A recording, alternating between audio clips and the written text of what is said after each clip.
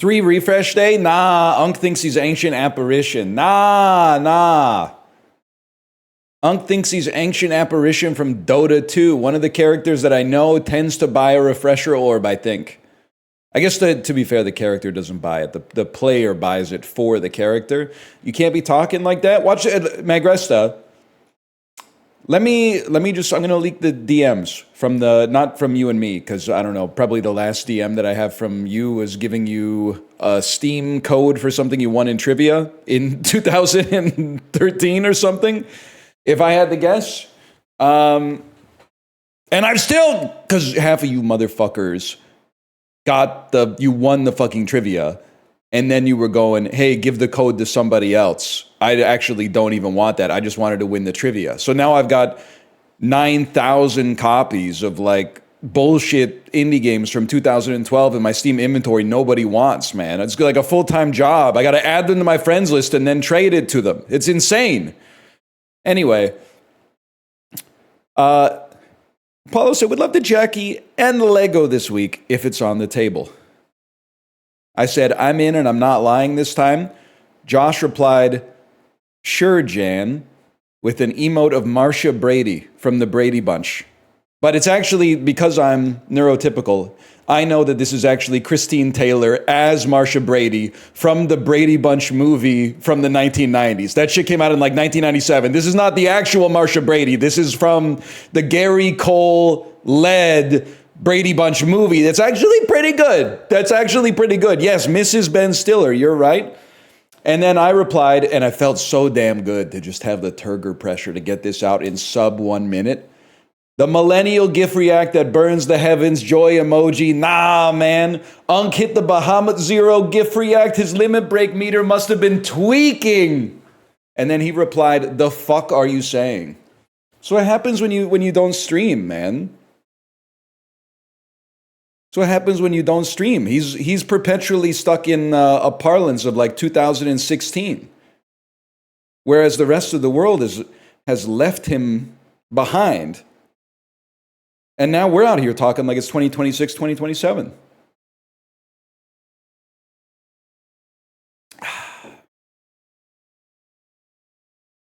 But for the better, who cares? It is what it is. We don't worry about what's better or worse. We just do what we must because we can. Anyway, this cake is great. It's so delicious and moist. Chibly. GLaDOS Trump. It's GLaDOS Trump.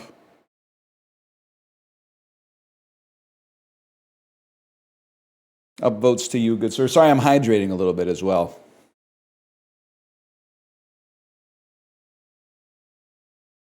I'm glad it's night, so the light from the sun would not burn me on my bum. When I shoot the moon, what does he say? High jump the broom? I always wondered about when I shoot the moon. He does say high jump the broom. Can somebody explain what high jump the broom means? It's a wedding thing? So I haven't been to enough weddings to see people do the broom high jump. It's a wedding thing. Jumping the broom is a wedding thing? Hang on, I'm on genius.com.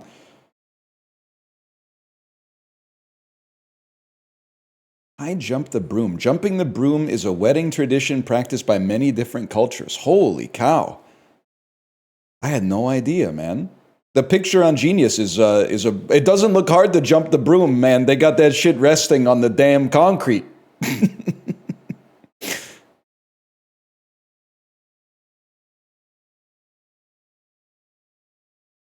I'm just going to be honest with you. I think that probably I'm more invited to weddings where they don't jump over the broom. They put the broom on like a stand, and then you limbo under the broom, if I had to guess.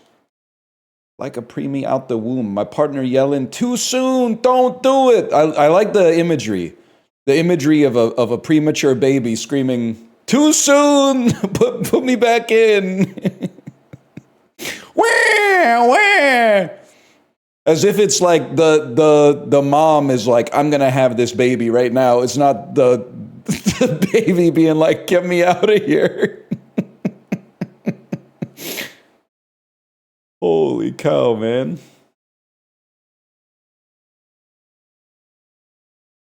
Money on the dresser. Drive a compressor.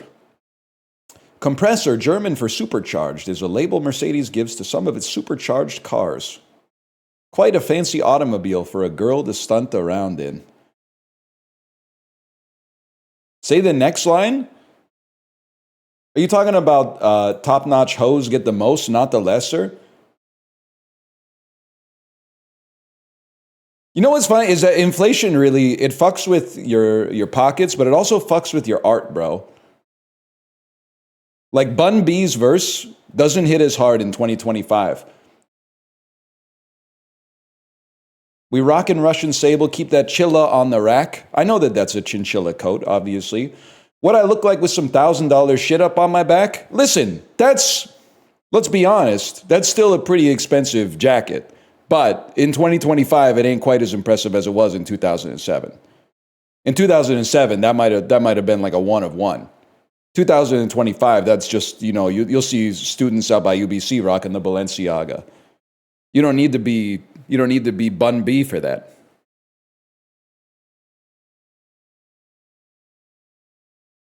Today they would be fucking for $58.85 in the club. That is there. You're back. I thought I was back. You're back. Trash like the fuck for $58.80 in the club. That's some good shit, man.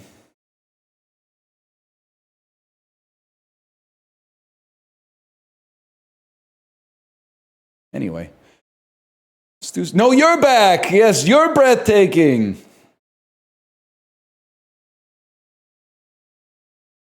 Catch me in the club. Bottle full of bugs. I like that.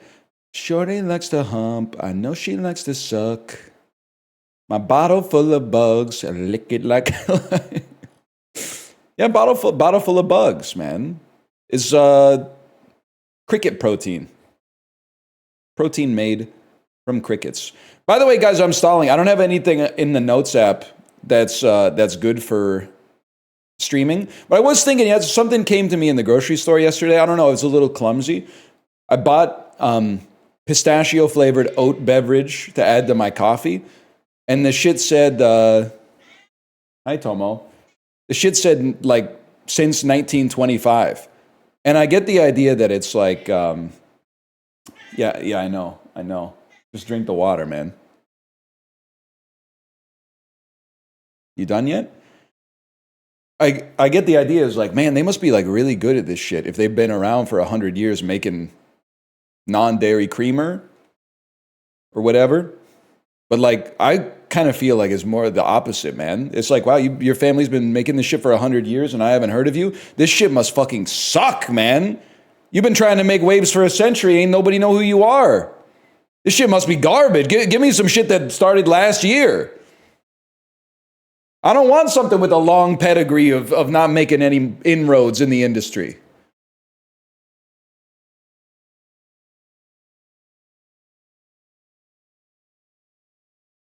Non-dairy creamer? Guided by Voices reference?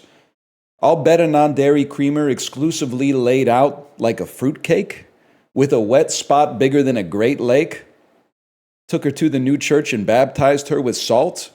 She told me lick her. I am a new man.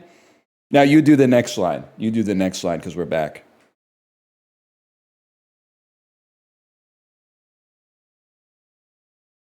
Newman.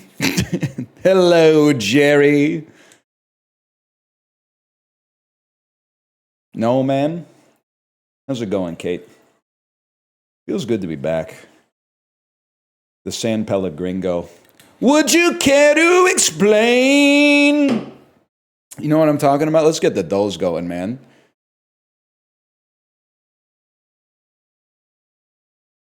Voice crack? I was getting some mucus out there.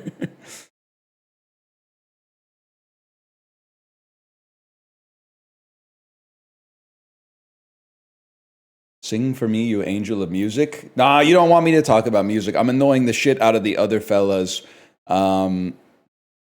Just talking exclusively in Steely Dan lyrics, man. But not even like a lot of Steely Dan lyrics, just lyrics from Gaucho. I fell in love with Gaucho on vacation. The song and the album. Equally. It was kind of hitting me before I left, but while I was away and listening to it more, I was like, damn, this might be like some of the greatest shit ever made.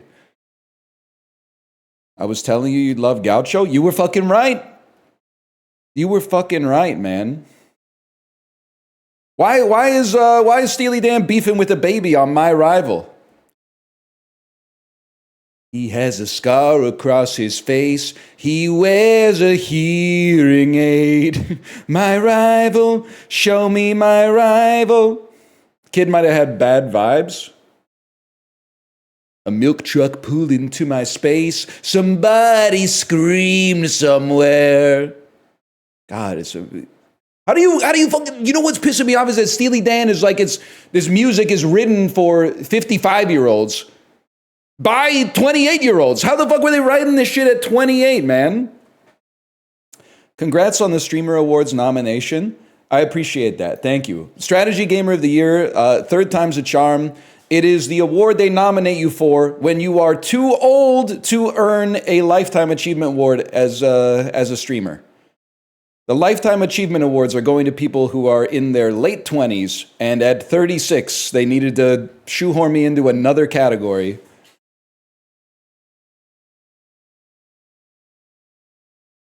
It's chill, though. Sure, he's a Jolly Roger. Till he answers for his motherfucking crimes, man. All right, gamers, we're back. We're back with the dulls. Let me figure out how to get the stream started here. Don't even... Someone, you put it directly at the start of the slash marker because you knew it could ruin the video for YouTube. As soon as I hit the slash marker, first message I saw, I watched Flight and your Denzel impression wasn't that bad. It's been 11 days since I've done the Denzel impression. I thought it was completely gone. It had been purged from the brain. One person said, they didn't say it was good, they said it wasn't that bad. I was drunk. It still sounds, I'm so sorry, it still sounds good. It still sounds good. It isn't bad? Yes, man. Yes. I said, God help me. That doesn't really work. That one doesn't work. I was drunk.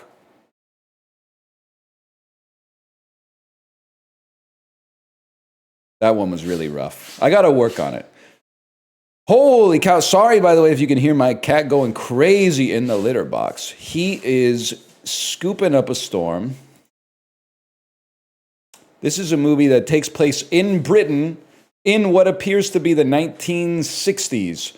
But there's a lot of garbage on the street. I don't know, is this Last Night in Soho? No, in that movie, the garbage was in the script. This looks like some shit. Could this possibly be that Ian McKellen, Helen Mirren movie? It's not called Mr. Brooks. Is it called Mr. Holmes? Sherlock Holmes. Okay, actually, this shit looks like a Wes Anderson movie. And I'm not saying that just because the frame is like perfectly symmetrical. Maybe it's either Wes Anderson or like... I don't know what to say. Perhaps this British movie that's clearly British could be The French Dispatch. What's the one that just came out? The one that just came out with Benicio del Toro and Michael Cera. It's called The Phoenician Scheme. Probably arachnophobia. This guy, is this Paddington? Sees red over tackle. You look like Jim Broadbent, but I don't know anything about what he's been in. Yeah, I don't know what you are, man. Oh, the Iron Lady. It's the Iron... That's perfect. They did it for my return because they know I love Margaret Thatcher so much. We take those. Mother! Can I say I love the people that are using their last guess in Framed to just make you laugh. I don't know if this is like 8 people or 1,000 people that put mother here, but that's really good. That's really funny. Oh, man. You can't say that? Is this your first day here? You can literally say whatever you want as long as you don't believe it. How do you know the difference? That's for me to know and you to find out, buddy. Here's one thing. I'll give you one for free. Bodacious cowboys, such as your friend, will never be welcome here, okay? High in the custard dome, you wouldn't understand it. You ever seen a squonk's tears, buddy? Look at mine, okay? People on the street have all seen better time. Hello, Sumbicta. Hello. Jameis Winston went 5-2 as a starter and threw 14 TDs against 3 interceptions while with this NFC team. New Orleans. I knew it! I fucking knew it. Any major dude will tell you it was the Saints. Wasn't this the one where, like, his coach told him, like, don't score? And then he went, nah, we're going to score? It was like the coach called, like, take a knee or something like that. And then he went, actually, once he got in the huddle, he was like, we're actually just going to score a touchdown instead.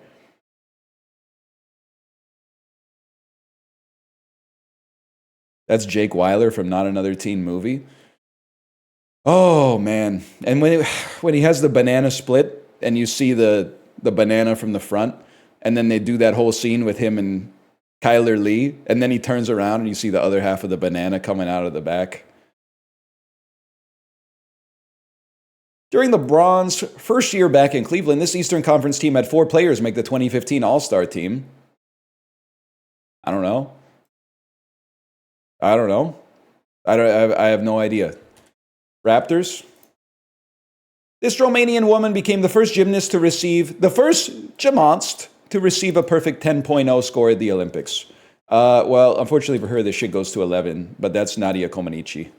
Now, how do I know Nadia Comaneci? Because my parents must have watched the 1976 Olympics as children, and then anytime anyone fell in any media property that I saw for my entire life growing up, my dad would go, they look like Nadia Comaneci.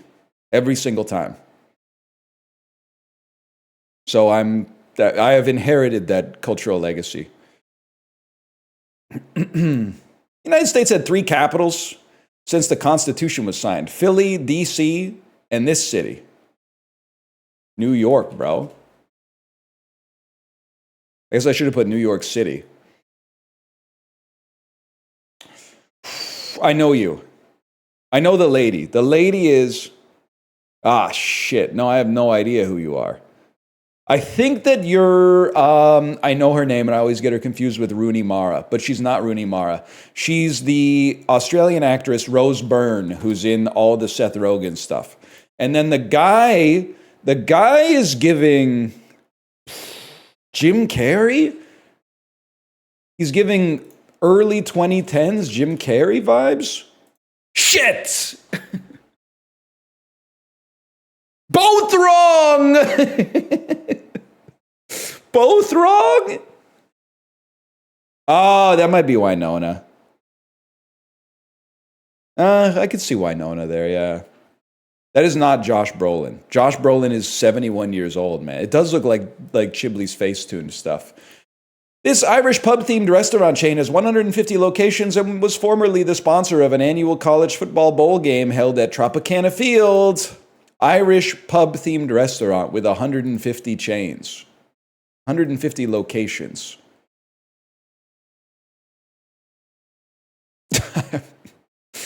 Absolutely no idea. Irish pub-themed restaurant.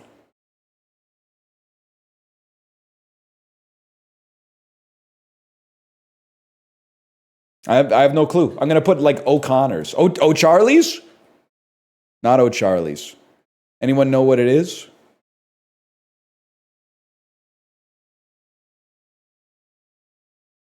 Beef O'Brady's? Are you fucking trolling me? This is the Beef O'Brady's bowl at Tropicana Field. I am not shitting you. Beef O'Brady's. Holy fuck, man. Jesus Christ. James Vanderbeek, Katie Holmes, Joshua Jackson, Michelle Williams. What is the perfect blunt circle? After also watching Dawson's Creek. Later getting sequels, this 2014 film followed a talking bear. Yeah, that's going to be Paddington, man.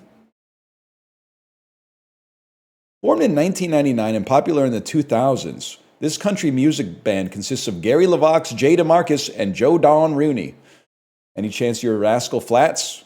If it wasn't Rascal Flatts, I was in a lot of trouble, man.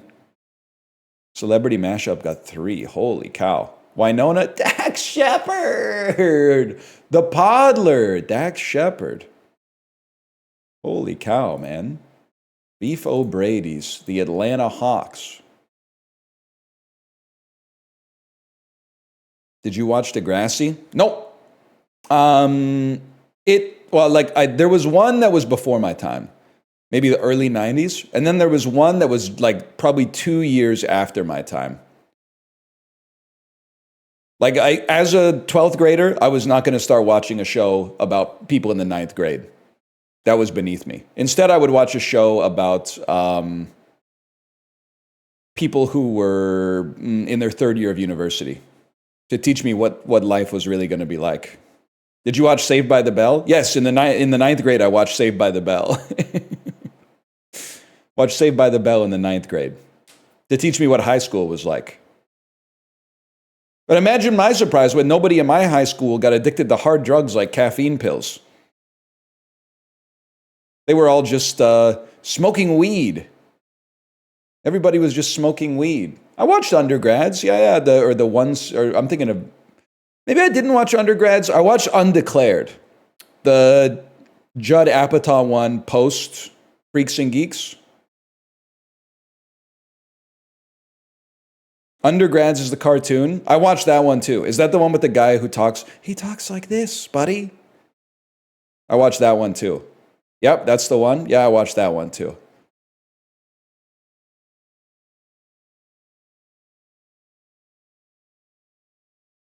Radioactive? I watched a little Radioactive. I watched a little Radioactive, a little YTV young adult series. What's the other one called? System Crash. You guys ever watch System Crash? You ever watch Uh-Oh, where they dump the goo on your head when you get the question wrong? Ever seen a Squonk's Tears? Radio Free Roscoe? No, Radio Free Roscoe, a little bit after my time, but they did have a character named after a Pavement song, Shady Lane, which I was like, that's kind of a crazy pull for a show that is for like 11-year-olds. But you know what?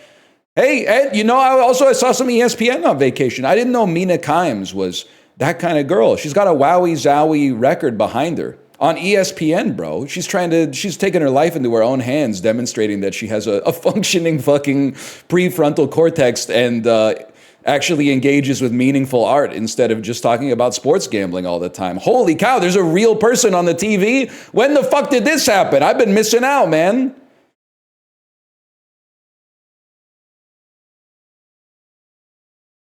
Okay, help me. My brain has not been doing this for a while. Taboo, verboten, off limits. These are like, you can't do it. It's forbidden. A finger roll, a slam dunk, a fadeaway, and an alley-oop are basketball shots, types of basketball shots. Sure thing, shoe in, absolutely. Did I hit off limits before? I did. Something's not prescribed. I might have been using prescribed wrong for 30 years. Of course, absolutely. Okie doke. Sure thing. An affirmation, a conversational affirmation. Scattergories. Scattergories is crazy. Verboten, taboo, off limits, prescribed. Forbidden, shoe-in, leavening, scattergories, go-getter. I have no idea what this one is, man. Starting with a synonym for scram. Oh my gosh. A synonym for scram.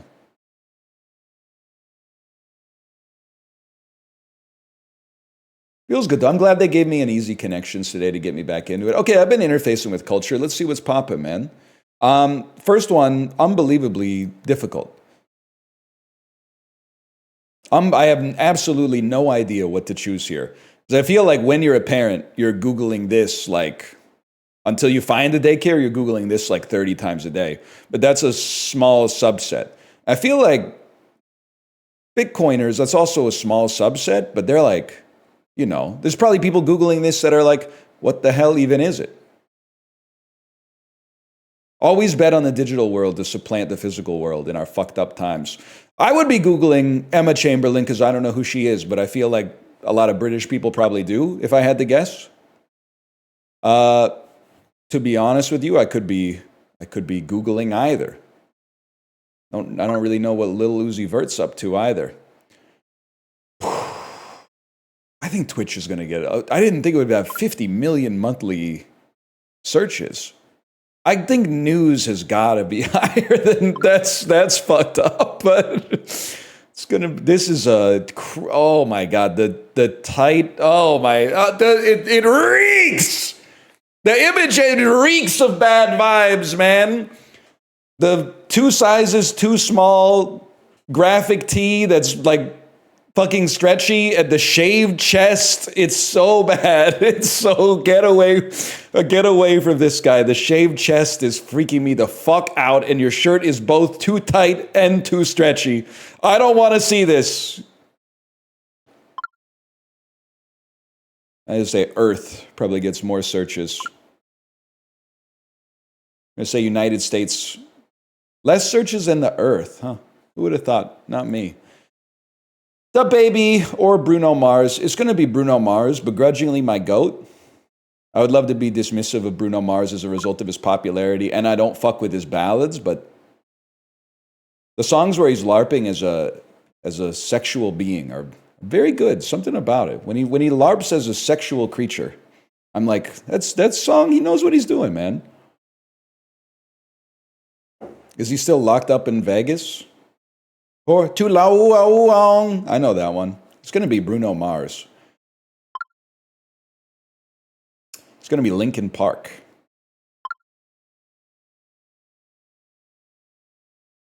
It's going to be Linkin Park.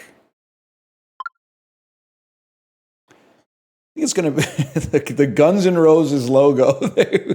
I've never really... Guns N' Roses has kind of been like a classic rock institution for my whole life. It's the first time I've ever really looked at the logo and interpreted it and been like, yeah, that's what it is. It's also crazy how much this looks like the Columbus Blue Jackets logo, man. They got to go back to the weird bug with the huge red eyes. Obviously, Guns N' Roses is going to be up there. I think Guns N' Roses is going to clear Shania. It is a toonie. I think the Arctic Monkeys are going to clear Shania. These days, anyway. This one's crazy. Has this been taken since American... Oh, I guess American Thanksgiving hasn't happened yet. Because Santa Baby by Ariana Grande is going to hit... that's going to take her to 100 million for sure. Also, does she have the Shang-Chi's Legend of the Ten Rings power? What's going on with her arms? She's in, like, demon form. She's Akuma.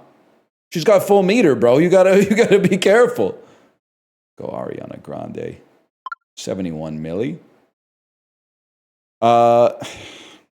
This Diplo was the guy wearing the Hugs Not Drugs shirt, man. I think it's gotta be Ariana Grande here.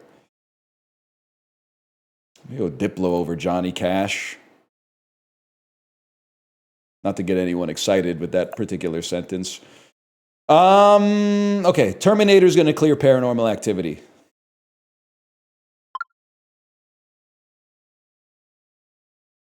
Honestly, you might think I'm crazy for this one. Puella Magi Madoka Magic of the Movie Part 3 Rebellion, 100% I'm clicking it. Because if you're the type of person to go see this movie, I don't think you're going to be going to see it with a critical eye looking to, looking to get some ears in your review afterwards. Don't see it alone. Dude, that's why they made 2 of them. And then there's a show now, I think, as well. I think there's a show. Rush is peak. Don't see it alone. I don't have to. It's next to Rush, man. This is tough because Rush is really good. I think it part 1 is really good too, but I think Rush is going to clear. It's going to be the Deer Hunter. This is me saying, should I do it when my joke bombs? This one's tough because it's very like, and I say this as a fake cinephile. This is very like the virgin real cinephile versus the Chad 35-year-old who likes movies. But I think that also IMDb skews heavily in that in that direction. Holy cow. Yeah, it's going to be the Prestige. It's going to be Cube over Doolittle. They went crazy with this Doolittle's going to beat Winnie and Pooh, Blood and Honey. Anybody who saw that, I'm sorry to inform you, maybe for the first time, you might not be able to be relied upon to make good decisions. They went crazy with Doolittle, though. What kind of fucking tagline is Robert Downey Jr., man? The Wolf of Wall Street. There's only 20 movies that have ever been made.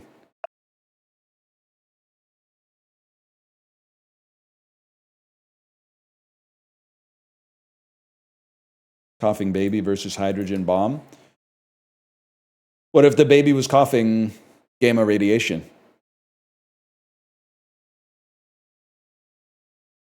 You ever think about that?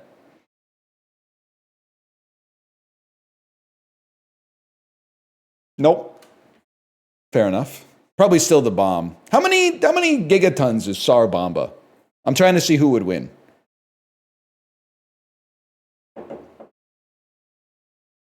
6 to 7. Good one. Maul, half and half, 32 ounces. Easy. That's 16 and 16.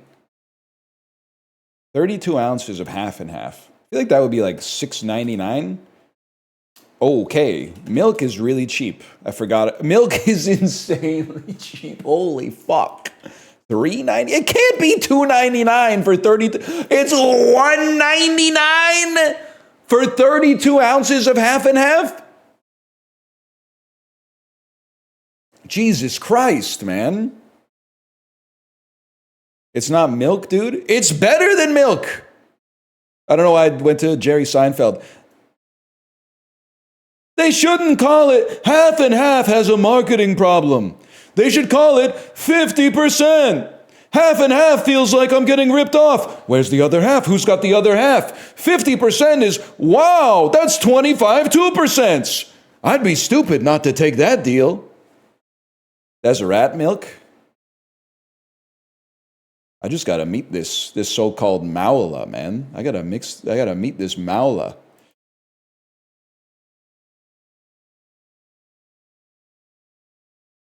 You know, sorry to all the tall guys out there. I know you have it hard enough already.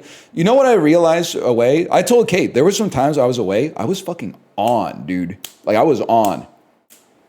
For some reason, I slipped into that alternate persona where I actually have, like, charisma outside instead of being, like, a weird Dostoevsky character who hates everybody. Like, we were in line to talk to the front desk, and the lady in front of us, she was probably, like, 65, and she was American, but I don't hold it against her, and she didn't know we were Canadian, so she thought that, you know, we were on the same page. So we were chopping it up a little bit, and my daughter was going fucking crazy. She was going insane, and she almost knocked over the velvet rope with the, like, I don't know, the post attached to it, the metal post, and I just, right off the top of the dome, I went, honey, you gotta relax, don't knock that over, because if it makes a big noise, everyone's gonna look at daddy. And then I'm gonna have to point to this nice lady and make it look like she did it. And she was like, oh, she went yes and, which was nice. She was like, yeah, and I get so embarrassed. And then the front desk, like a second later, the front desk staff came over and went, yes, sir, is there anything I could help you with? And I said, the first thing I said was, wow, you're really tall. And he went, that's the first time I've ever heard that. And I went, damn, this shit is gonna work on every tall person forever. I committed it to, like, that became my opening move when I meet a tall person, is just to go, wow, you're tall. It broke the ice instantly, man. How tall was he? He was like 6'2". I mean, if he was like 7 foot, I wouldn't have said it because I think he might have been like self-conscious about it. He was like 6'2", and I went, wow, you're really tall. He was not 6'7". He's not Tyler Myers, okay? My brother would hate that. I literally don't care. He's tall. His life's easy enough. I'm going to hit him with that. I'm going to steal some of his aura like an energy vampire.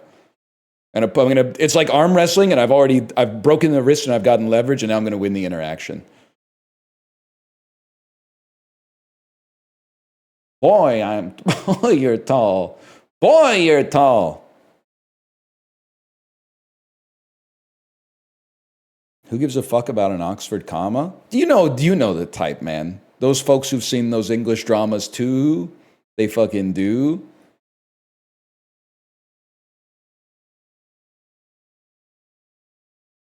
I just feel like today, I'm just feeling like it's going to be Chad. Feeling like it's going to be Algeria. Oh, shit. I guess I thought it was over here. Latvia, that's way too north. How about Switzerland? Switzerland is warmer. Probably the first time they've ever heard that. Poland, mayhaps? Poland? Not Poland. Could it be Germany? That's cooler.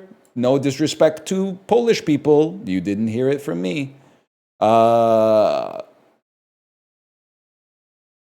Lithuania? Oh, bro, that's Russia. You're trolling me. What the fuck? The hell are you? Poland. Poland, Lithuania. Ukraine. Belarus? Are you Belarus? Belarus, okay. Here come those. I got another joke. I don't think it's going to work unless you're 51 years old. Festive Steely Dan, here come those Santa winds again. You know what I'm talking about? Here come those Santa winds again.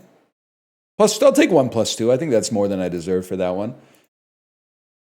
It didn't work. It would work if you've been listening to Babylon Sisters 75 times in the past 3 days. Are 51-year-olds on the internet? Yeah, half of them built it and the other half are getting radicalized by Instagram reels, literally as we speak. They might be like the peak demographic on the internet right now, which is very sad. You're like Monaco, bro. You're something like Monaco? Yeah, you're not Monaco.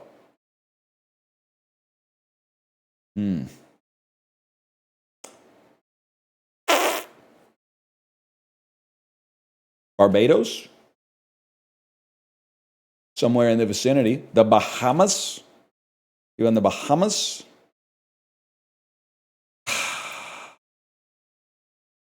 Bermuda?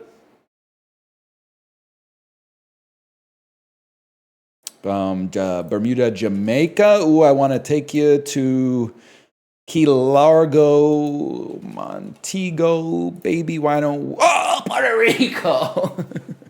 Started just guessing fucking Beach Boys lyrics, man. The Free State is Staten Island. That's right. Pete Davidson is our president, I think. It's not a country. Literally, who cares? You remind me of. It's all in the service of learning. Okay, it's all in the service of learning. You get something wrong at bar trivia, don't put up your fucking hand. Okay. You're giving the other trivia heads a bad name. You're at pub trivia and you get something wrong and you know that you didn't know it. It's not an opportunity to lawyer up and start arguing with the trivia staff. That's like, actually, can we get a bonus point if we knew the original singer on this track? No, bro, that's not the fucking question. Shut up and you're going to come second, okay? You're going to come second and that's fine. Just we're all here to have fun. We're not here to argue. Kate knows this is based on a real story. The question was wrong? Yes, but in your soul, you didn't. That's not why you got it wrong. You didn't get it wrong because the question was ambiguous. You got it wrong because you didn't know it. And then you're relying on the question being ambiguous to give you an extra point.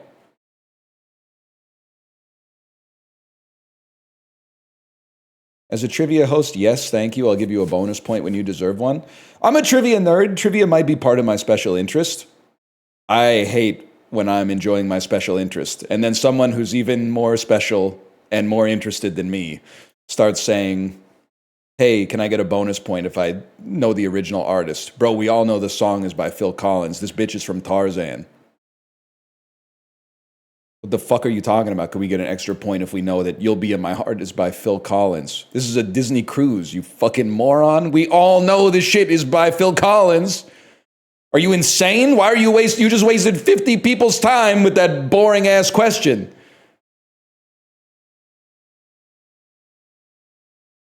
Nah, they're chill. Get a life.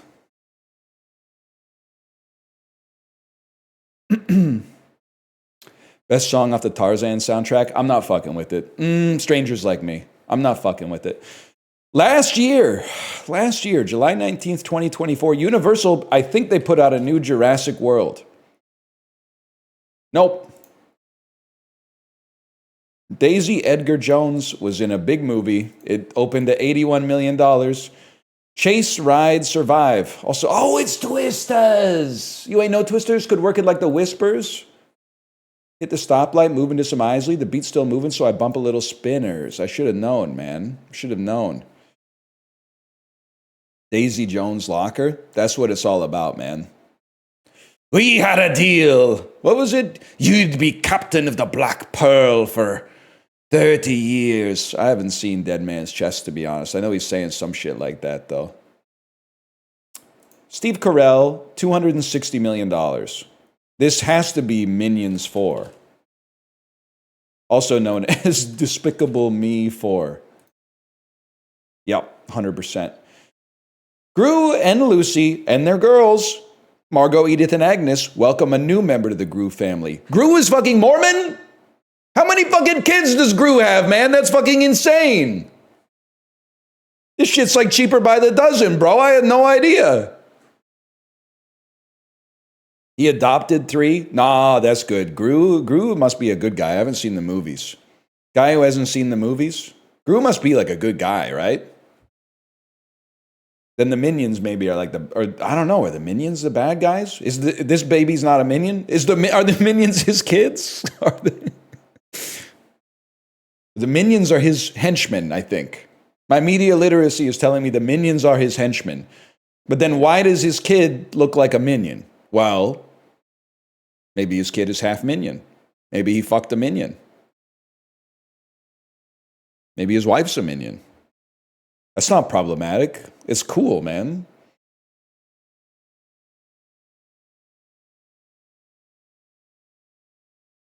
I'm not saying it's cool to fuck a minion. I'm saying it's cool that Gru married outside of his culture, like I did. If anything, hey, you know what? They're drawing a lot of parallels between me and Gru right now. Same hairstyle, same nose. I've got minions of my own. Apollo, Mouth, etc., etc. Cut the mic. I'm just saying, I think I finally get it. Now I understand why the character's so relatable. You fuck Apollo and Mouth? I didn't say that. I didn't say Gru fucks every minion, okay? Now you're putting words in my mouth, okay? I'm just saying his kid resembles a minion, and that leads to a lot of questions. It has you asking a lot of questions that I'm assuming get answered in the movie. Walt Disney starring Amy Poehler. It's Inside Out 2. I would still swallow my pride. I would still choke on the rind. And yet, still, the lack thereof would leave me equally empty inside. I'd again swallow my doubt, still turn it inside out. Continue to find nothing but faith and nothing. A neon film starring Micah Monroe. It's a crime horror thriller. That's actually very fair. If you want to get technical, a lot of horror movies also double as crime movies. Like, the crime is usually murder, or mischief, I guess, if you're the Babadook. Nicolas Cage. This is Long Legs. Long Legs. Tomfoolery.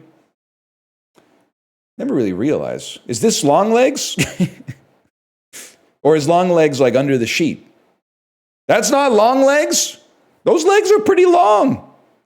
I don't think maybe they're normal legs. I don't know. I can't see in relation to the size of the torso. They look pretty long to me, but maybe it's a trick of the light. Paramount Pictures with 127 million starring Lupita and Nyong'o. It's them. This is them. It's a science fiction thriller from last year starring Lupita and Nyong'o. Here, how it's The Quiet Place Day 1.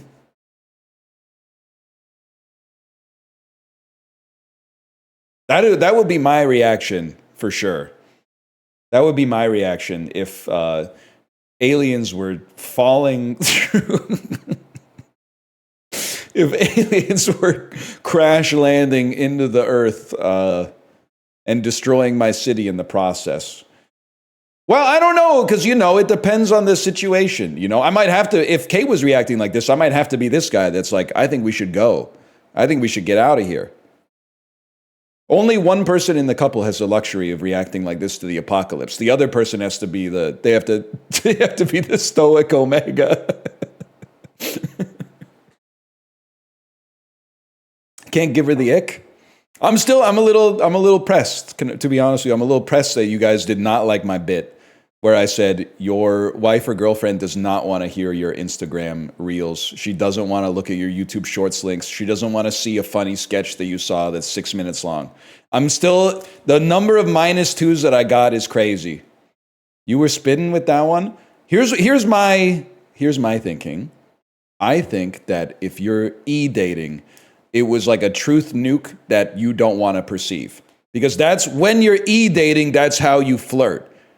Which is like, hey, I want you to know I was thinking of you today. And the way that that's manifested is, here's a sketch that I saw that I want to show you because you're the person I talk to every day. If it wasn't you, it would be my friend from high school that I still talk to. But because we're dating, you have to receive this. But I think, and if you're in that situation, maybe that doesn't apply, okay?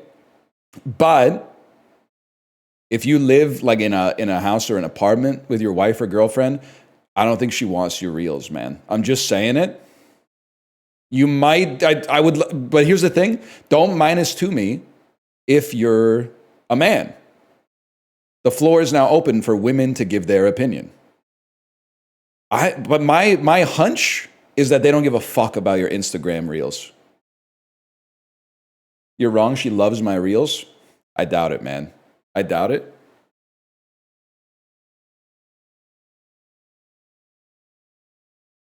-2, I would love it. What do you mean would? Would in the case that you're single right now, in which case your opinion is compromised. Or secondly, would as in you're dating a stoic omega who doesn't send you reels, in which case you're LARPing because you've never dated a corny motherfucker who would send you like 8 reels a day.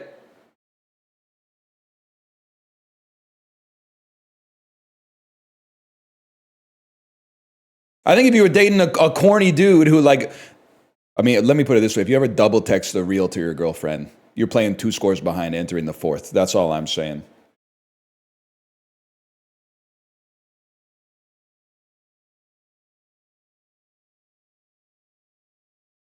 What if she sends me reels? Women have been through enough. You have to watch the reels and react. You have to react, and you also have to put like a 1-line reaction in text that says like,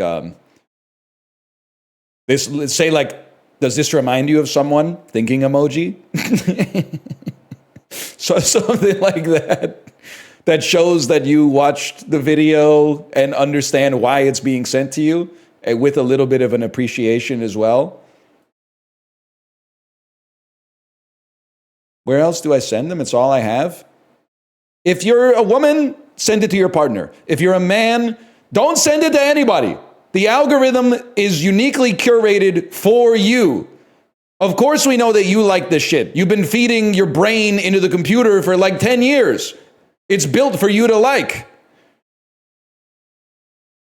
I don't want to see some shit from your algorithm. I got my own algorithm, man. It's like I'm not going to let you order for me in the restaurant.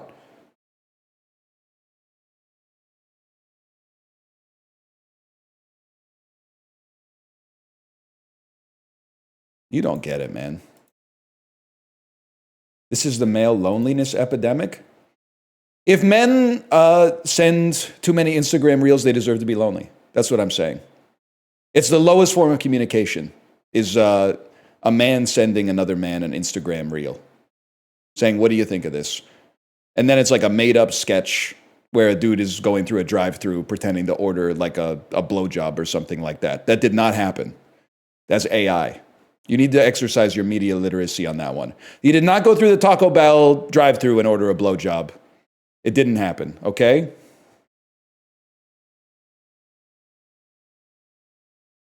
I'm being called out so hard.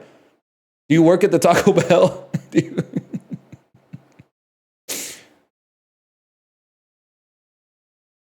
you work at the Taco Bell?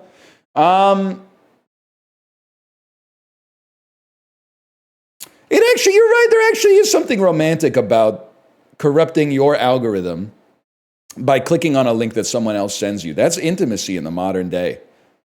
Allowing your partner's algorithm to leave an impact on your algorithm, indelibly speaking. That's interesting. That's an interesting thought, man. It's kind of like genetic recombination, but without all the messy hassle of like producing a human life. Makes you think, man. Holy fuck, I'm losing my shit. It's Monday, bro. Buckle up. We're going from Frankenstein to Kung Fu Panda 3.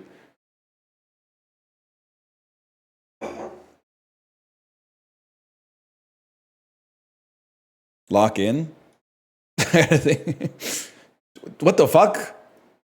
Walder Frey? So obviously I've not seen Frankenstein. You burn Gorman, my fucking goat, man! What are you doing here? Holy!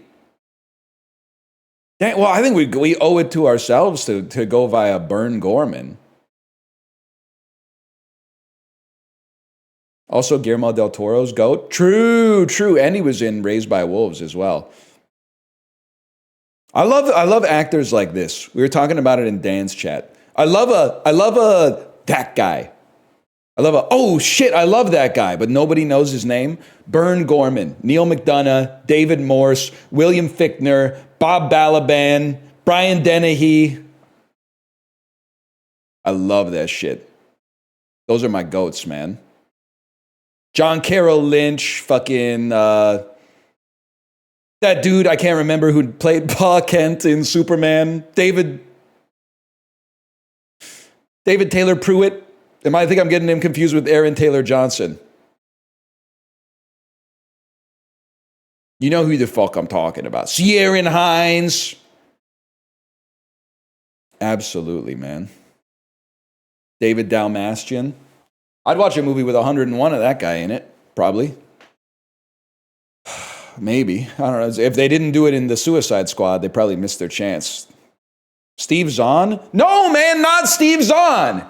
When Steve Zahn shows up on the screen, everyone goes, that's Steve Zahn. That's Steve Zahn. I loved him in Saving Silverman. Everyone knows Steve Zahn, man. Not everyone? Oh, listen. If I could think of a relevant Steely Dan lyric to put you in your place right now, you'd be in a world of fucking hurt. Bro is in Frankenstein twice. Is that a spoiler? That's crazy. Man, Burn Gorman's been doing some... Speaking politely, he's been doing some prospective IP work with direct-to-streaming content, huh? Well, we want to get to Swanky. Don't forget about getting to Swanky. So I'm thinking you're going to end up going like Pacific Rim, and then obviously from there you're going to take Rinko Kikuchi, and then you're going to take the movie that I'm thinking of is Kumiko the Treasure Hunter. Why? Because I want you to know that I'm aware of Kino, even if I haven't seen it. Then you go Nobuyuki Katsube, and things are getting a little tricky. Things are getting a little tricky here. Whoa, easy there, Turkish March, Castle of Dreams, horny ass unk movie. Thinking maybe you end up going Samurai Sensei, and then hoping that maybe Gaku Oshida has made a movie outside of Japan. That was his debut, huh? That's a problem for me. Any chance Honey Lemon Soda's got someone I've ever heard of it in it? Maybe Ai Yoshikawa? Ooh.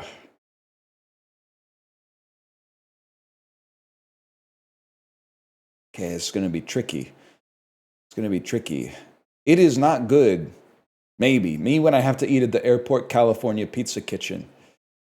How about rolling marbles?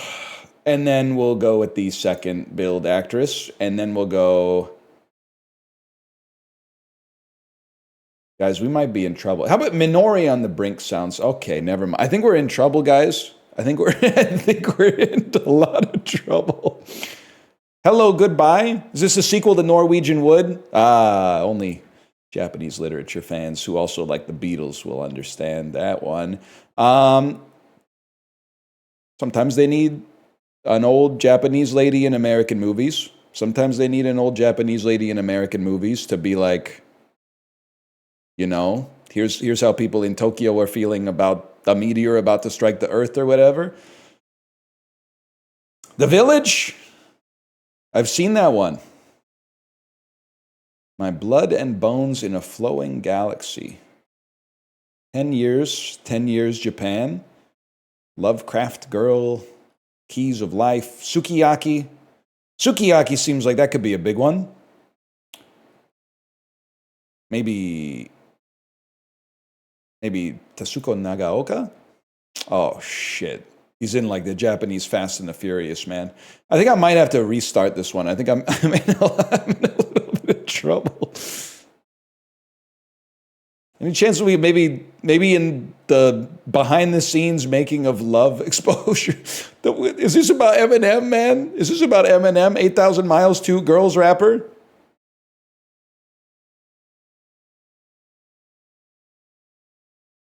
That your name looked familiar to me.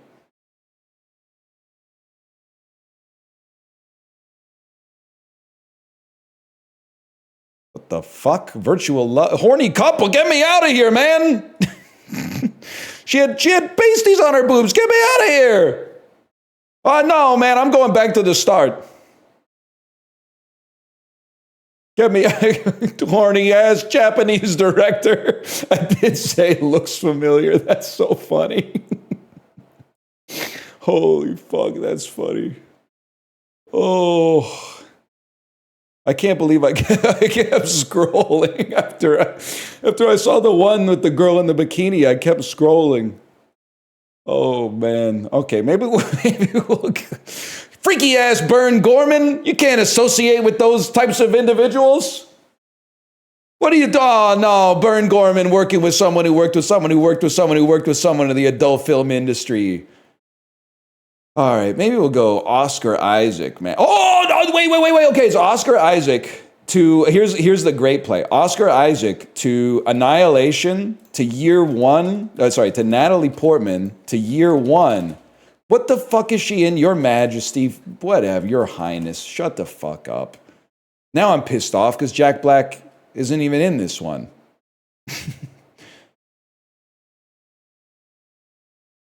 BJ Hogg. Give me the fucking swanky. David Lewis, another goat, man. He's in, not Snowpiercer. What's that movie called? Dreamcatcher. Nice of you to dress up, Thomas. This movie's chock full of that, guys. Mikey Holekamp. Oh, sometimes it's just fun to scroll, man. This movie's a real sausage fest, huh? First Build Lady is like 11th in line or something. He's lost the plot? No, man, just give me a second here. I think I got something. It's like Jason Lee, Vanilla Sky, Tom Cruise. Anyone know how to get from Tom Cruise to Dan Hedaya? I'll tell you what. Give me Tom Cruise, Tropic Thunder, Matthew McConaughey, and then we'll take that to Sahara. That way we can connect to a Steve Zahn, just to placate you guys. And then from Steve Zahn, how many movies are you in that are blank Texas, bro? Like, get a life. Dude's literally like a one-trick pony, man. He loves to be in movies that are like place, comma, Texas. All right, I'll tell you what. We'll go Happy Texas, and then this lady's in it. Ileana Douglas, heir to the Coppola throne. Wait, no! Take me back! Take me back to Happy Texas. I know where I'm going. Ron Perlman, Alien 3. Shit! No, this is the one. Alien Resurrection. Dan Hedaya, Blood Simple, Frances McDormand. Nomadland. Swanky. Nomadland. David Strathairn. Okay, time. Love Marilyn. Oh, shit, it's a documentary. It's too easy. Give me someone I've never heard of. No, give me Oliver Platt and take me to Two to Tango. He's not in that one. He's in the other fucking Matthew Perry one that I've since forgotten the name of.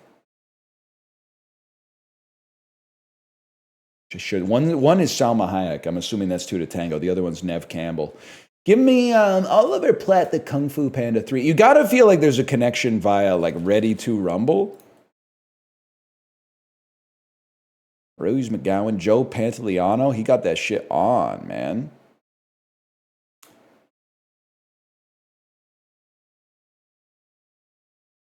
The grandma from Wedding Singer?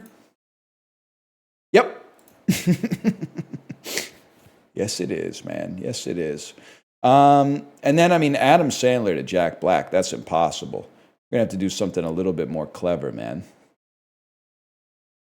Who else is in this? Christina Pickles, Billy Idol, of course, Kevin Nealon, Peter Dante, Tim Herlihy. Crazy photo of Steve Buscemi, man. How about John Lovett's Rat Race? Rat Race does not have Jack Black in it. But it does have Cuba Gooding Jr., who's in Boat Trip with Horatio Sands, who is kind of like evil Jack Black. Horatio Sands also in Not Another Teen Movie with Chris Evans. Give me a second here. There's Seth Green. I got the wrong murderer in Clue. I hate Breckin Meyer. What's your problem with Breckin Meyer, bro? Just for that, we're going with Breckin Meyer. Breckin Meyer, of course, also in Road Trip with Horatio Sands, who is in. He's still been doing a little bit, I guess. He's in Ralph Breaks the Internet with John C. Reilly, who's in Magnolia, with Julianne Moore, who's in Gloria Bell, with John Turturro. I'm just kind of going around in a circle. You think it wouldn't be this hard to get to Jack Black, man? John Turturro, of course, in The Ridiculous Six.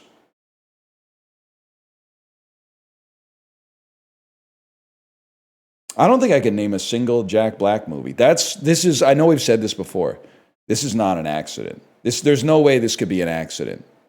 He's angling for something. He's angling for his comeback movie. Danny Trejo, I'd probably take the SpongeBob SquarePants movie, Sponge on the Run. And then Keanu Reeves and Jack Black have to be in a movie together. It's just that simple.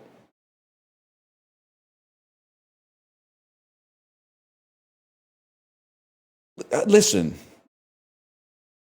I got nothing against Keanu Reeves, okay? I would say I've got a pretty positive opinion of Keanu Reeves. So what are we doing here with Keanu Reeves, the one and only? What's going on here?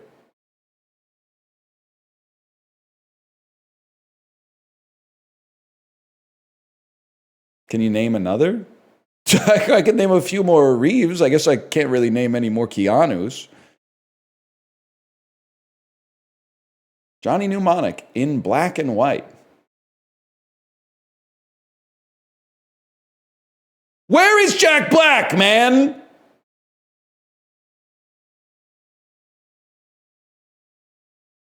A happening of monumental proportions. It's like they named the movie based on a Reddit comment or something.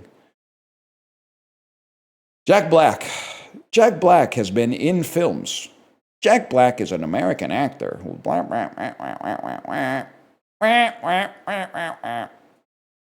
Jack Black is related to someone in A Scanner Darkly. Robert Downey Jr. Fuck! Due date is Zach Galifianakis, motherfucker, dude.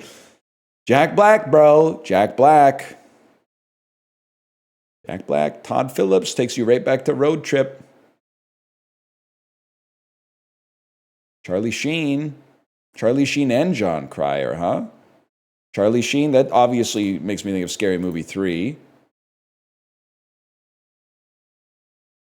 Jeremy Piven, of course, is in The Goods with many actors who must be in a movie with Jack Black. There's no way you're not in a movie with Jack Black, man. There's no way Jack Black is... He's in Anchorman! He's the guy who kicks Baxter off the fucking bridge. Oh, finally. 8 minutes, huh?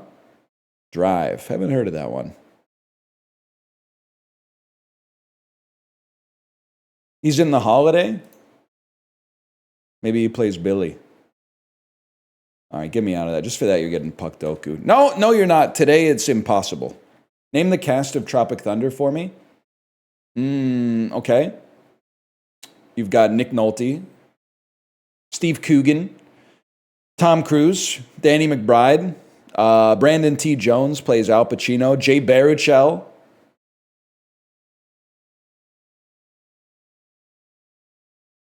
Who played the head of Flaming Dragon?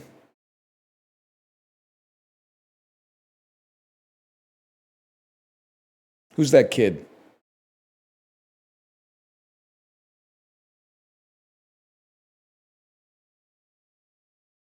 Crouching Tiger? Come on.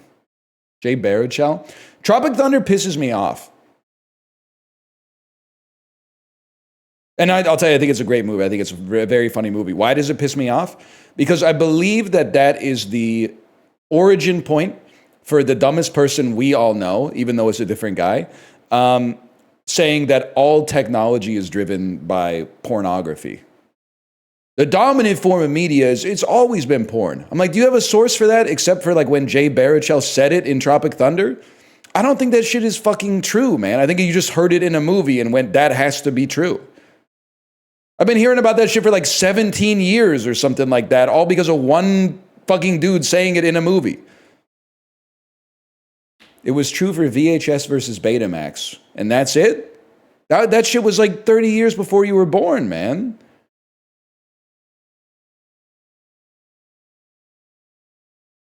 That's it, bro? See, that's the shit that pisses me off. It's not a boomer movie. It is the last Christmas present I bought for my grandpa before he died, though.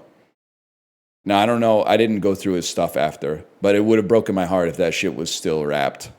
I hope that he got to see Tropic Thunder before he passed on. And I mean that sincerely. That's a good way to spend like 2 hours, man. But it's tough because I got it for him December 25th. You all know when Christmas is. He died like the first week of March. And when you become an adult, sometimes that shit just kind of keeps falling down the to-do list, you know? So I think there's a real chance that he never got to see it.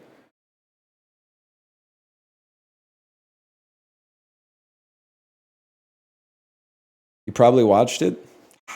Maybe. Retired? No, sadly not. Sadly not.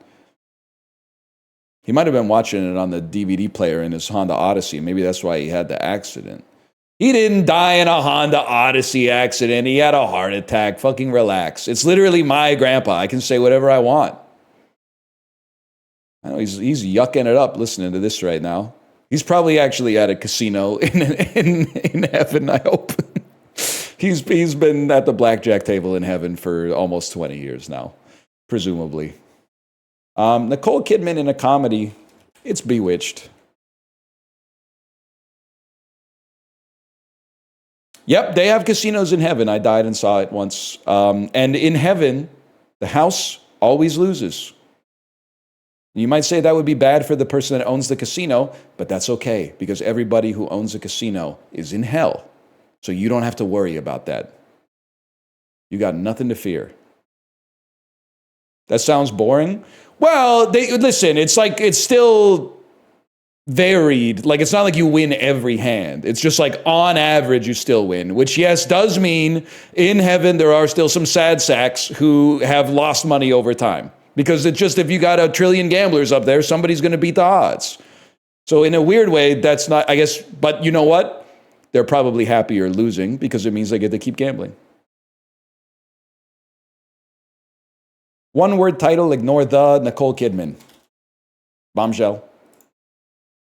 Two word title, the... I mean, Moulin Rouge is in there. That's for sure. The Stepford Wives. Is it just called Stepford? I type Stepward. The Stepford Wives. Okay, never mind.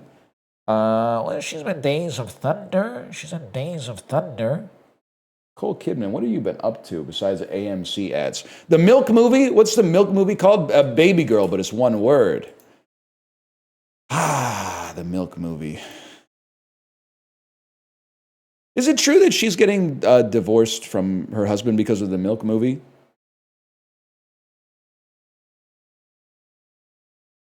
Yeah? I gotta see that. I'm gonna say Moulin Rouge. I'm pretty sure this is gonna be like a 30%er, but yikes. Michael Douglas, genre comedy, Falling Down. But it really is funny because finally somebody's saying it, man. Michael Douglas in a comedy. Michael Douglas comedies. Okay, two-word title. Two-word title, give me the game. I know what you're going to say. That's crazy. Why not go one-word title, ignore the? Because we're counterpicking. We're literally taking Slardar because the opposition took Bounty Hunter, bro. You wouldn't get it. Maybe it's vice versa. What the fuck ever. One-word title, Michael Douglas. It's Unfaithful. No, that's Richard Gere, motherfucker. Michael Douglas, he's been doing shit. Michael Douglas been doing shit for a long time.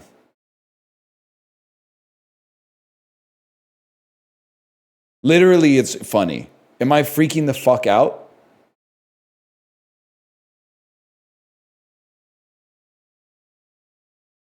The War of the Roses? That's Michael Douglas.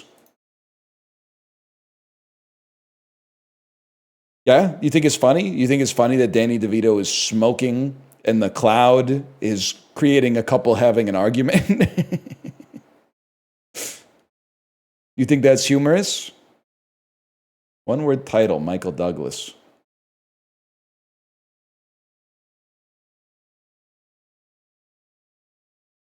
Fatal Attraction. Scarlett Johansson, genre comedy, The Perfect Score. One word title, Scarlett Johansson. Two word title, I'm a Ghost World Andy.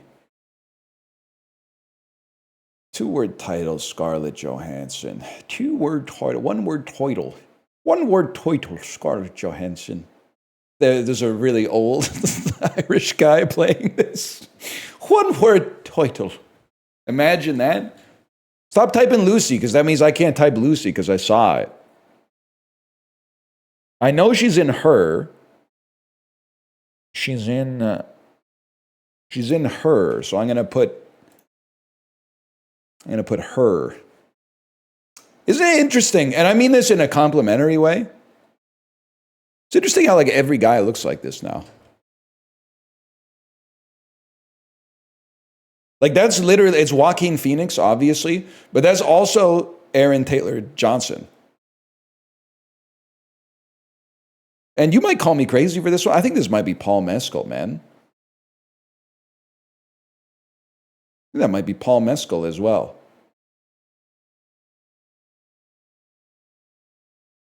That's definitely Paul Mescal.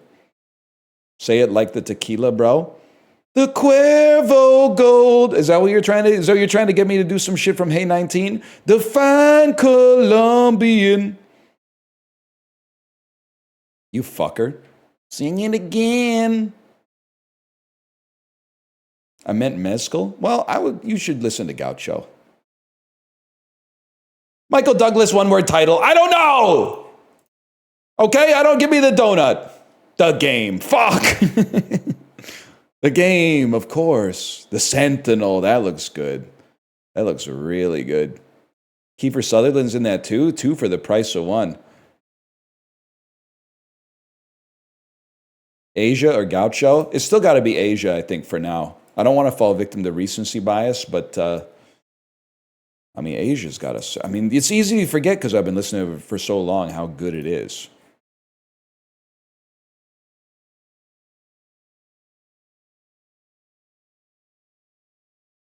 pastel. A noun meaning Pastel. pitiful. A adjective meaning full of pity. Can you guys hear this? Repress. A verb meaning polenta. Polenta. A noun meaning Remember when that lady said that? How do you do this? Polenta. erode. A verb meaning to diminish or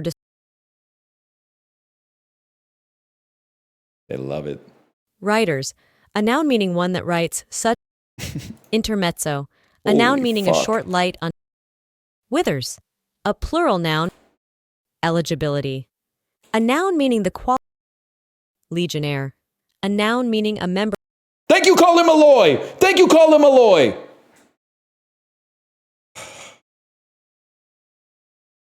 Grandiose.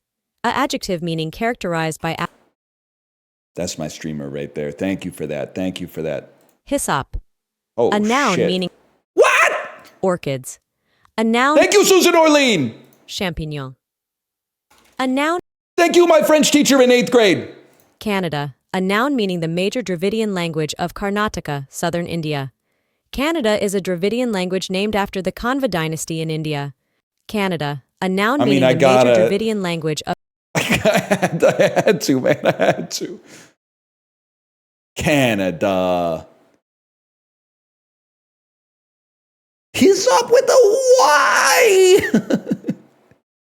His up with a Y is insane, man. That's how it's spelled? I don't even know what the fuck it is, man. Why were we learning pizza toppings in French class? You also were subjected to a decade of je suis une pizza avec du fromage, champignon, phony bologna. That was my favorite part when you got to say phony bologna. Yeah? Do you guys know je suis une pizza? Je suis une pizza 14 years ago on YouTube. That's my type of shit, man. 14 years ago. The fuck? They didn't have that. They didn't have that shit at my old school, man. Je suis une pizza avec du fromage, beaucoup de sauce, des tomates, des oignons, des champignons, épices mélangées. Je suis une pizza. Prête à manger. Oh, wait. We got hold. I know it sucks ass. Hold until phony baloney, bro. Holy shit, this sounds fucking delicious. Je suis une pizza. I can't do that shit. I can't fucking do that shit, man. I can't fucking do that shit. How did she hit that? And teach me that shit in Ontario? Pepperoni. Pas d'anchois, no anchovies, motherfucker.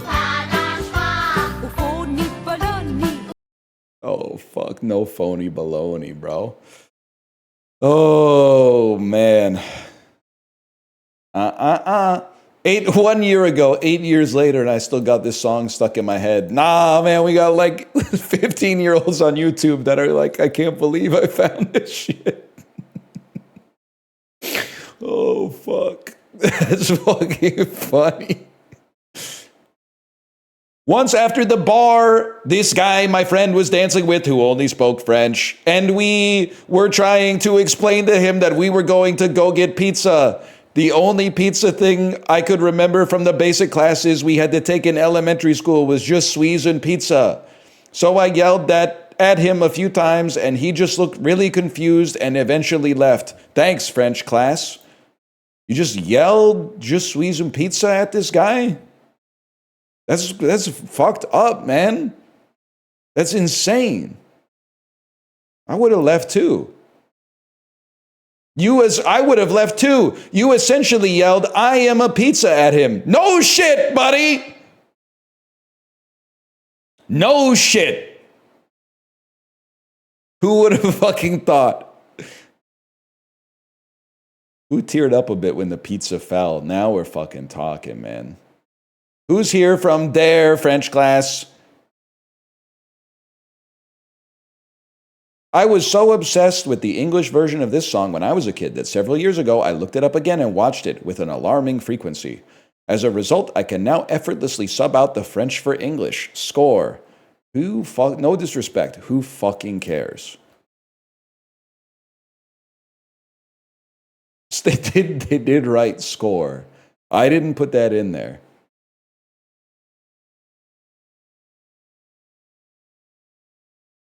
Asshole. The fuck is this, man?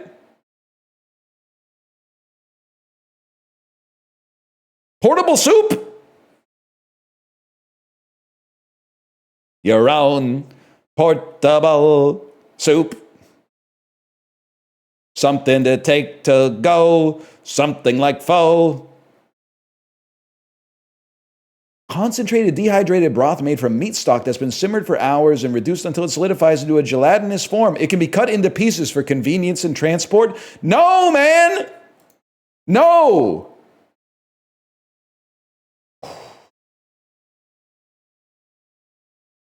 A sweet treat with bananas? I think we're going to go with that over Pringles. Interesting. Pinnock bet. That sounds like some shit you would like watermark on a video you post on X to Everything app to get the next generation addicted to gambling in an online casino. I think it's going to be that. Oh, never mind. People don't like shrimp. I'm just going to go based on the picture. And I'm going to say that milk soup is going to lose to banana leaf loaf. Never mind. It's any food from Italy. Any food from Italy beats any food from anywhere else. The Guernsey bean jar, or one of the fucking greatest ham sandwiches I think I've ever seen in my entire life, and also it's Christmas. I'm sorry, you can't compete with the food on food alone, but then when you add in the atmosphere, I got 43%. What happened? What the fuck? Also, I mean, curry is really good. We're gonna go with curry. I'm not a big Filipino spaghetti guy, but I think I would give it a try over. Well, what are you? Fruit beverage? Lulo, actually, okay, I'll be honest with you, juice probably clears. I didn't realize it was the juice. I like Kanaka Broad well enough. Can I ask you, if you were, only answer this if you're like Scandinavian, from a country that used to be part of the Kalmar Union, please. And don't talk to me about Flying Jacob, I'll get to that. I've never had like, can you get fresh Kanaka Broad? Or is it always just the fuck ass like Vasa from the box? I don't even know what you call it, like a bag? You can get it? How much better is it when you make it yourself? Or when you get it fresh from like a bakery? Because like anytime I've ever had it at a restaurant, it's always been the Vasa, which is like fine, but I could get that myself for like $3.75. It's not that much better. There's no difference at all. That's fucking funny. So it comes like, it's pre-dusty. I like it, by the way. I can say, so they dusted like the bakery Kanaka Broad it's pre-dusted. Yep, that's the point. All right, fair enough. To be honest, this Flying Jacob looks pretty good, man.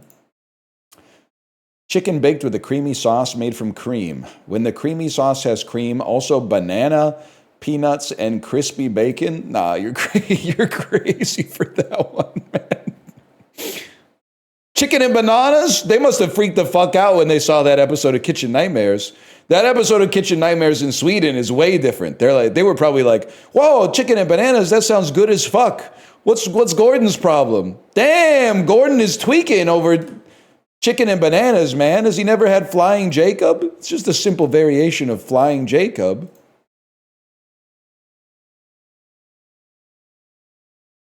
It's very divisive in Sweden. Whatever. You guys gave us Louis Erickson, so you're chill. It's a stew made with turmeric from India, from Georgia. That's kalajush from Iran. Every time I say Iran, I can't help but think of Crazy Hamburger. when he's cooking the crazy hamburger and he goes, oil from Iraq. Crazy hamburger. It's crazy to think there's new heads who don't really know what crazy hamburger is. Crazy hamburger. It is horrible. Sure, man. Yum. It's pie. There's ham in it. A rustic freeform pastry is kind of like the baking version of jazz. It's got sliced almonds on it, man. Any chance I mean, I think I see smoked salmon. I think you might be from Denmark. Southwest. Where are they getting smoked salmon, man? In Switzerland? A galette from France, bro. I might be stupid. I might be dumb. All right, that's nothing. That looks like a rice cake. But, I mean, it kind of looks like it's from South Korea. I've seen that shit in South Korea. Is it from China then? Nope, that would be from the Philippines. Correct. I would yum that, sure. Final score? We lost the average by 50 points, bro. Bro, it's in banana leaves. We literally live in a society, okay? I don't know what to tell you.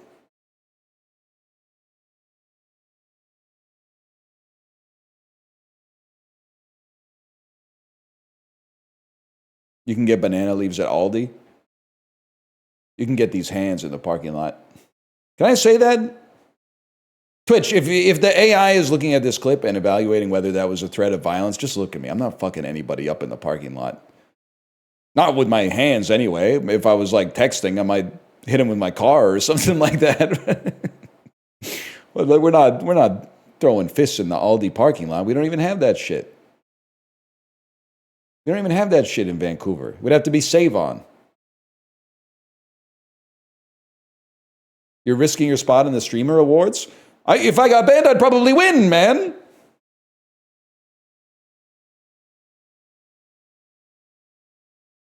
Sometimes you just got to take the easy punchline. I think they put a little too much custard. That looks pretty bad, though. I don't know. I honestly think I might rather eat this, but it's tough. All right. The cheeseburger is way too oniony. Give me the goo. I don't care how bad the pizza looks. This is fucking foul, man. Yeah, it's going to be the gaffer burger. And I mean, the burger is like a little bit too much, but I've eaten the bugs. And the fact that it's 31% is a troll, man. You shouldn't be able to vote on that unless you've eaten the bugs. The Great Australian Taste 4 and 20 cheeseburger flavored pie, 100% beef with onions, gherkins, and cheese sauce wrapped in golden flaky pastry. Or a Bovril with a Mars bar. I feel like coffee and cheeseburger pie is going to clear. I'm surprised, man. Surprised. Chicken kebab with pubes. That's cabbage. Don't be glib. I think chicken nachos is going to beat Japan, man.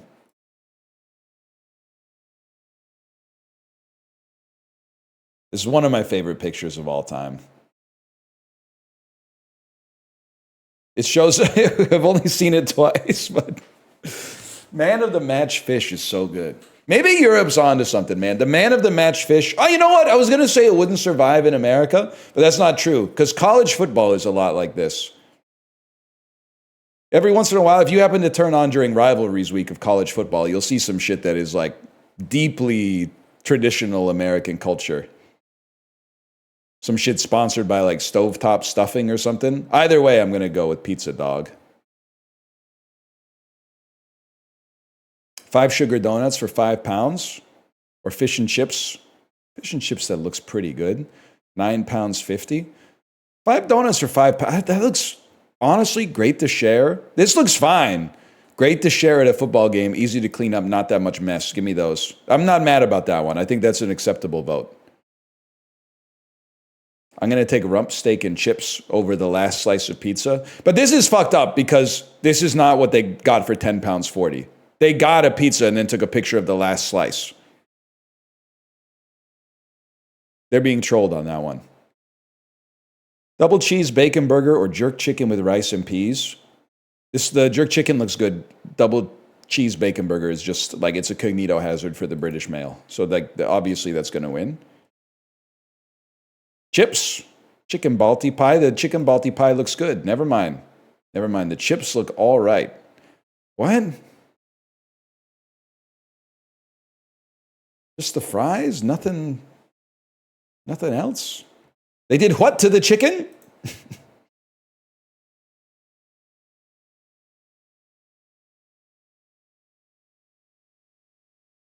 The stone table is the most symbolic place in what literary kingdom? Camelot, bro. Never mind.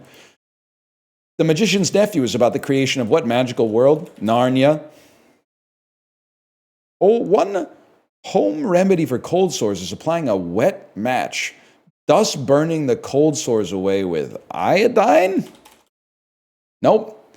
Sulfur, okay. Mercury? Have that girl saying she's crazy about a mercury. As a kid, what filmmaker sealed off the drain of a glass shower, thus inspiring a scene from his Oscar-winning 2017 movie?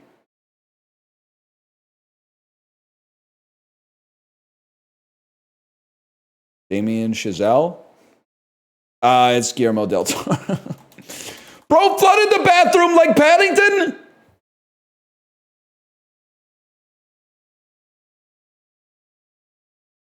That doesn't seem right, man.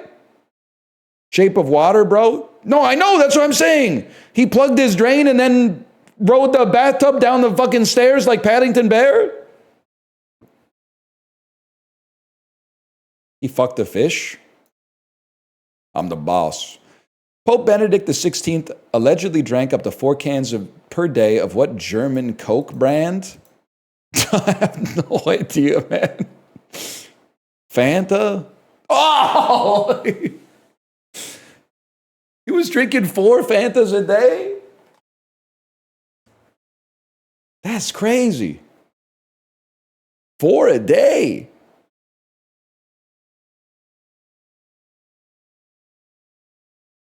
Perfume is the preferred sacrifice of Urzuli Frida, one of several Iwa that govern love in what religion?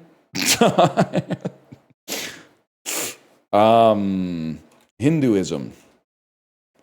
Oh, what's an Iwa? Well, it's any of 1,000 spirits that can inhabit and entrance practitioners of what New World belief system?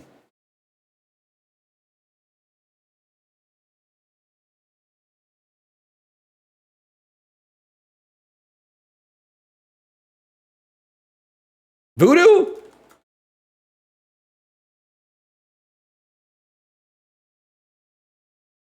What can I say?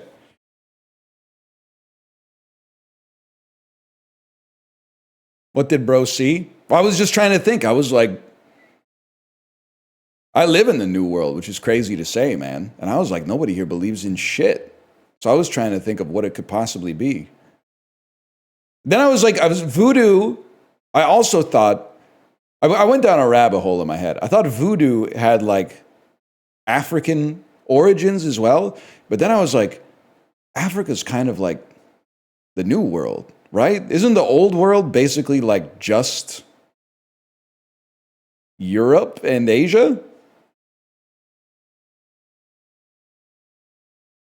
It's the oldest world. Well, I mean, when people talk about the new world, I thought it was basically where Europeans went when they got bored of like the 15th century. And they were like, we're going to take off. I was prototyping another bit while I was gone, by the way. And it's like a European guy on a podcast in the age of exploration.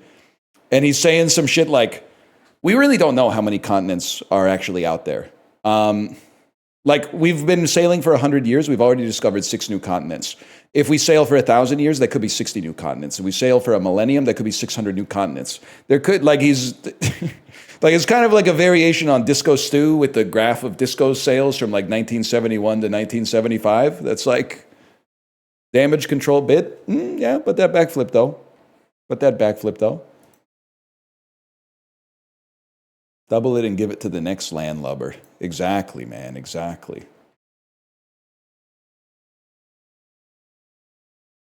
All right, I have no idea. Sort these U.S. Army ranks by their precedence, starting with the highest. All right, so general is the highest. And then I feel like a major is like pretty high. I feel like a colonel's also really high. And then I feel like a first lieutenant ain't all that special. Then I feel like corporal, sergeant, it's like you're like in charge of some dudes. You're in charge of some dudes who are in charge of some dudes. You're in charge of a lot of dudes. You're in charge of like many groups of a lot of dudes. You're in charge of like 1/8 of the whole fucking army. And then you're in charge of like 1/4 of the army. Fuck, I wasn't even fucking close. Holy shit. Never mind, I got it. My civilian? Yeah, I'm in private industry. I never got to work for the government after school, unfortunately. I had to strike out into the competitive domain of private industry. It's cool, man. No, I'm mad at you. I'm mad at you now.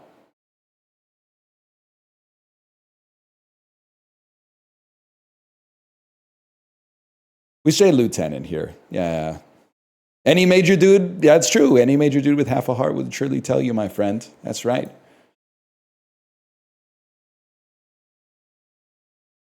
I didn't do anything? Yeah, I know. I know, that's why I'm upset. I was drunk. It would be so good if if I could just slip into a Denzel impression.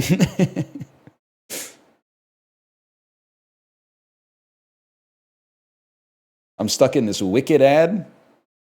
Is it for like a skateboard or something? What is a higher snowfall?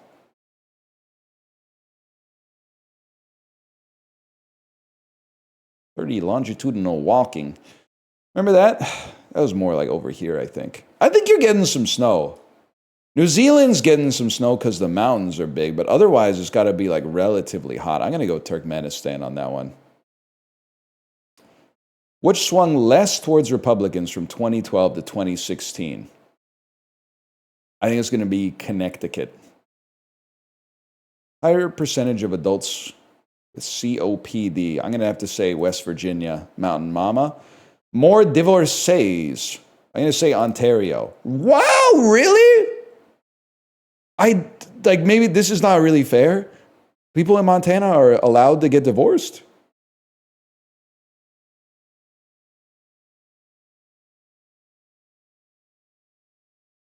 Like you actually, you take offense, but you take offense because I have my heuristic backwards. Or you have my heuristic backwards. That I associate a higher rate of divorce with like a more, it sounds backwards, but like a more, no offense, Montana, but like a more advanced and progressive society. Because you're able to get divorced, you're less under the boot of like maybe a church that is like, if you get divorced, your life is over. But also there's like, an element of like, I guess if you're happily married, you don't get divorced as well. Fuck Montana? Big sky country? I don't really know that much about it, honestly. Everyone there must be really happily married, though. Higher percentage of people who are Gen Alpha? I think a lot of people here. Gen Alpha is like 5 years old. A lot of people here. This looks like prime having kids country. What? Wait, did that say proportional? That seems crazy to me. I honestly would have thought like 20% of Tennessee would have been Gen Alpha, man.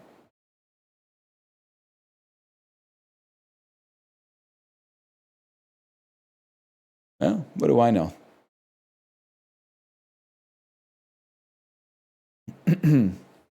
Gen Alphas are like 15. Are you the 15-year-old Gen Alpha? You could play it the other way. You could also say like, oh, Gen Alpha is literally like -7 right now. We don't know, man. Last Gen Alpha hasn't been born yet. You can manipulate the data set to fit your point no matter what. Could be -6 or -7. That's true. By the way, people are getting mad at me for doing 6-7. You don't realize an unk doing a bit contributes to the decay of the meme. So if you hate 6-7, you should love that every time I say 6-7, I do the ball juggling. 6-7, 6-7. Because it means that what's crazy is that, like, okay, take it from me. 5-year-olds who see me go 6-7 are like, that's awesome. My dad's doing 6-7. That must mean it's cool. But if you're like 11 and you see a 5-year-old's dad doing 6-7, you start to rethink your behavior a little bit. And as we all know, because of our fucked up society, 11-year-olds are essentially the engine drivers of culture now. And that I resent that, but I conform to that. And in my own way, I engage in an act of quiet rebellion against that, to usurp it.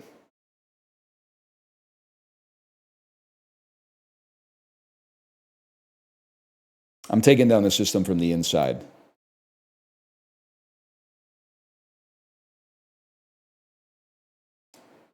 What was Juxtastat? Holy cow, I'm going slow today. I love when you come back from being away.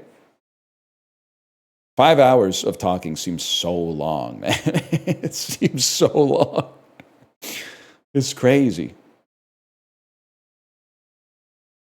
You guys really I guess you don't sit here and watch it. You just like are doing work, and then every now and then you get bored with your work, so you alt-tab and like type something to bait, and then you go back to the spreadsheets or whatever. So I don't take it too seriously. But 1987 establishments in Texas, computer conferences, film festivals, is South by Southwest, Unk. 19th century fashion, Civil War equipment of the United States, military hats, military uniforms. What is a Civil War hat? What is the helmet? The kepi. It's the shit that Apollo be wearing in Deadlock. I had no idea. The kepi is a cap with a flat circular top. Maybe this is the type of shit that I should be rocking, man. Deadlock mentioned. I'm thinking I genuinely think I might be exiting my ball cap era. I'm thinking about just going straight bald everywhere. With sunscreen, obviously, but then getting like some circle lenses and going full Bob Balaban, man. I think it could be the time.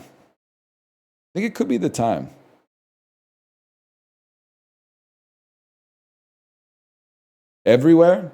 Not everywhere on my body. That's just like too much work, but everywhere outside, yes.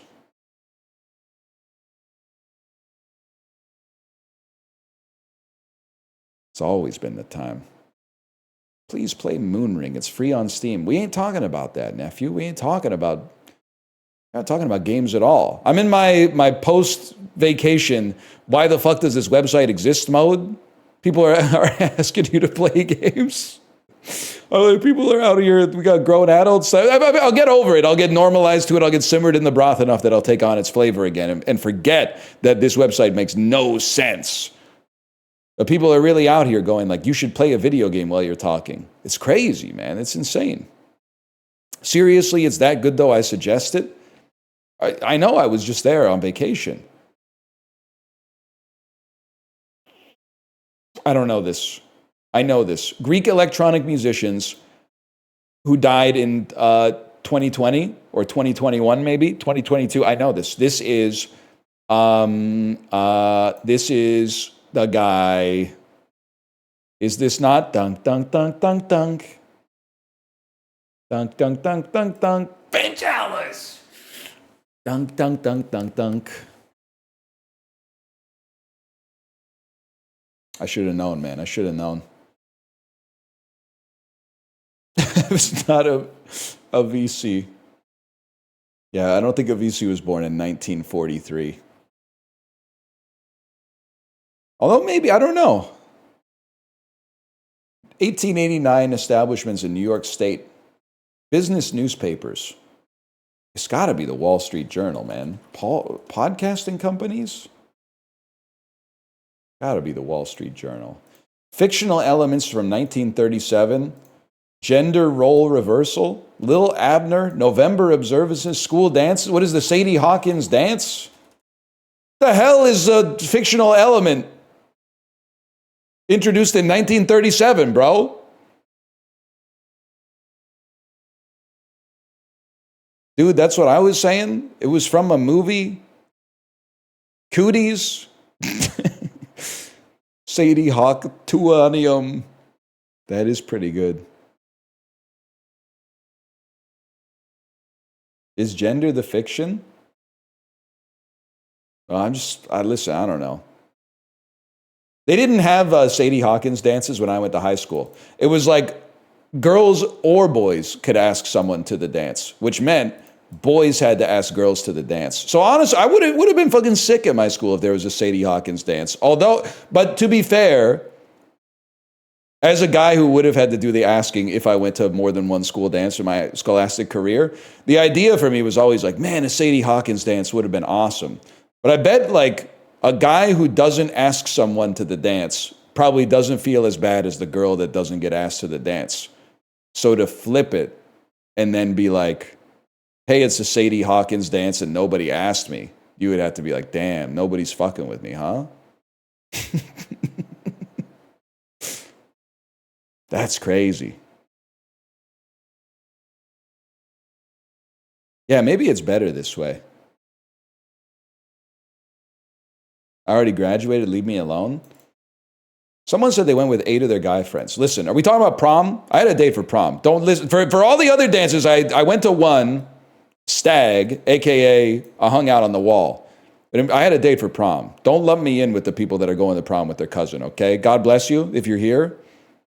My cousin probably would have said no. But I did have a date for prom. And you were drunk? I was not drunk. I was the designated driver. And prom was boring as fuck, man. It was so boring. I bet if you were a little intoxicated, it probably was better. But it was pretty boring if you were not intoxicated. Why are you getting defensive? Because I wasn't the coolest guy in high school, but they're lumping me in with the cousin daters, man. I didn't go to prom with my cousin. I went to prom with a nice lady I was not related to. I didn't go, none of us have dates, so let's pretend we're usurping the trend and all go together even though we're platonic guy friends. I bit the bullet and asked and got a yes and then got a tux and went to prom. That's like 2 divisions up from the cousin daters, okay? (1534) establishments in the Spanish Empire. That's the capital of Ecuador, bro. That's Quito. 21st century South Korean male singers. Kate! 1977 births. So it's a 48-year-old South Korean male film actor. Bro, this is Rain. Oh, it's Psy. Of course it's Psy. Of course it's Psy, man. Bro said Rain like a fool. He went to BU. Psy went to Brigham Young University? No, he went to Berkeley. I see. Banned sports tactics. Violence in sports. What is a beanball? That's when you... we got to bring this back, man. Fuck photos. Bring back this. He hit him in the fucking ear with the ball, man. Oh, shit. Suggested by Peter B. 21st century mayors of New York. Yeah. Zoran and Donnie. He might be the GOAT of beating the fucking allegations. I'm talking about me.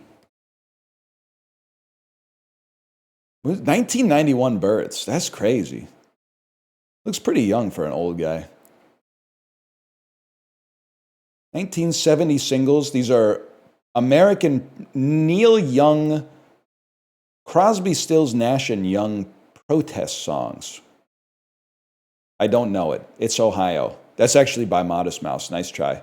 Anyone else say Rain? Nobody said Rain. Okay. PSI is really funny. BTS is really funny because that's not a guy. And then all of these are really funny because I'm pretty... G-Dragon is born the same year as me, I think. But all these other guys, I'm pretty sure they're born in like 1999 or something.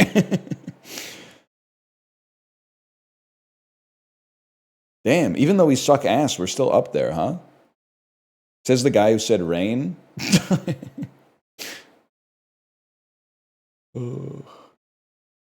Beret is crazy. Tricorn hat, bro. They had him rocking the tricorn hat in the U.S. Civil War. Rain isn't that old. Rain, South Korean singer, age 43. Okay, you're right. He's 5 years younger than that. That's a good point. You got me with that one. Damn, we're finally getting into the good dulls.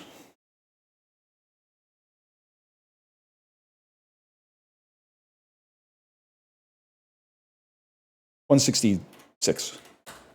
Getting hot. $159. Hot. $152. Maybe angle kind of sucks. So no, you need you need some shit that sucks because it's funny and it makes the good shit a little bit better. It gives you because you get a little hit, man. This is why like all rap albums need to have skits. So that you're like, damn, that sucked ass. And then when you get to the next song, you're like, oh, at least it ain't a skit. Fuck.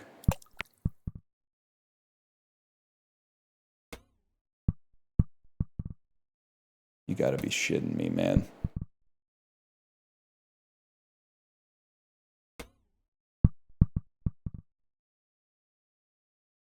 That's too risky.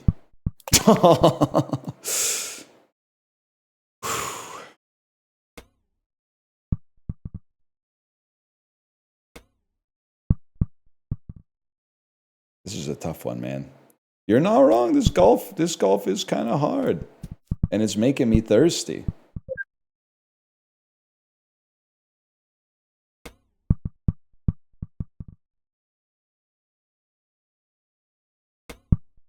Okay. Don't you hate it when you try to change your vector when you're driving, but you accidentally drag your whole fucking field of view?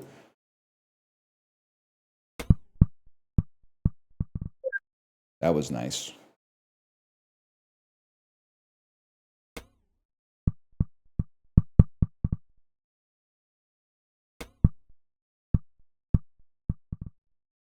Is chat's really hard to parse without BTTV emotes or whatever?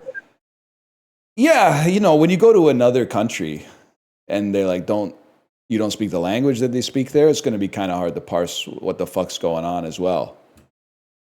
You could either like learn the language or you could, I guess, just cope, I suppose. And the lingua franca here is a duck shaking its ass. Like you're literally going to fucking duck ass Shakistan and going like, I don't know what this shit means. That's why we got Lonely Planet, bro. Bust out the phrase book. Shit.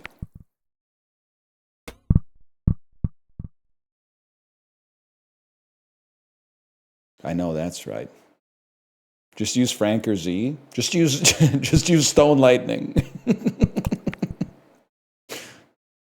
Everybody in chat, if you got Stone Lightning, drop it, okay? Bro looks like he looks like a mahjong tile. No, man, why they got my CFO trapped in a damn white dragon? Get him out of there. Chill. Stone Lightning, you ain't a Yaku, man. You ain't a Yaku. Get out of there. What's he doing? Why is it like 20 by 40? I don't know. This is probably the most baffling business decision ever made in the history of this corporation, if I had to guess.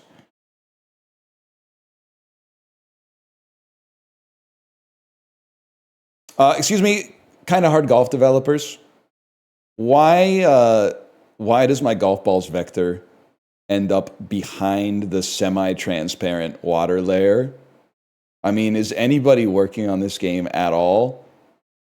Obviously, my vector should be closer to the foreground than behind the water, because it's in front of the fucking dirt and the grass, but it goes behind the water. In that case, how do I fall in the water? Because on the Z index, these aren't even on the same fucking plane. It's borderline unplayable. And look what it did. Look what you did to me. It's not even 60 FPS. I bet it's like 475 FPS if I had to guess, which is not 60.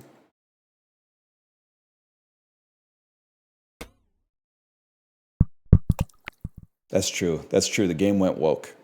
I didn't show you, but when I started the game, it asked me to choose which ball I identified with, and it was like ball A, which was like a little taller and a little stouter, and then there was ball B, which was like a little shorter and a little thinner, and I went, here we fucking go again, man. Come on.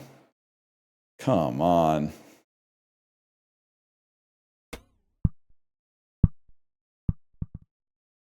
Woke nonsense. That's not to say I don't like games where you can play as a lady, man. I'm pretty sure like the consensus is like Miss Pac-Man is better than the OG. I don't really know why. I'm old, but I'm like too young to know, really like to have a preference of what Pac-Man I'm playing, but top 58, that's not so bad.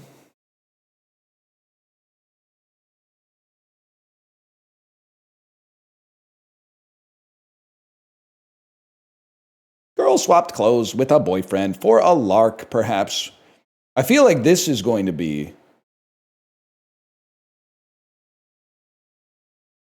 It's going to be a bird. Going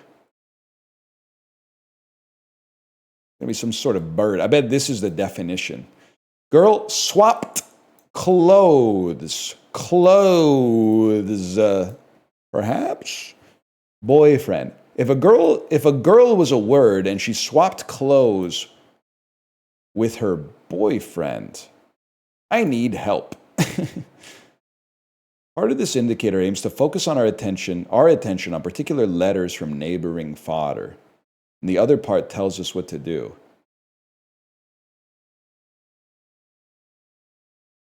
Huh? Huh? And the fodder is girl and boyfriend.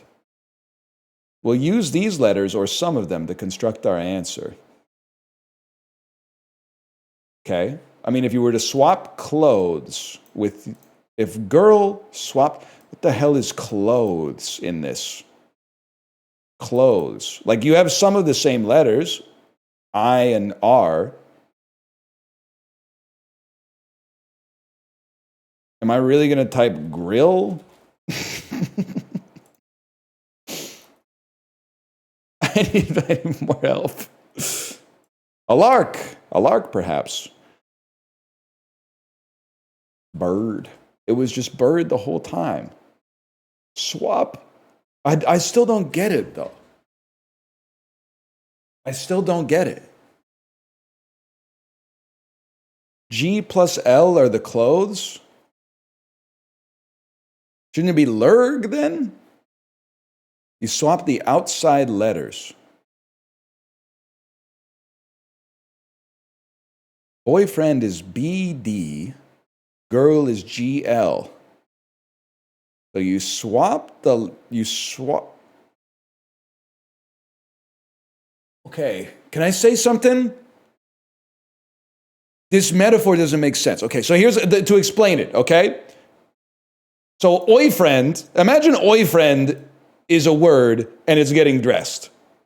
Boyfriend, sorry. So what does it do? It puts on a B and it puts on a D. So B and D are the clothes. So then the girl's gonna swap clothes. The clothes on IR would be G and L. So you would swap GL with BD, you go from girl to bird. Okay, understandable. This shit doesn't make any fucking sense.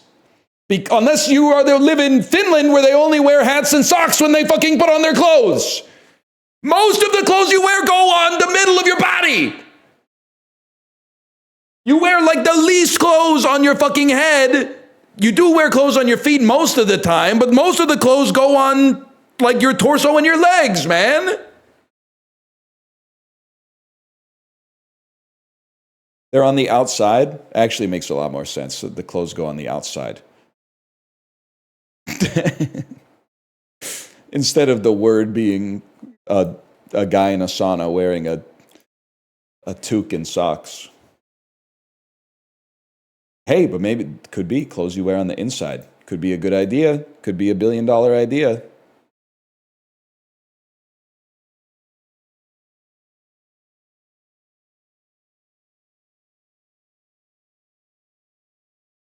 That's food? Oh, shit.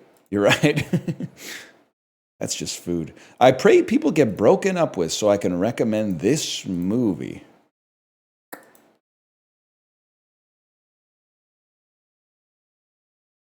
That seems gettable. Can I see a letterbox curved? Very high letterbox curved. Maybe it's Eternal Sunshine. That makes sense. Yes!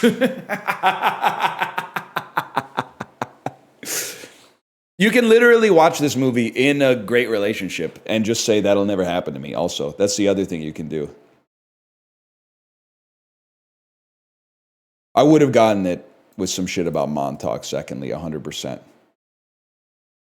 Bro was doing too much after a breakup, man. Take your ass to the gym and impulsively start a rap career like everyone else instead of erasing someone from your brain, you dummy. That's damn true. That is damn true. He was doing way too much. Not to mention, I bet that shit was not covered by insurance. Alphonse knew what's up, man.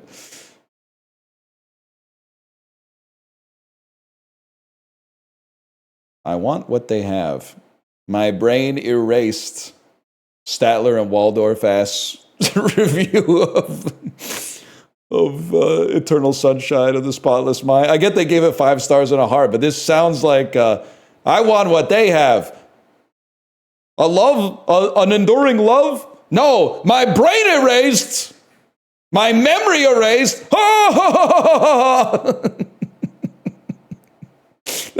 That could fucking work, man. Statler and Waldorf watching Eternal Sunshine. Yeah. Anyway, slash marker. That's the dulls. And we've got Bandle still. 2014, 6 billion views. They really went to 3 significant digits for this one, huh?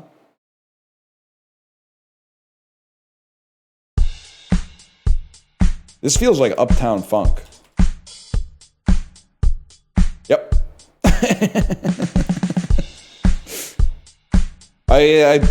All the data was pointing in the same direction.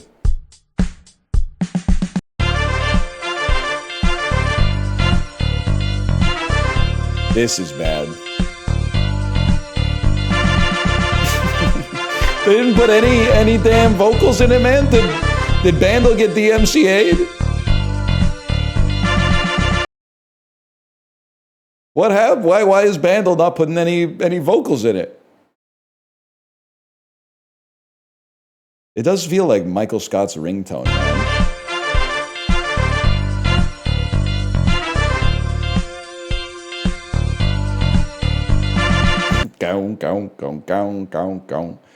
I hate this song.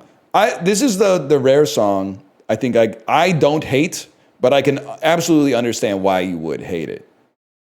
I think I had the luxury of being probably like, I guess I was 26 or 27 when this came out. So like I wasn't exposed to it as much as someone who like maybe worked in a store or took the school bus every day. So like I've never willingly chosen to listen to Uptown Funk, and I've probably heard it 100 times. So if you were in a different environment, you might have heard it 1,000 times. Fair enough. It plays at least 15 times a day still. But of the songs, if I may say so, of the songs that get played at the grocery store, all I'm going to say is it could be worse. It could be worse. Because there's a lot of songs that get played all the time in the grocery store that are really, really bad. I don't want to hear, please don't type Waka Waka this time for Africa. Please do not. Oh, Fight Song by Rachel Pallet, no. Please do not type Say Geronimo. I'm sorry, that one might be a bit of a sacred cow. If you are like, that's not like the other ones, I'm sorry to tell you it's exactly like the other ones. It's Disney Cruise coded. Ask me how I know. I feel called out right now. Well, your name is Waka Waka, but I think it's 2 Ks, and the Shakira song is 1 K, so you're all right. You're not fucking with Fight Song? Nah, I'm not fucking with Fight Song.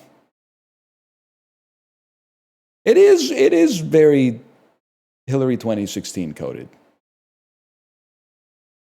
My grocery store plays Pictures of You by The Cure. That's pretty good. But that's like 3.5 minutes long. So I hope you got to fill like another. Grocery stores are open like 18 hours a day. So you got a lot more to fill on the playlist. Just that. Just that, huh?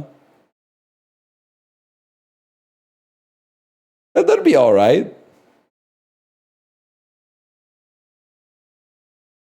Anyway, I don't know. I'm going to go to the bathroom. I guess when I come back, I'm going to play Isaac. What's the best track off of Desire? Why is it ISIS? You're breathtaking. You understand it. You fucking get it, man.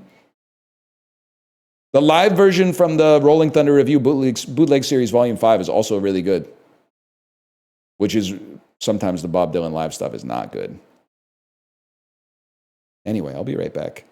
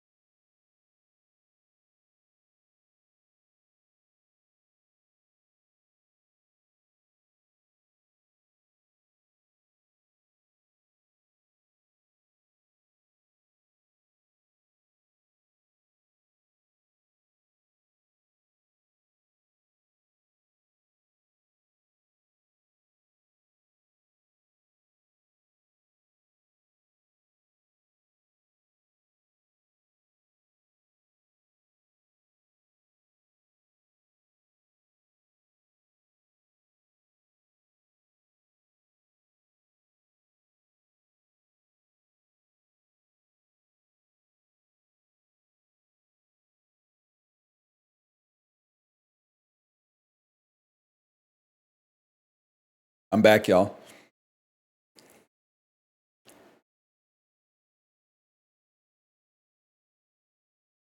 This doesn't make any sense. Skip is Canadian, so Canadians know you can just skip it.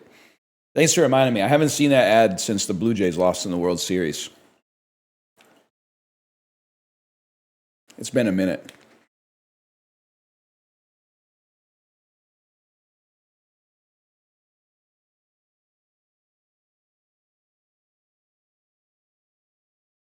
Could have just skipped it.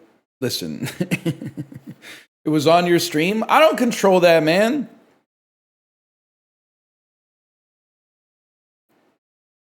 Give me more of the Keanu Reeves Rogers ad.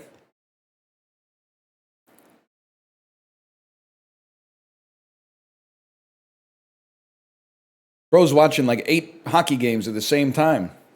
Funny they ditched John Hamm for tariff reasons. I don't know. John Hamm is sucking the DraftKings cock, right? I still see him on my Canadian TV, made by a South Korean company. He's fine? I don't think so. I think he's the Antichrist. Not the hazing stuff. That was actually just kind of funny. I wasn't there. If he lit my penis on fire, I probably wouldn't have laughed, but with the benefit of some distance, it's... But the DraftKings ad, if you do an ad for DraftKings, you're the devil, I think. Not like in a spiritual sense, just like, you know. If you're already rich and you do a DraftKings ad, you're going to hell, I think. Seth is okay. I mean, it's like the food delivery apps, probably not good, but not as bad as the gambling apps. I think we'll start with the gambling apps.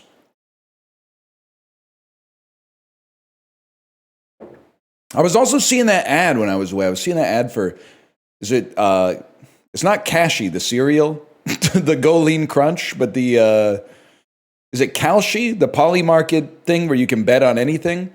And I don't know if anybody else has done this bit, but the ad is about, it shows like David versus Goliath, and it's like the live betting odds on David.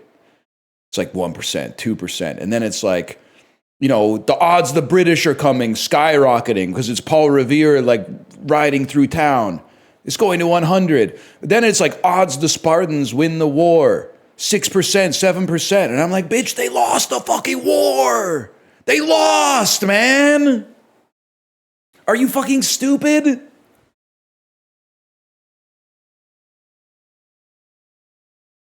Put 150 in at 2% David, wish me luck. You're going to the moon, man. Thank you for saying this. I've been thinking it. They're literally like, you should imagine how much money you could have made betting on the Spartans. Bro, they lost. They won the Persian War. Oh, here we go. You sound like a Canadian saying we won the War of 1812 because of the arrogant worms. I have covered calls on the Persians right now, so I don't even have any skin in the game.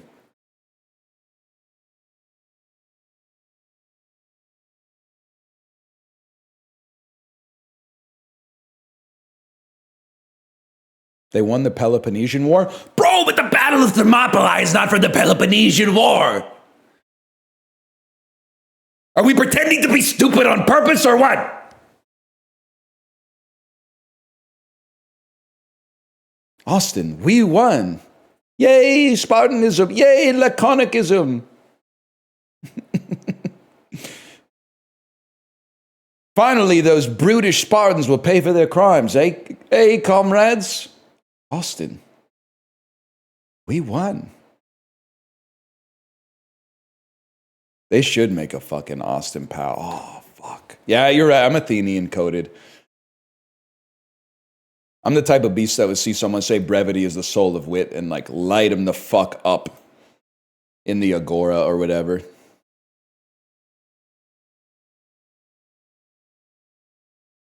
Draw a parallel between their diminutive stature and their desire to use as few words as possible. Lin-Manuel Miranda coded. I'm booting up Isaac, y'all.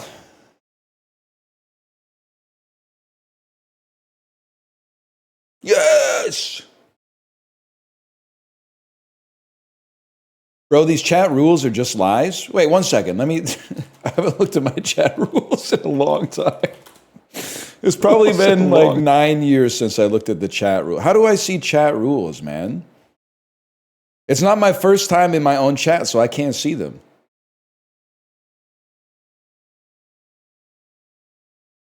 You need an incognito window?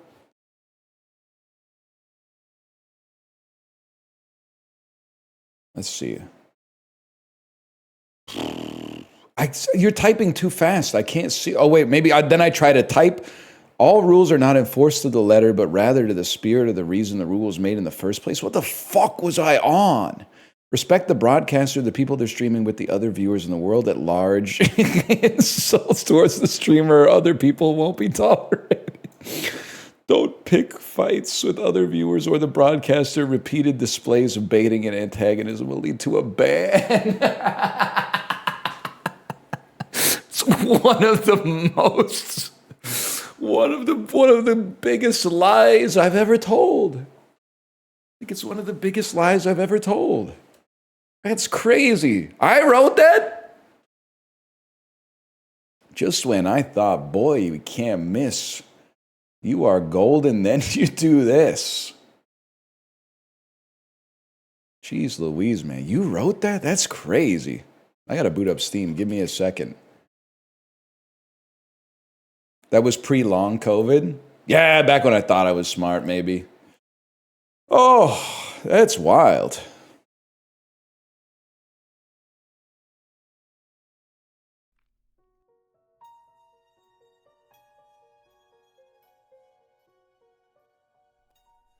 Isaac and his Pre-vaccine injury. Oh, shit.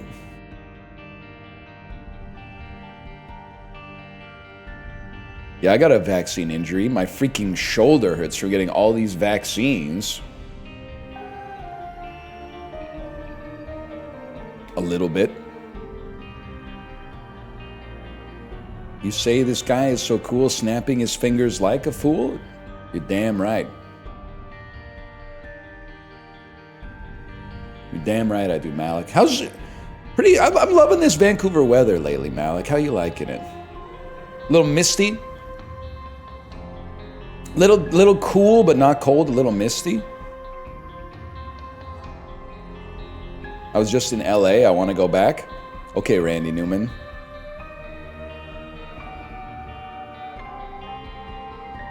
Or okay, Rachel Senat.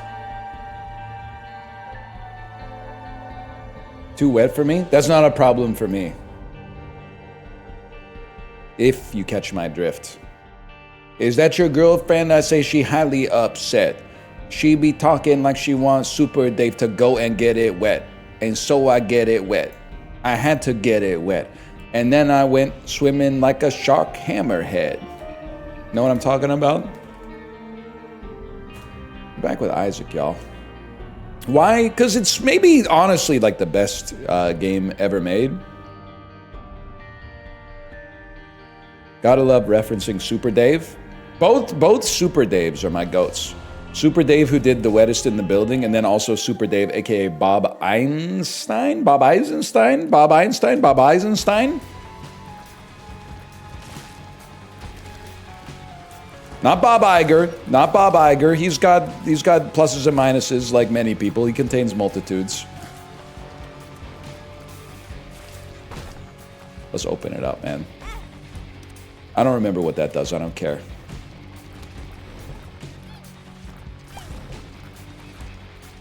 The shine on your forehead looks like a portal to heaven. Okay, nephew thinks he's Walter Becker. I see you.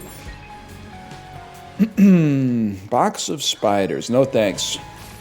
Shorty in the club. Bottle full of bugs. Life does imitate art, man.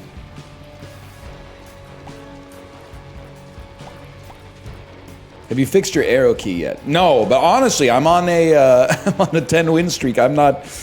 It's hot, man. I'm not gonna mess with anything.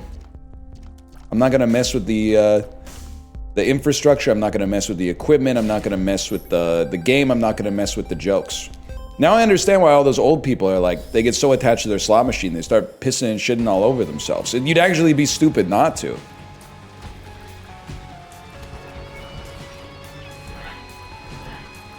Yeah, we know. Are you suggesting that I poop my pants when I stream? That's not me. You got me confused with the other guy. Give me this. I'll take a pill. I don't care.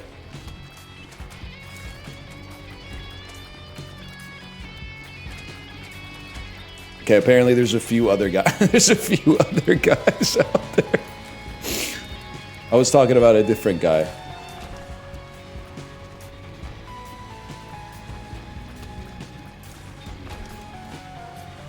Stand up real quick then. You really think you're Kylie Minogue from a 2003 advertisement? Nah, man. Kylie Minogue already did that. Librarian, you know what I'm talking about? Or were you like 0 when that ad came out? Used to be an ad I think it was for like a lingerie. And it used to play at the movie theater. And the ad was like a minute long. So they had Kylie Minogue in lingerie ride a mechanical bull for like 45 seconds. And the ad was one of those classic gotchas where, not like CZN or Uma Musume Pretty Derby, but after 45 seconds of Kylie Minogue gyrating on a mechanical bull, she would get really close to the camera and go, "Okay, boys, does anyone want to stand up? No takers?" And then an old lady would laugh really loud. That's all I remember about it. And yes, you didn't want to stand up because of boner. But I was the only one brave enough. I was like that guy in that Norman Rockwell painting. I was like, "Look at me! I did it, Kylie! I got a boner! I got the boner!" And then I look around and go, "Oh shit, what the fuck? Nobody else is standing up at all." What the fuck? You guys fucking fucked me. I thought we were all gonna get boners and stand up. Shit!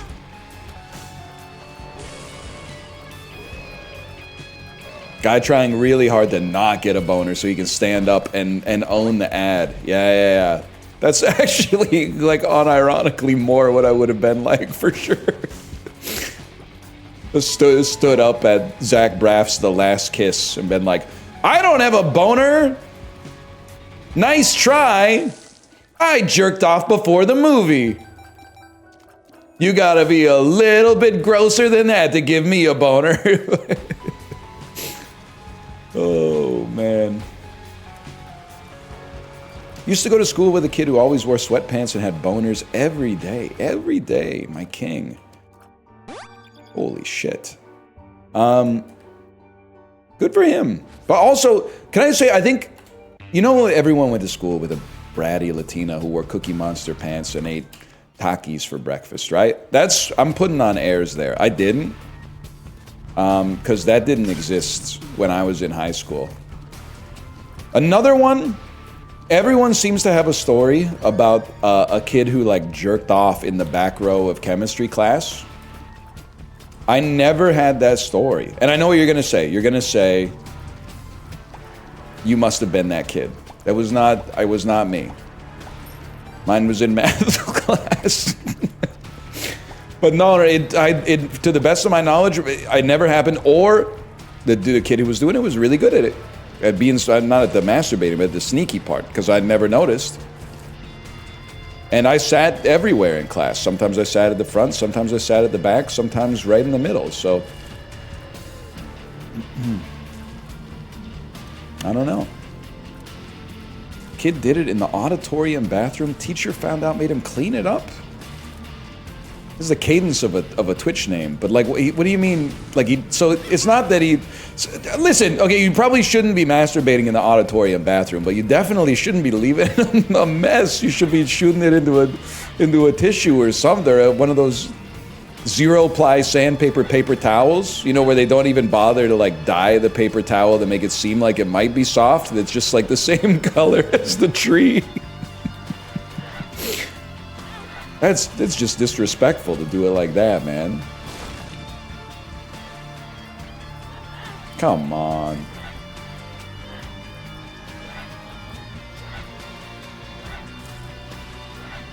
Least absorbent paper towels on Earth? Yeah, they wax those. I think they wax the paper towel on the way out.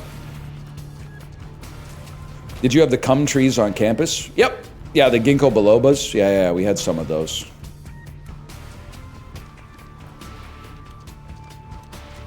Don't give me like a question mark. They smell like semen. No, bro, we had Bradford pears. I don't know if we had... Wow! Have you ever seen a Douglas fir? C-A-N-A-D-A. Have you ever seen a bobcat purr? Basically what I'm trying to say is I don't know shit about trees, but I know a lot of Raffi songs. In Canada, you get to see them all. You know that one?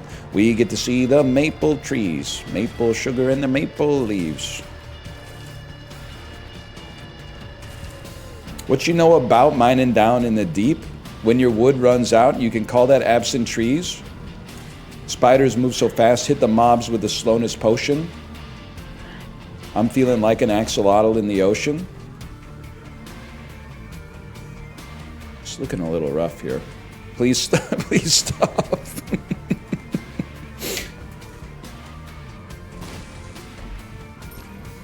I want this.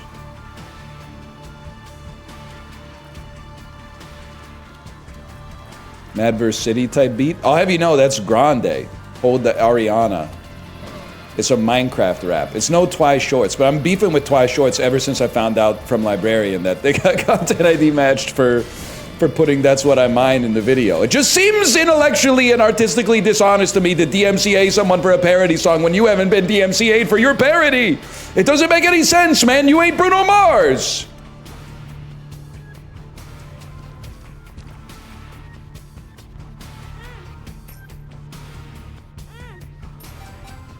This one could be a little rough, man. Favorite member of Yola Tango? Don't bait me. Probably the dude who's not married to one of the other band members.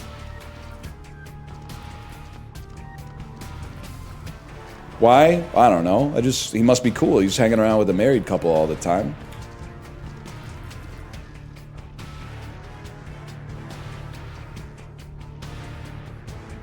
Baiting is against the chat rules. Yeah, but I'm not chatting, I'm streaming.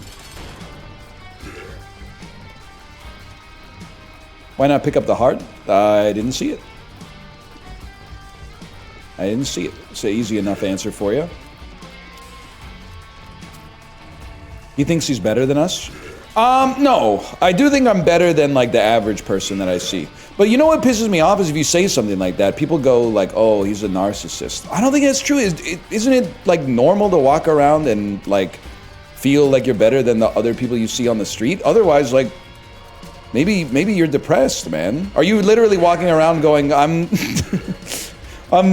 in the cosmopolitan fabric of society with my equals? No, you should be walking around like criticizing everything that you see, man. Look at this asshole. Look at this idiot. I wouldn't have done that.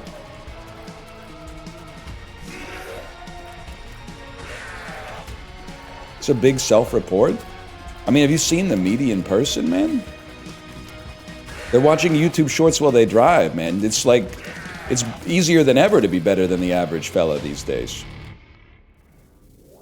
Look at this stupid asshole. I loathe every person I see on the street. Arrow pointing, normal guy.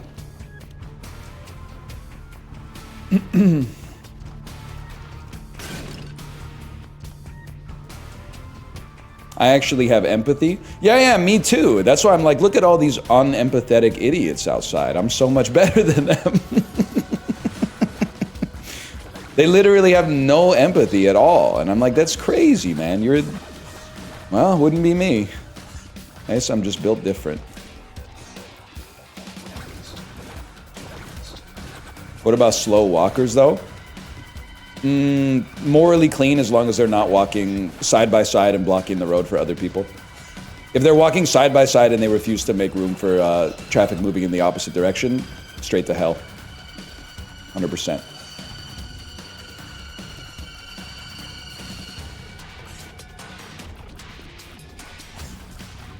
Child in the grocery store? More info. Need more info.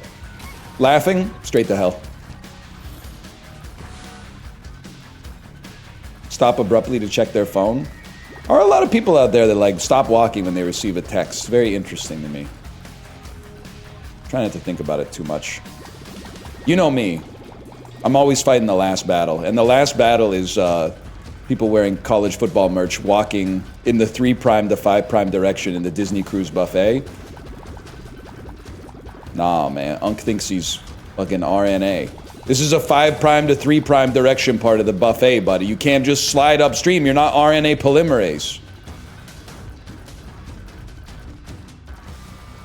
Silence! I mog you.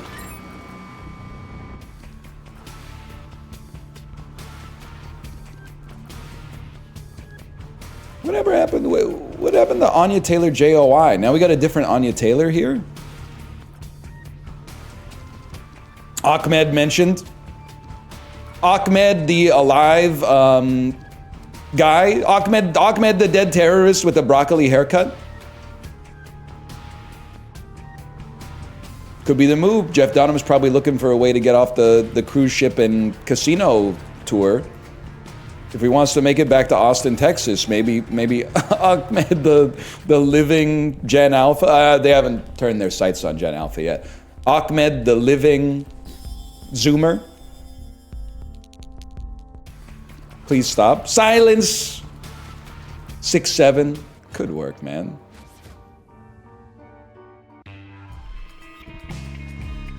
Good work. I thought I had something to say, but I don't. How about woke Jeff Dunham? Oh, you mean Jeff Dunham? Actually, you know what I was thinking? I was thinking about airport security for no particular reason. You ever think about, like, everybody out here, this is such like a millennial bit. Everybody is like, oh, because of Richard Reed, the shoe bomber, we had to take our shoes off at the airplane, or at the airport, for like 20 fucking years, right? Because one dude tried to light his shoes on fire. I think we gotta turn it around. I think we gotta say thank you, Richard Reed. Because imagine if he hid the bomb in his fucking ass. Things could have been so much worse, man. We're lucky that that dude hid it in his shoe. If he put that shit inside of his ass, it would be way more inhospitable to visit the airport. So much better, you mean? Well, I don't know. It depends on the CIA, or not CIA. It depends on the TSA agent you get, I guess. The urethra bomber.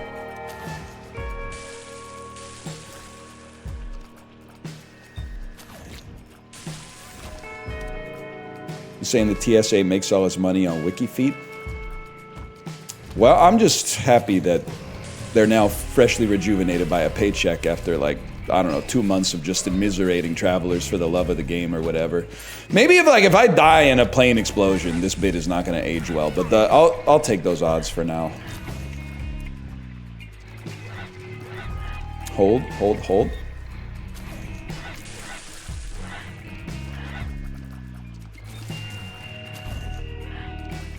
Help. Thoughts on the TSA scanner that shows your cock and balls?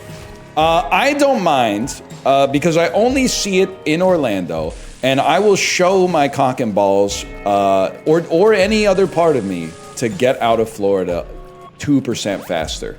So if it's a choice between going through the metal detector or showing my penis to the TSA agent, but it'll get me on the airplane 30 seconds faster, I'll show the penis and I'll throw in the nuts for free. I was tweaking out a little bit in the airport security line. Because we didn't get dragged into secondary, okay?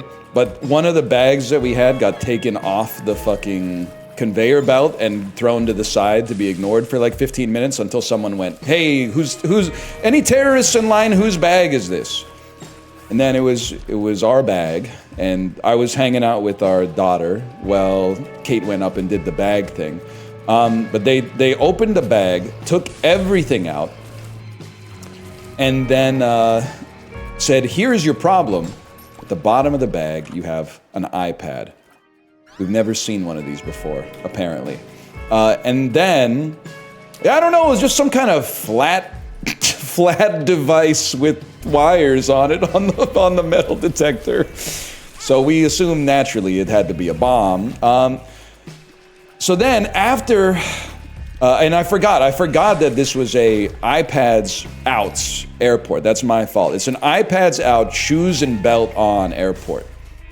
in comparison to a lot of other airports, which, for example, might be like an iPads in, shoes off, belt on kind of airport, or maybe like an iPads out, belts off, but you can keep your shoes on sort of airport. They're all doing it a little bit differently these days.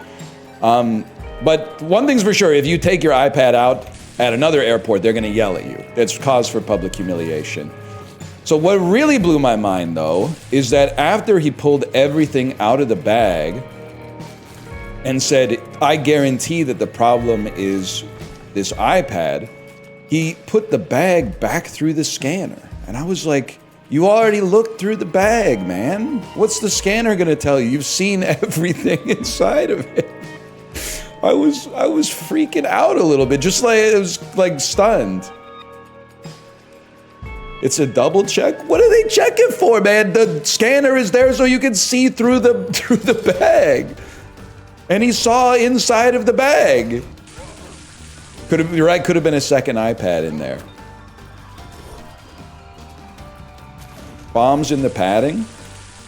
I don't know. Like, listen, I'm not a cultural critic. I'm just a silly guy on Twitch.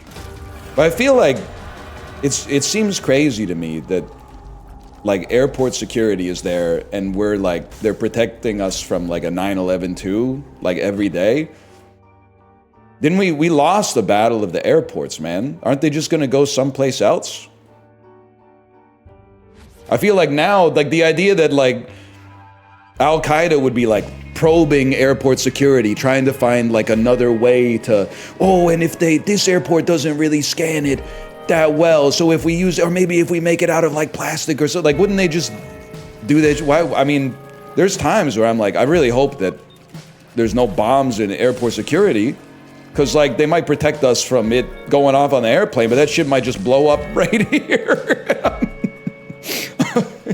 And God help us if they ever do a terrorist attack in the security line, because then they're going to be strip searching us before we even get inside of the arrivals terminal, man.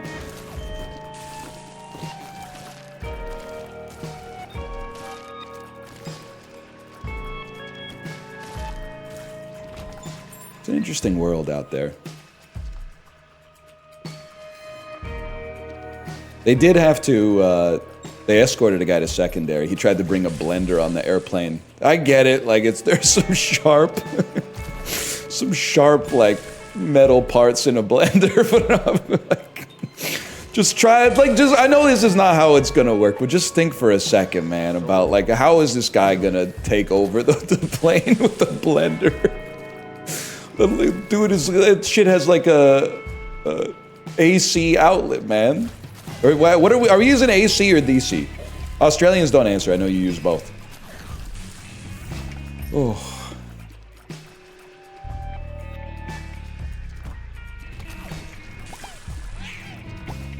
Everyone uses both? Well, everyone over a certain age. I'm not really fucking with them that much. A lot of the songs sound the same.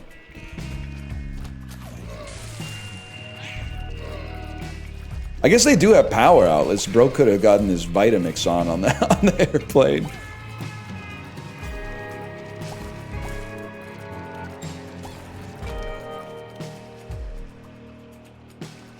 Anyway, that's all I got. Just made me think, man. I've never been sent to secondary, but they give me the drug and/or do you have explosive residue on your fingers, like, I would say 1 in 10 times. So I think I don't look like the kind of guy who's like the ringleader, but I think they do think I look like a guy who could be easily radicalized. They're like, he looks like someone who isn't like an independent thinker. Henchman energy, yeah, exactly. That's what I'm trying to say. And they're not wrong. You're not, to be fair, I don't really want the dude taking a blender in his carry-on. Because, like, you're absolutely right. If they turn out the lights and I finally start to get the worst sleep of my life, and then I hear, like, I'm gonna freak out, man. I was actually, on one of our flights, I was losing it. It's one of those things that like makes you lose faith in humanity a little bit, but you don't do anything about it. which is also kind of owns because like you don't want to get like, you know, stabbed or shot or whatever. I felt bad because like on one of the flights, me and my wife, we were like A and C in a row. And then instead of giving our daughter B for some reason, they put her a row behind us in A. So we said, that's no problem because we can problem solve. We have an aisle seat and a window seat, and we want to trade another window seat for a middle. Everybody on earth would take this trade. I was even rehearsing the line like in my head. I was like when we sat all together, and then when the lone traveler came up to us, I was like, we were hoping we would like to trade. You would like to trade with us. How about you give us your middle seat? Like at first his face would have fallen. Oh, nobody ever wants to take a worse seat and give me a better one. And I'd be like, that's where you're wrong, buddy. You know your window seat or your aisle seat? I got it wrong 2 times. You know your middle seat? We're about to turn that bitch into a window. Did I say window 7 times? I might be dead. Anyway, brain dead that is. Regardless, that isn't really how it went down. He went, oh sure, that's okay. And I said, thank you. And then the flight attendant acted like that guy was the hero. The flight attendant went, thank you, sir, that's very nice of you. And I was like, well, really, if you want to get technical, it's really nice of me because I just traded a window seat for a middle. He didn't really do anything. He inherited a better seat and gave me a worse one. So those should go, that credit should go to me. But then, who could have possibly predicted? The guy traded seats, got in the row behind us in the window seat, and then the dude who took the middle seat next to him was a total scumbag. He was listening to music the whole flight with no headphones, guy. It was crazy. I thought they only existed on buses and were like locked out of getting on airplanes. But no, he listened to music from his phone speaker for the whole flight. And during like the pre-takeoff ritual where they tell you how to survive the plane crash, the flight attendants came around and they were like, who's playing that music? I can't tell who's playing that music. And the dude didn't go, hee hee hee hee. You'll never know. He went, oh, my bad. And then he turned it down and then he turned it back up when she left. Like he's just a complete erosion of the social contract. It was crazy, man. Someone really should have spoken up and asked him to turn it off. But I had noise-canceling headphones, and so did everyone in my party, so it shouldn't have been me, to be honest, but... oh, why not? Did you apologize to the switcher? No, but I did feel bad for him a little bit. Not too bad, because he got glazed by the flight attendants, but that's what you get, buddy. And to be fair, I mean, like, I was still in the AOE. If anything, he should apologize to me. He was in the most convenient position to say something.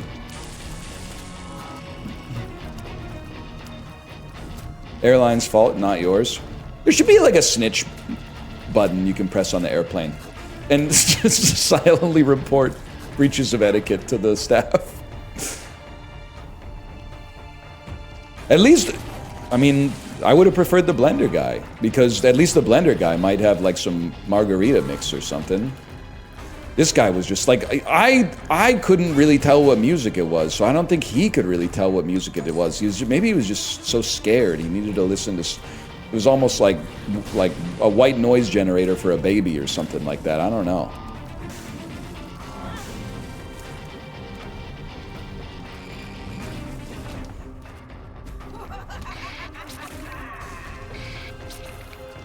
People without overheads should be able to leave first, and I would die on that hill.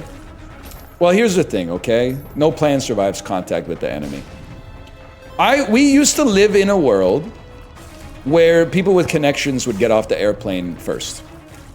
Now, I didn't live in the world for very long, but definitely I'm old enough that I've been on some flights where people with connections have gotten off first, myself included. Then I think they just gave up at some point. Because I don't know. We can't have nice things. Why are you booking such a tight connection? I mean, you know that like most people aren't booking themselves with an insanely tight connection, right? Usually like you book yourself with like a a 2-hour connection, and then all of a sudden the airline is like, surprise, we rebooked you with like a 45-minute connection, and your departing airport sent us out like half an hour late, man. Like nah, nephew, you're blaming the individual for systemic problems. In 2025, you can't be doing that.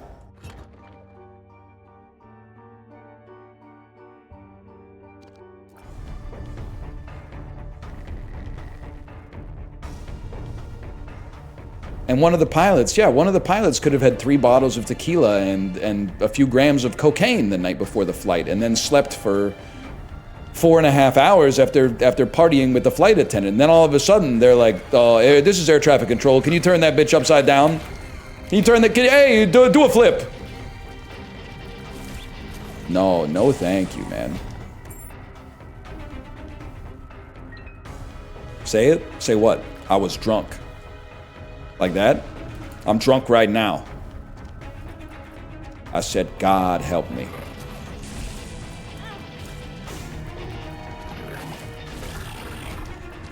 I think it's kind of getting better.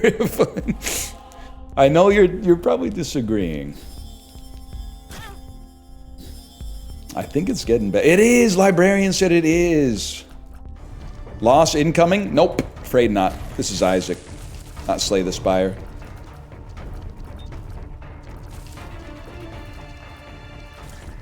Ideally, I mean, you know how it should work. I'll be honest, I'm abusing, it's a tragedy of the commons situation. I'm abusing the pre-boarding procedure as well. When we travel now, we don't check our bags. And the reason I don't check our bags, I don't want to fucking wait at the carousel. We have bags that are like just borderline small enough to count as carry-on. And then they say anybody with car seats and strollers, you can get on after the people in like zone 2 or zone 1. We get on, we get to our seats, and we pack the fucking overhead fully. Sometimes our 3 seats take like, I don't know, 75% of one overhead. It's great, man. It's awesome.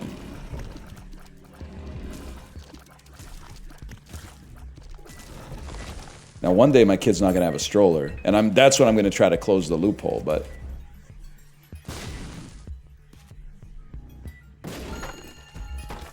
We usually have nothing in the overhead. Okay. Oh, it must be nice to be rich and pay for checked bags. See, I've been on the internet for a long time. I know how to turn it around on you. I mean, some of us are trying to fly as cheaply as possible, so we have to take everything on carry-on because it's $50 a bag or something like that to check them these days. Keep doing this so I can keep taking advantage of the free checked bag. But the checked bag is not an advantage. Like, I'm happy for you. Like, I think we should exist in an equilibrium together.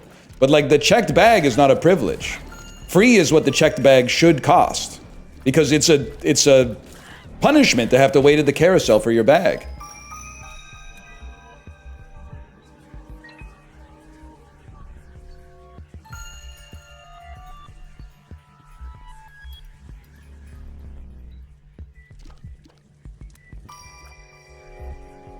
Everyone's agreeing with me, so I have nothing to spin on.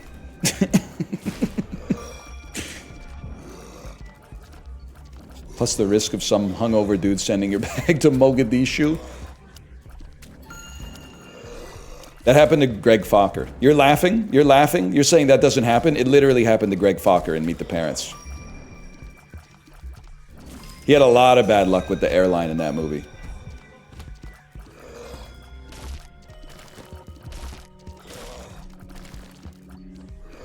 Meet the Parents isn't a documentary? Okay, it's more real than half the shit you see on the internet these days. Right? Probably. Maybe not the part where, well, that's Meet the Fockers, but I was gonna say, maybe not the part where Robert De Niro injects Ben Stiller with truth serum, sodium pentothal. And then Ben Stiller says he wants to fuck his mother-in-law. That part isn't, that's not real. That's like Penthouse magazine LARPing, but why so serial?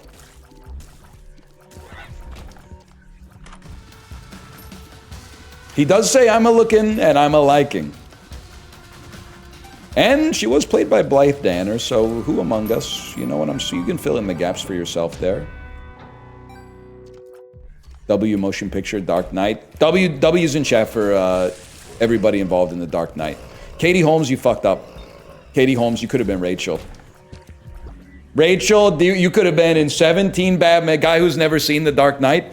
You could have been Rachel in The Dark Knight. You could have been Rachel in The Dark Knight Rises. You could have been Rachel in Batman versus Superman. And you could have been Rachel in The Batman. You really fucked up. You Terrence Howard yourself.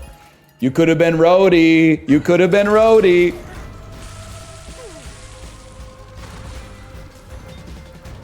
Wonder what was going on in her personal life. She was unfairly divorcing the least problematic and coolest guy that's ever existed, if I remember correctly. Something like that.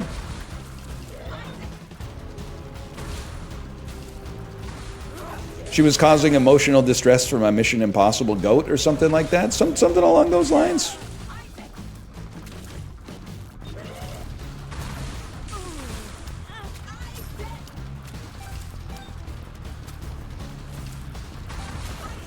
Will you be watching Doomsday? I ain't that familiar with the Bible. I think that I'd be like, I'll be living Doomsday, right? Is that what happens if you don't get brought up with the rapture?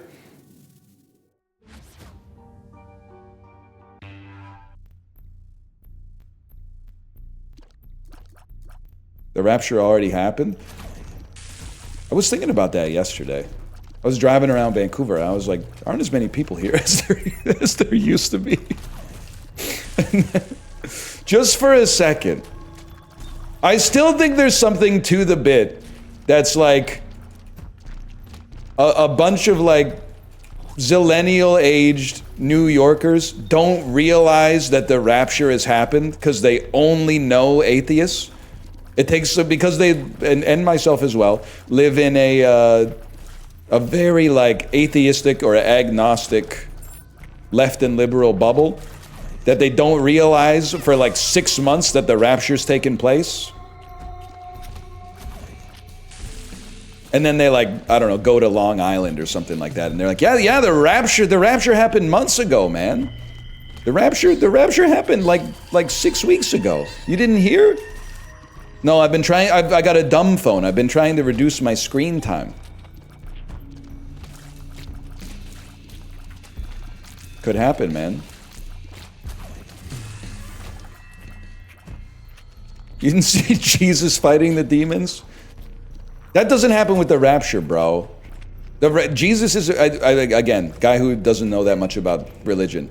Isn't the rapture, like, Jesus already came to save us, and we said, fuck that, and got him with the spear of Longinus, right? And then, like, the next rapture is like, he said, I fucking warned you, or whatever. You had your chance. No, he comes back again? I thought it was like, you had your chance, now it's really, now you're fucked.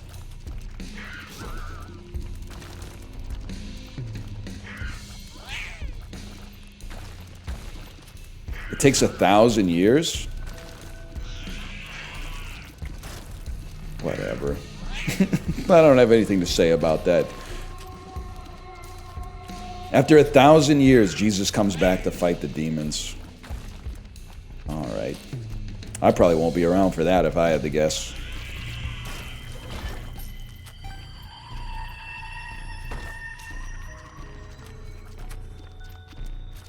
Accounts differ. Ain't that the truth? That was probably the type of shit they were saying at Enron when they finally did that audit. Probably. It happened when I was really young. I don't really remember what was happening. They were cooking the books, which is something you can't do. I remember that. They were cooking the books.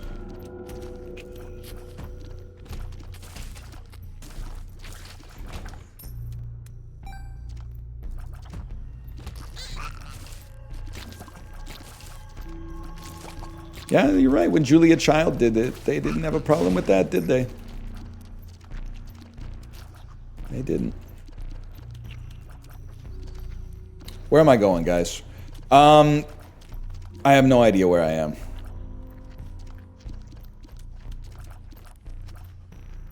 When Martha did it, they were mad. I kind of hate Martha Stewart, to be honest with you, but they really did do her dirty.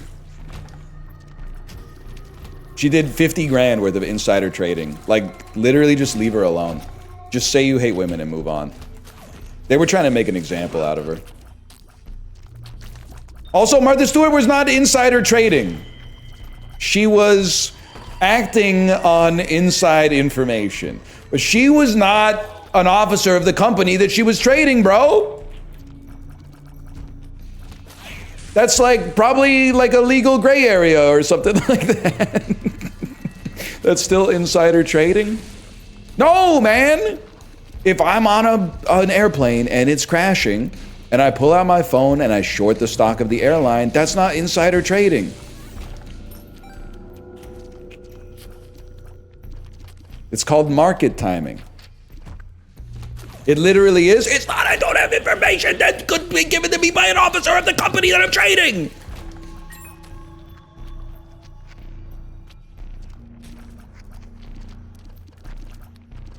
But you're inside the plane? Yeah, as long as your boarding pass has the Y next to cabin. If you're flying Spirit, that's not always guaranteed.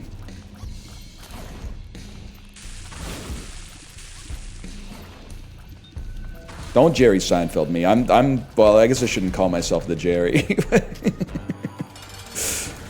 You're inside and you're trading.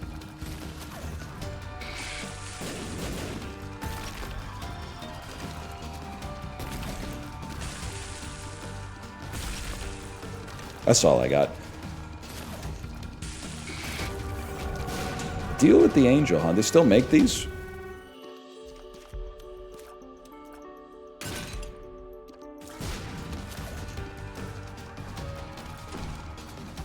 That's true. You gotta think, if you went back and you told ancient Egyptians about a pyramid scheme, they'd probably be pretty fucking psyched, right? I mean, I guess people these days are pretty psyched a lot of the time they hear about them too, so that might not mean anything, but Cleopatra finding out, the time-traveling Cleopatra finding out a pyramid scheme is a bad thing? What the fuck?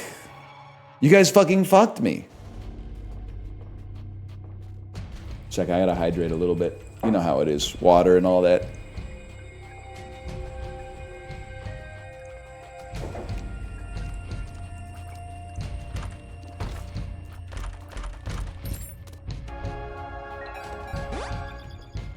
Is Avon is that a pyramid scheme? I don't know if they have Avon in America. It might be the biggest market for Avon, I just don't know. It is a pyramid scheme. It's funny because, like, as a kid, I mean, I lived in a pretty rural area, believe it or not. Most of this, you know, more cosmopolitan affectation that I've taken on is just, I learned it from 90s movies like Save the Last Dance and stuff like that. Which actually came out in 2001, so I don't know what the fuck I'm talking about. Maybe 2000, but anyway. Long story short, I forgot what I was saying. We had a neighbor who sold Avon, and we always grabbed a little, well, my mom always grabbed a little bit of Avon. We didn't call it a pyramid scheme. We called it supporting the local community. Also, staying friends with your neighbors, because if she came to your door and you didn't buy anything, it was going to make it like a little awkward. So yeah, you'd be like, sure, I'll overpay for like some bad cosmetics, I guess, but you know, it's the price you pay.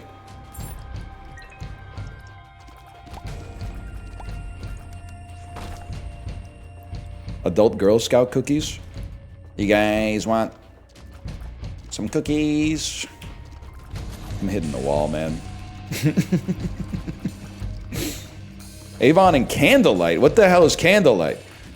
The one idea is Avon makes sense to me, because you always are going to need more cosmetics, right? The knives don't make sense to me, because I already got knives. That's like one of the first things I bought when I moved into an apartment, man. I don't need any more knives. They gotta start selling something. Sell food, man. Go door to door selling some food. I'm always hungry.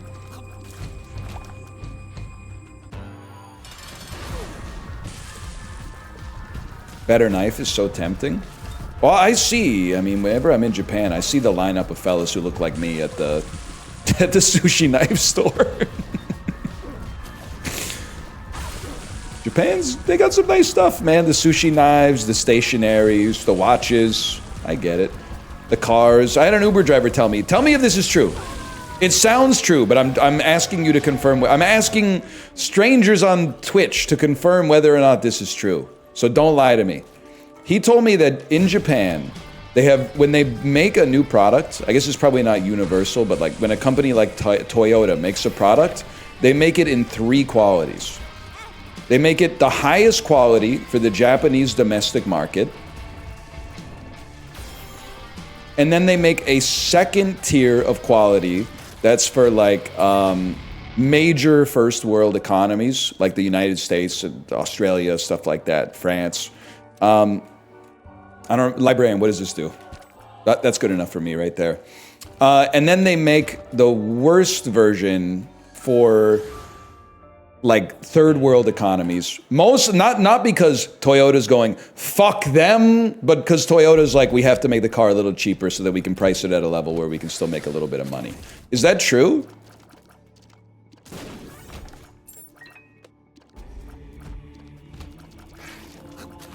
No, kind of. Yes. Well, I don't know. You guys are supposed to know stuff. You're supposed to watch videos and know things. If so, doesn't it say something that the second tier Toyotas have a reputation for being the most reliable car that North America's ever seen? That's what I was telling her. I was like, my parents have a Lexus, which is like a Toyota, and obviously, spoilers, my parents are not Japanese. And they swear by their Lexus, man. They're like, this is the most reliable car I've ever had in my entire life. Before that, they had a Mercedes, and they fucking hate the Mercedes Corporation, man. If you're German, like, no disrespect, they are not fucking with Mercedes, though. They do not leave the money on the dresser, drive a compressor, top-notch hose, get the most, not the lesser.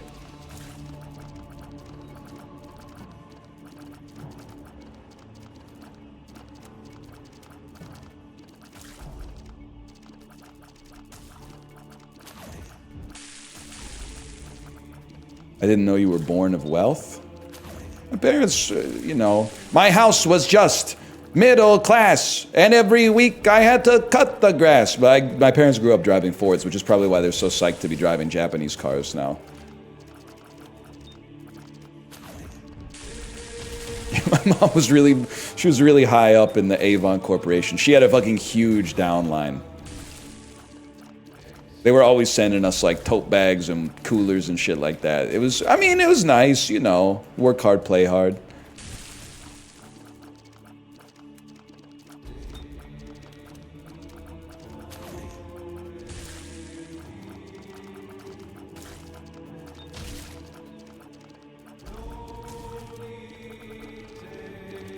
Lexus is a middle-class car. Yeah, but theirs is paid off.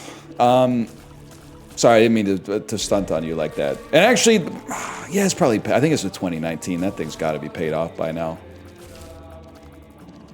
I don't think they give out like 72-month loans on a Lexus in Canada, pre-pandemic.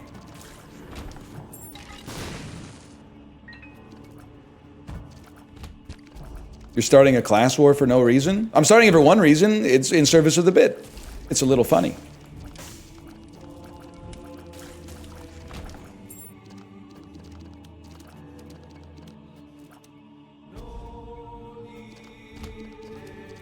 The bit is the top priority, exactly.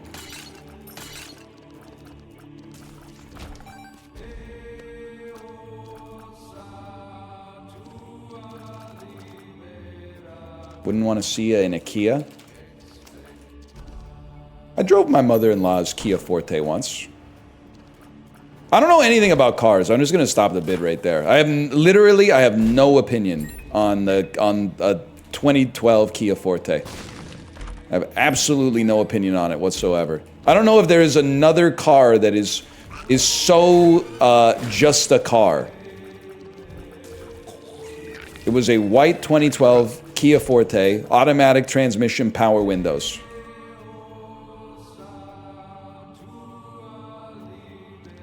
By the way, I have to tell you, I changed while I was gone.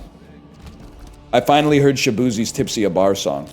And after I heard it, I realized that you guys were right. I've actually heard it 100 times before I knew what it was. Is it and I'm using contextual knowledge here. Was it the one that goes, go ahead, pour another shot of whiskey. Everybody in the club getting tipsy. Is it that one? Yes, that's it. Yeah, I'd heard that. When I told you I'd never heard it, it turns out I actually heard it 250 times before I knew what it was. It's my wife's favorite song. Are you from the South, or is she just like aspiring to be a member of the SEC?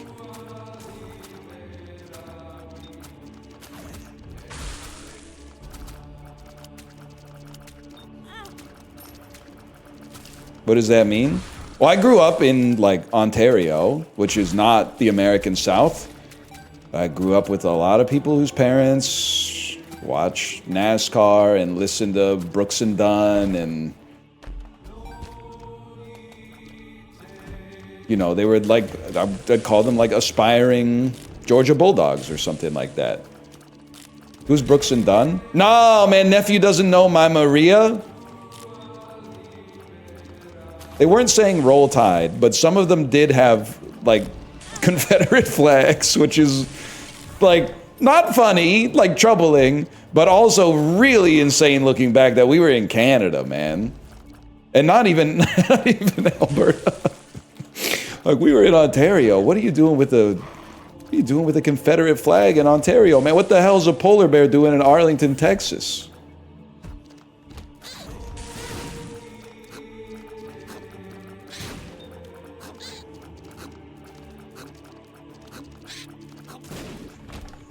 Get me out of here.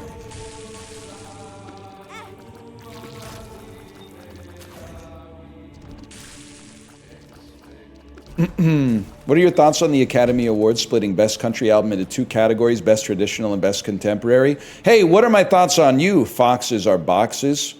Getting the Academy Awards and the Grammys confused. Buddy, the Academy Awards are the Oscars. The Grammys, I don't know, I think the Grammys might be the nickname for the awards to begin with. They have a longer name, which I'm sure is like the, you know, the Guild of Musicians and Songwriters Awards or something like that. The Grams. You guys ever go to the Wikipedia page for the 2000 Grammys and laugh at the bands and songs that Steely Dan beat out for Record of the Year? The nominees is literally like Steely Dan, Say My Name by Destiny's Child, Bye Bye Bye by NSYNC. Like, it's so good. It's so good, man. Or maybe it's No Strings Attached by NSYNC. I remember, I was literally watching the Grammys because the monoculture still existed, and I was like, what the fuck? First off, who the fuck is Steely Dan, and how did these are the two oldest men I've ever seen in my entire life, how the fuck did they beat NSYNC? That's the greatest song I've ever heard, man.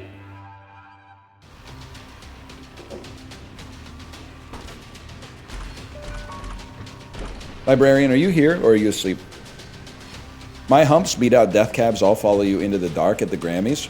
Dub Fergie in chat. I don't like that Death Cab song. Too saccharine, plays to Ben Gibbard's worst impulses. Transatlanticism is better. The album, not the song.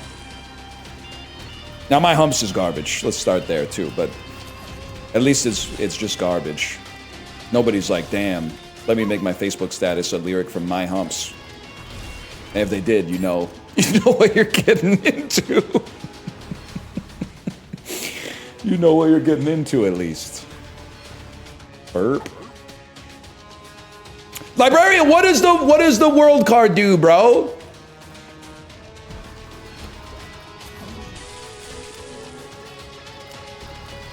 It's shovel? What the fuck? Black market? This is where I'm waiting for the reaction to chat when they go, cereal, because Worm Friend is like really good, maybe. She got me spending. You know what's crazy about being like a high school senior in 05, 06? Is like all my friends were like, that song sucks, but I still had to pretend for like to this fucking day, I've got to pretend that Danny California is a good song. Like, what are we doing here, guys? It is good? See? What did I tell you?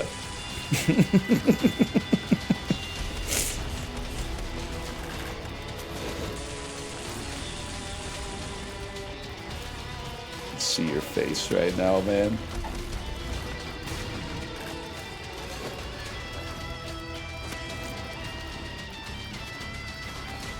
Everybody hates him till it's time to do karaoke. That's true! As a guy who can't sing, Red Hot Chili Peppers kind of a karaoke go-to for sure.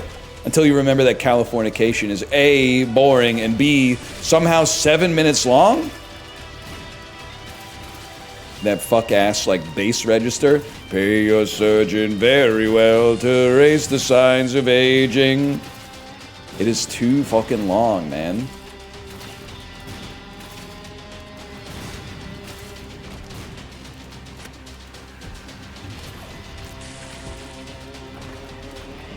It's kind of QAnon adjacent. Oh, please. You don't think that there's little girls from Sweden who dream of silver screen portraiture? I got a fucking bridge to sell you, buddy.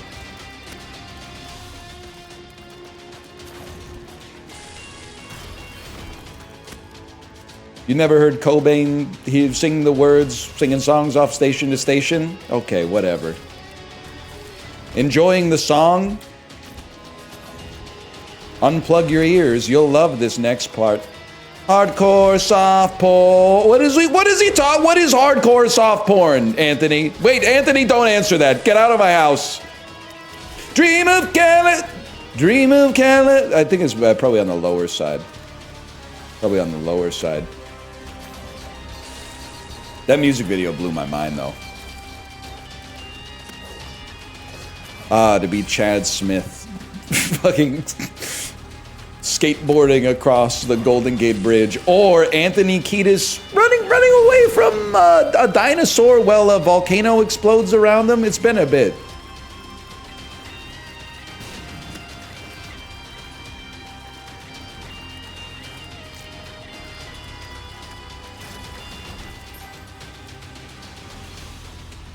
Anyway,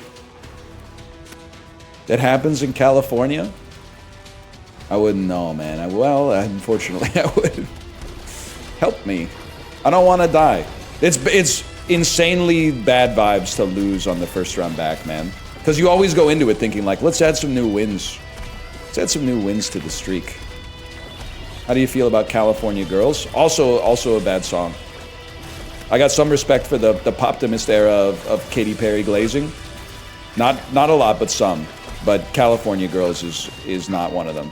But I will say, summer of 2010, one of the better songs you would have to be forced to listen to on the radio. It was that, or Tayo Cruz Dynamite, or Hey Soul Sister. I'm trying to think of all the other garbage. There's a lot of soulful guys with a ukulele playing that summer. It's probably a better song than TikTok by Kesha, even though Kesha's got some heat too. Probably could have worked on the phrasing for that one. No offense, man. That is peak stomp clap era. You got a problem with Tayo Cruz? I only know the one song. Maybe the rest of the Ovra is a little bit more cerebral.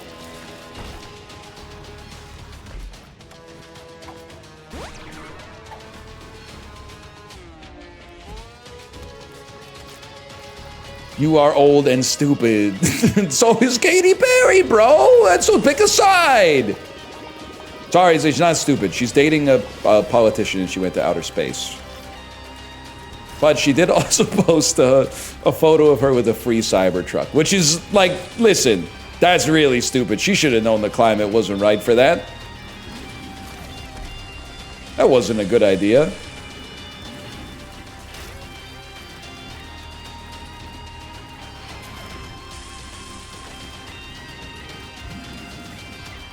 she had sponsored deliverables. I would love to see Elon asking her to send over her Twitter analytics for the Cybertruck posts. Because I know ain't nobody clicking on that shit, man. Nobody clicked on a tweet with the affiliate link in it from 2014 onwards, bro. What do you mean you want to see the analytics? You're gonna ruin this for both of us.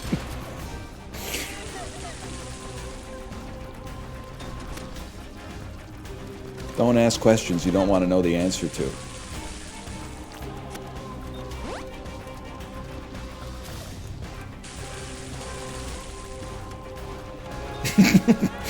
The pre-links on her Wikipedia page include this article's about the singer for the Israeli civil servant C. Katy Perry prison officer. Holy shit, that's good. I live in a mostly adless world. Okay, bugging John David Washington or Robert Pattinson or whatever. Can I say I'm actually feeling good about my internet use? I think I've finally bucked the algorithm. And the reason I say that is because the ads have actually, like when I go to a blog, the ads have now regressed to like what ads were like in 2010. Like they're not trying to sell me poison or something like that. All of the, I swear to you, this is true. Look me in my eyes. This is 100% certified by real Canadian patriots. The ads are all smiling old men go, and the headline on the advertisement says something like, "You won't believe how cheap it is to get a one-day gutter replacement." And then I scroll down and there's like 3 articles, and then the next ad is like, "You'd be surprised how cheap it is to replace your eaves troughs." It's all like, I'm getting there, man. I'm breaking the machines. The machines are like, we don't know what the fuck this guy's all about. We don't know what to sell him. It's sick, man. I gotta know the price. I gotta have my pops. Why the fuck is Snoop Dogg a judge in an Amazon Luna AI friend swap game? Yeah, I saw that. I saw that Amazon Luna has released a Snoop Dogg AI powered. I believe in the press release it says powered by AI, but made by humans, which is an insane bit of corporate doublespeak. Powered by AI, but made by humans. Fuck it, we ball?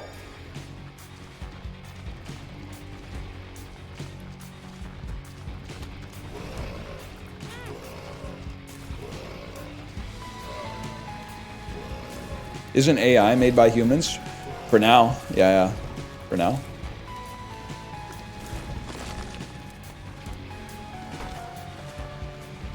Forgot how to read chat, man. Goes by too fast sometimes.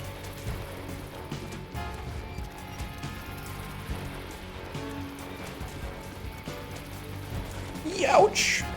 Read this, duck ass, fuck you. Okay, it's working. Sorry, I just had to turn it on and off again.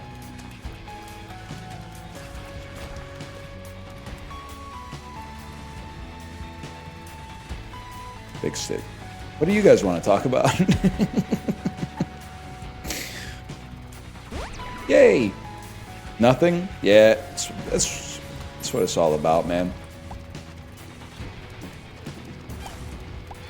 Mahjong, Umamasume. Politics. We talk about NASCAR. Old Hollywood movie stars. You know that one? Talk about anything. Anything in this world. Politics, religion, and her. Used to listen to that shit on the way to school. For some reason.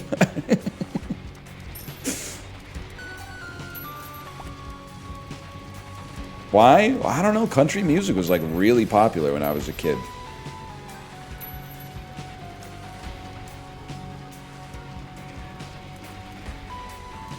People used to talk about NASCAR. It used to be, that's not how you say NASCAR, is it? I said it like it was a fucking, like a ring wraith or something like that. NASCAR.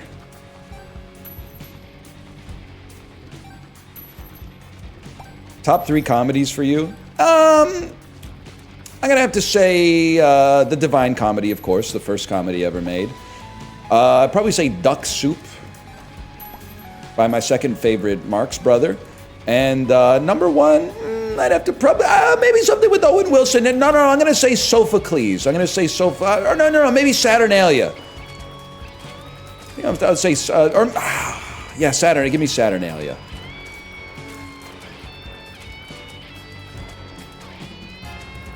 Click's number 4. Let's say Click is number 4. Freddy Gets Fingered. That's not the movie, bro. The movie is Freddy Got Fingered, and it's about the consequences of what happens afterwards. Freddy Gets Fingered. I don't really want to see that. I don't really want to see that one, to be honest with you.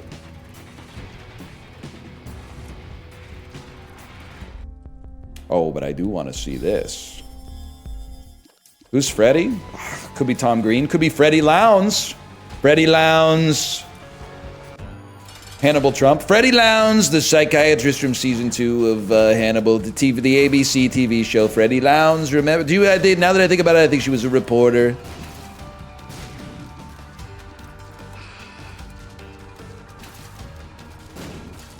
The late great Freddie Lowndes. Spoiler, she does die. She went to a good friend's for dinner, but he wasn't that good of a friend. He was an evil doctor.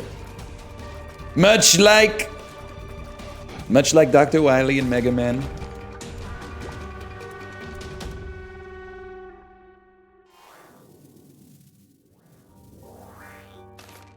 Yes, please, man. Yes, please. The first recorded joke from 1900 BC. Something which has never occurred since time immemorial. Semicolon. A young woman did not fart in her husband's lap. Okay, so I think, first off, that's fucking funny. I think to translate it for the modern parlance, I think he's saying women always be farting in their husband's laps? Is that what he's saying there? I will say not to put too much criticism out there. I think they're a little heavy-handed with the introduction to the bit. He could just be saying, why do the hottest chicks have the stinkiest farts? It would have gotten like the same kind of spirit across with a lot less like caveats at the start of it.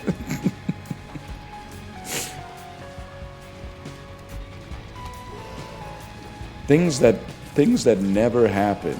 A woman never farts. I can imagine it's like ironic because the cavemen were like, back in the day, like they were like, if you said that, they would be like, I get it because they're farting all the time. That's so true. Wow, that's wild, man.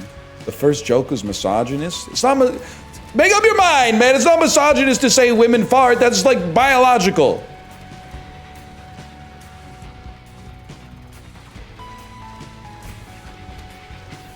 It's a joke about intimacy. It's a satire! They do be farting too, especially on their periods, right? Ladies? Any ladies in the chat?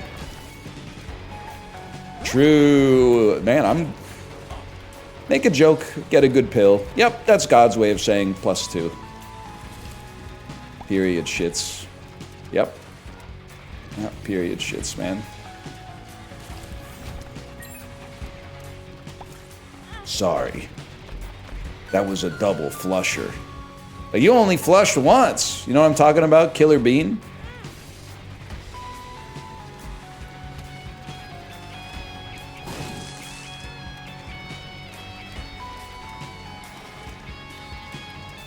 Yes, I do.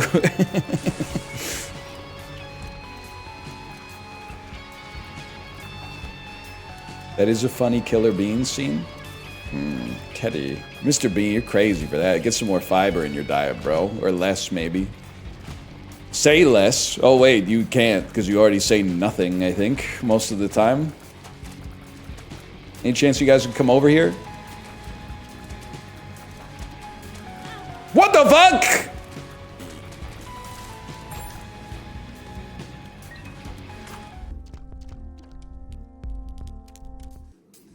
Why does he keep aiming away? Any old heads in the Isaac community want to explain why when you have tiny planet you aim away from the thing you're shooting at instead of towards it? It's a little embarrassing that we still have to go through this elementary stuff. Nope. Don't say they patched it recently. I'm gonna fucking freak out.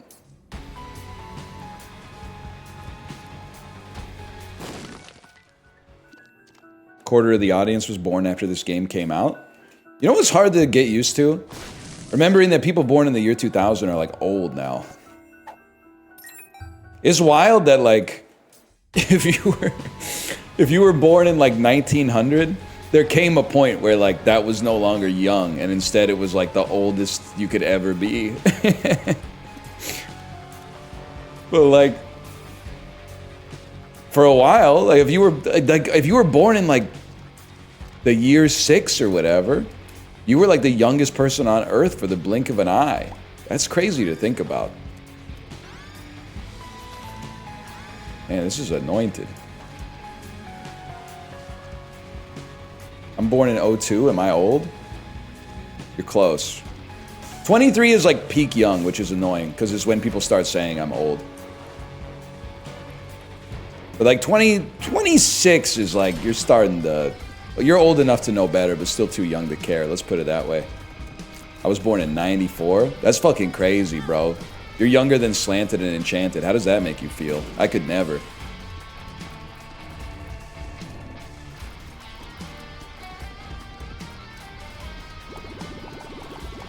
I was born in 1995.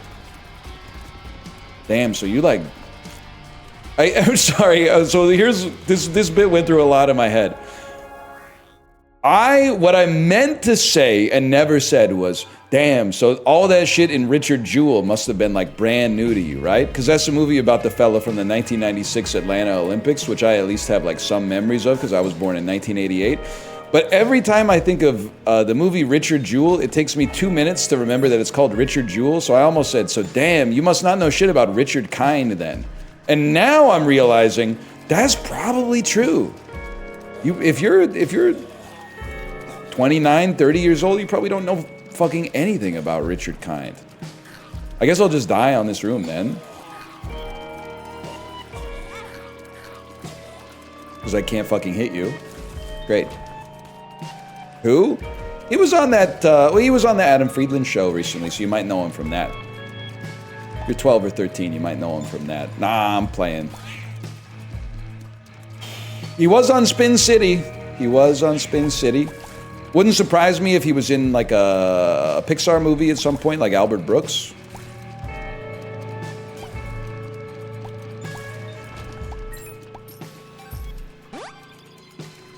He's in A Serious Man. A Serious Man, anyone? No, men these days are too serious. We need more goofy men. Sorry. No, that's too goofy. That's far too goofy.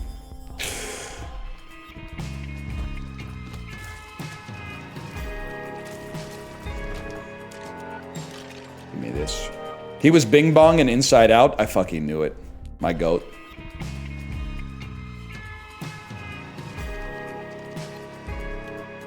You'd be great on the show? No, I don't think so. Only show I'd be great on, I think. And this is only if Chanel West Coast would have me. But I think I would be a great panelist on ridiculousness. Like, I think I could totally watch a video where, like, a dude fell down, and then they throw it to me, and I say something like, I bet that's gonna hurt in the morning, or some shit like that, and then they throw it to an ad.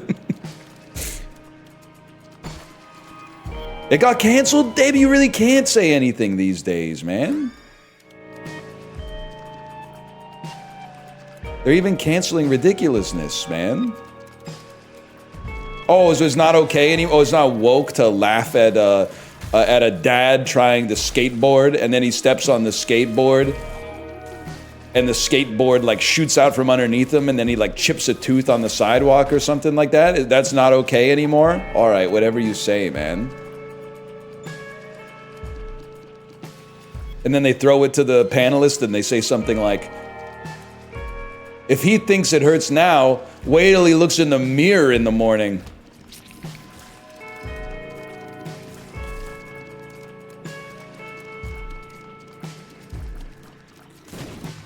be the move. Wait till he sees the hospital bill. Fuck, Chanel West Coast, don't listen to this guy. Put me on the show instead.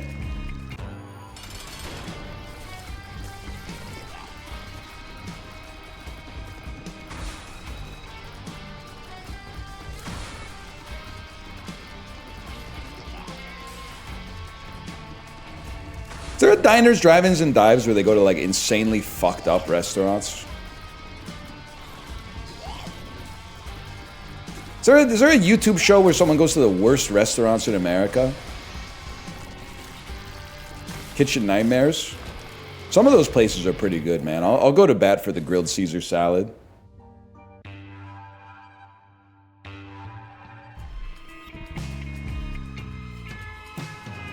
My name's Nino. I have seen the show where the guy goes to 1-star rated places. Also, huge bonus, a lot of those episodes are filmed in Vancouver, man.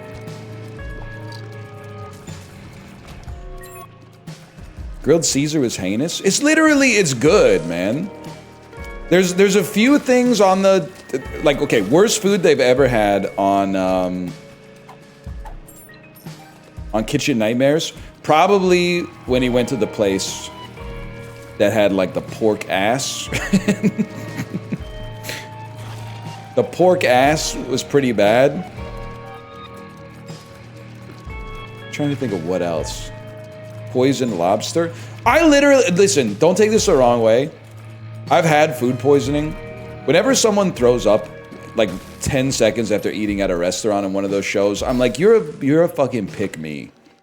Like, I know how it's gonna go in your head. You're gonna, oh, my stomach's a little bit sick. I'm gonna go throw up in the bathroom, and then Gordon's gonna come over and be like, how are you feeling? My God, are you okay? You know, you could have fucking killed somebody. That's happened before, but it's happened like 5 times in history, okay? Let's not be dramatic. Murders? What murders? He's the best chef we've ever seen! What about the episode where he finds a dead rat and he implies that Gordon planted it? Okay, but, like, listen, that could have been a real rat. I don't know, I don't have insider information. But it's rational to suggest that when you're filming a fake reality show, the producers might have planted a dead rat.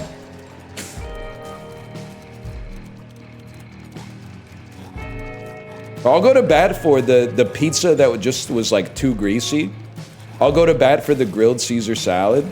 And fuck it, man. I bet the fried ravioli tasted good. I don't care if it is a skim cheese. Like, this isn't Europe, Gordon. We eat skim cheese here. We eat nondescript. Nobody asks what kind of cheese is in the ravioli, bro. They just know that it's fatty and salty, and then you send it.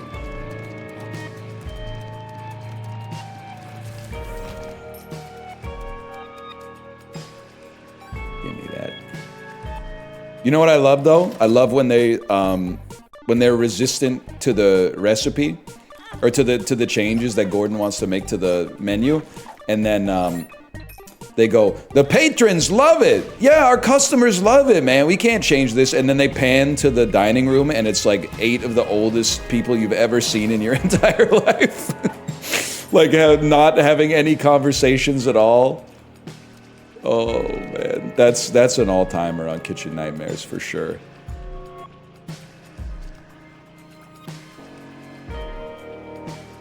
What about when he pours out the raw chicken juice that's growing in the slightly warm freezer? That's not good. That is not good. I'll give you that. Love the Isaac streams. I'm eating Panda Express right now. Faint Bunny, you're breathtaking! You're breathtaking. I could go for some Americanized Chinese food, man. They were cooking when they made General Tso's. I love Panda Express. I don't know if I've ever had Panda Express, but I think, honestly, like, I have to imagine, how could it not be good? It's like deep fried chicken with corn syrup and fried rice, man. It has to be awesome. I'm a sucker for like chain Chinese food too. Like, you will not catch me turning up my nose at a P.F. Chang's. I would never go to P.F. Chang's and be like, wow, this is really exotic, but I could fuck up some shit from P.F. Chang's. I could basically eat lettuce wraps at any time. Fuck, it got me thinking about Steely Dan again. Szechuan dumplings, now that the deal has been done. Fuck! It's a glamour profession. You can't, it's wormed its way inside of my brain, man. Failed no Steely November? I wouldn't want to succeed. That's failure, I don't want to succeed, man. You fucking with time out of mind? Yeah, I'm trying to get like a Minecraft time out of mind working, but there's no pine in Minecraft, right? In Minecraft woods. It's like, tonight we slay the Ender Dragon, and the oak will change to cherry pine. Time out of mind, time out of mind. It could work. There is? Spruce? Spruce doesn't fucking rhyme with cherry wine, bro. I gotta figure out a... Gotta figure out a way to make it work, man. Howard Hughes, if his special interest was Minecraft parody songs of classic rock. It's not even classic rock, it's like 1970s jazz rock, man. Like, what are we doing here? Mine rhymes with wine? Yeah, but you gotta do it's gotta end with time out of mine. It's gotta end with time out of mine, so it reinforces that it's a Minecraft parody. Otherwise, you might be like, what the fuck is this? And that would be a very fair response.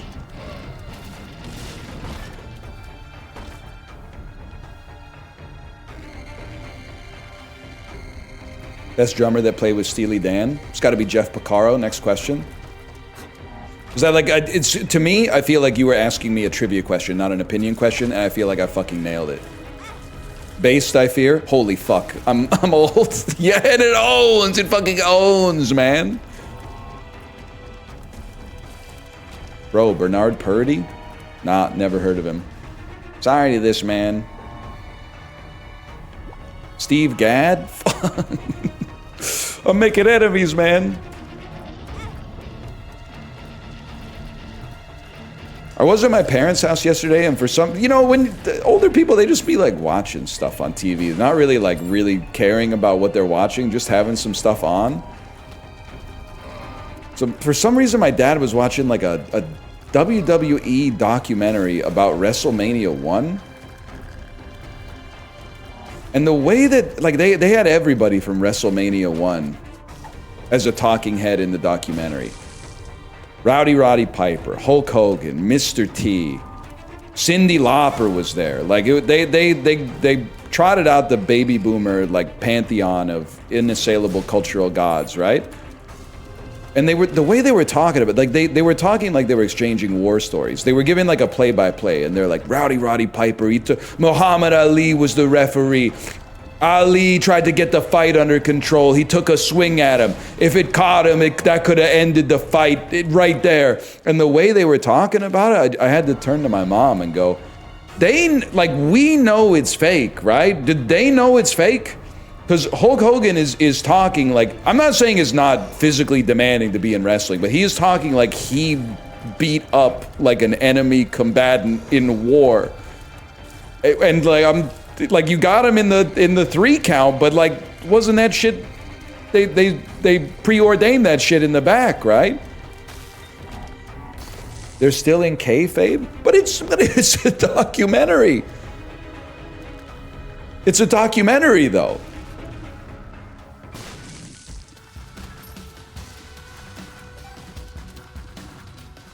The documentaries are kayfabe too? What the fuck? Is this like a Darth Jar Jar thing? Like, I don't get it, man. The old school guys never give it up. That's crazy. Do you think it's possible that it's like a Kevin Spacey, Frank Underwood thing where like they kind of just got stuck as the character and didn't know how to change? Oh no. You know, like like maybe Hulk Hogan was in character, or Terry Bollea was in character as Hulk Hogan when all that shit went down with Bubba the Love Sponge. And then like he just kind of got stuck as that guy forever. And like inside, like deep in the soul, it was almost like Terry was in there going like, let me out! Let me out! Like the year had taken full control of the consciousness or something like that.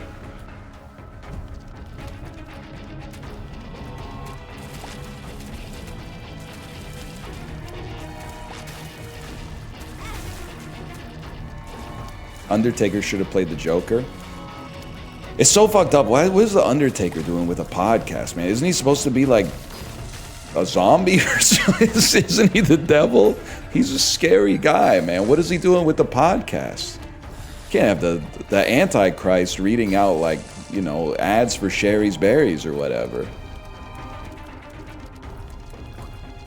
That's Joe Terry. The Hulkster was riding with Trump, but Terry Bollea was a Kamala supporter.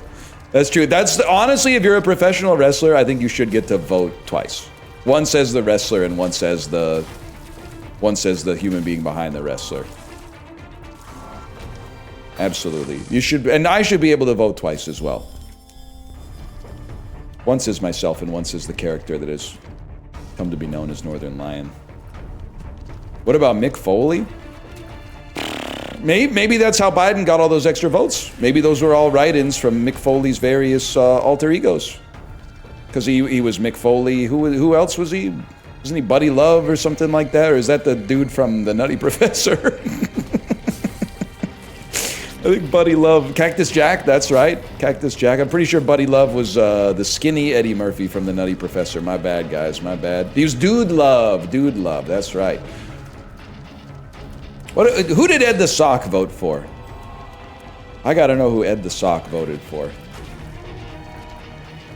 I know he's very anti-Trump, which means he probably voted for Mark Carney, if I had to guess. He voted for Rob Ford. He is a Torontonian. You gotta... I'm not. I don't know. Maybe he had what the city needed.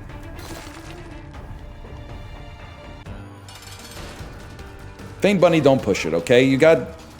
You struck gold with the Panda Express, now you're asking me if I use shampoo, okay? Let's...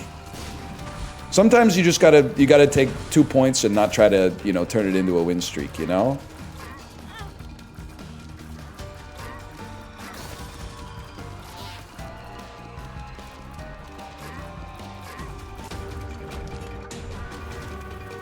I wrote in Rob Ford in the last US election. You're so lucky that Trump didn't lose by 1 vote, or you would have been like, oh, fuck.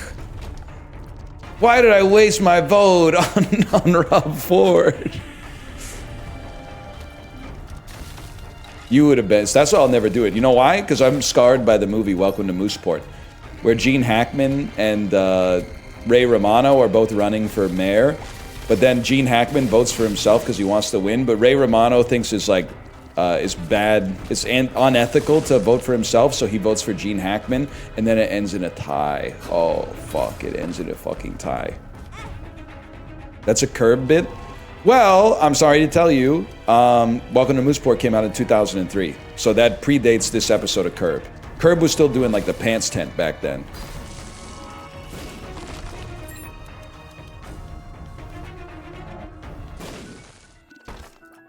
Election did it first? That might be fucking true. That actually might be fucking true. Nah. Freaky ass Unk done throwing out the Tracy Flick votes. You can't be doing that, man. It ain't that serious. The student council. Nah, she was kind of asking for it, though. Tracy Flick, kind of the original Karen. Know what I'm talking about? Favorite Alexander Payne movie? Go. I gotta go Sideways. I'm sorry. I gotta go. I know you're like, this guy's gonna say Sideways. And I did say Sideways.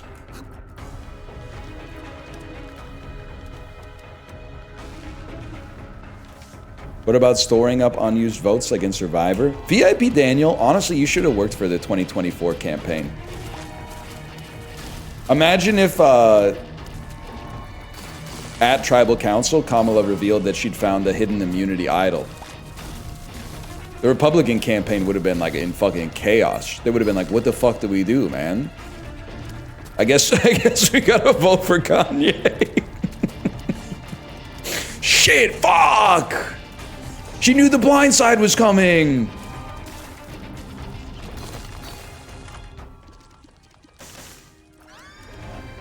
And it's a live tribal council. Oh, the cinema, man. Imagine.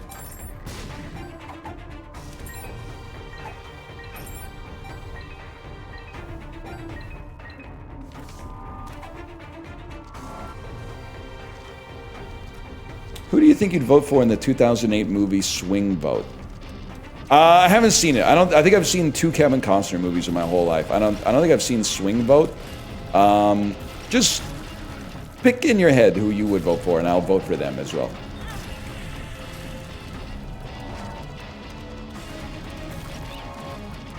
Tribal Council will be better than the Electoral College. Yeah, until the fucking finale, when the 12 most recently embarrassed and disgraced presidents get to choose who the next motherfucker is. Although Trump in the final tribal council jury asking his questions and giving some fucking comments would be fucking funny. That would be some fucking funny shit. Hello, Chibli, by the way. Hello.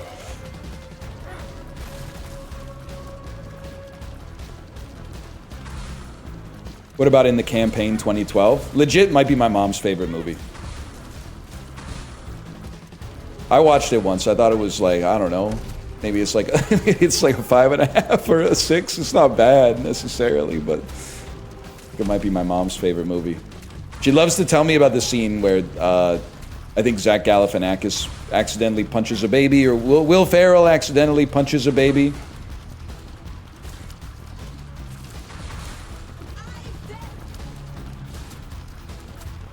Some baby got punched for sure. Yeah. And like he loved him more than he could know, but now it's stomping time or something. Yeah, give me this.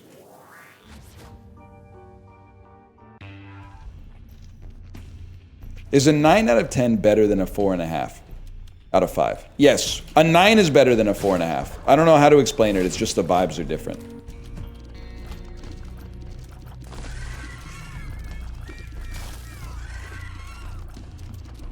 The vibes of a 9 and the vibes of a 4.5 are different.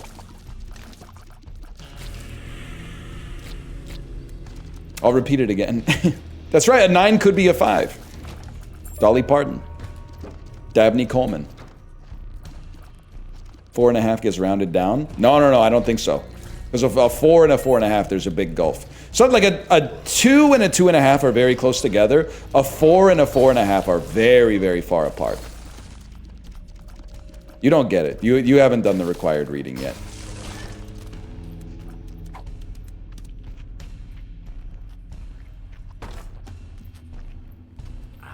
Which is why out of 10 is better.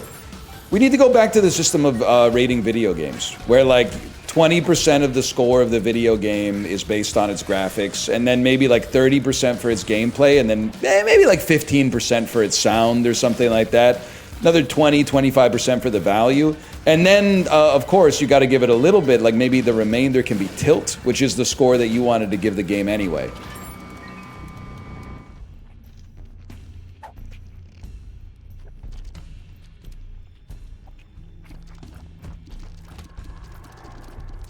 Out of 3, bad, average, or good? No. Because art is not like a buyer's guide. There's no buy, rent, skip coming this way, because there's a lot of. I mean, some media is just better than others. Some of it deserves more flowers than others. I'm sorry to say. As we all know, I mean, some movies are bad, they're poor things, and some movies are good. Puss in Boots: The Last Wish. Wouldn't really be fair if we just said, hey, these are both, you know, skip-its.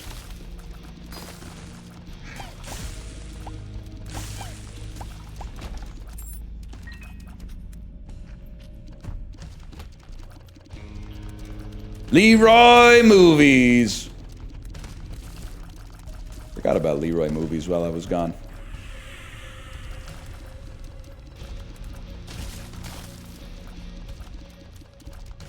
Bro dropping wisdom while he beats up a room full of poop. That's what it's all about, man.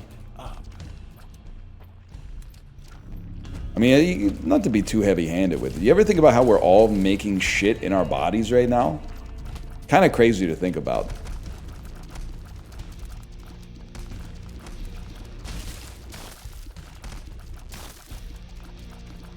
Like, people will be like, ooh, I don't want to get close to that. That's poop. Buddy, you have, well, I know, that's complicated. Would you say you had poop inside of you if you have poop in your butt? It's in your butt, but your butt is kind of like, it's kind of outside of your body, weirdly enough. Because it's a tube that connects, like, air to air. It's very complicated. What do you mean by that? Well, like, okay. Just bear with me here. Your gastrointestinal system runs from your mouth to your butthole. It's kind of like a tube that goes, the tube goes inside of your body. But if something is in that tube, is it not outside of your body? Like, that's kind of, I mean, I guess no, because there's a sphincter that contains it, which I suppose would make it interior to you. But if you don't think about it too hard, then yes, it's outside.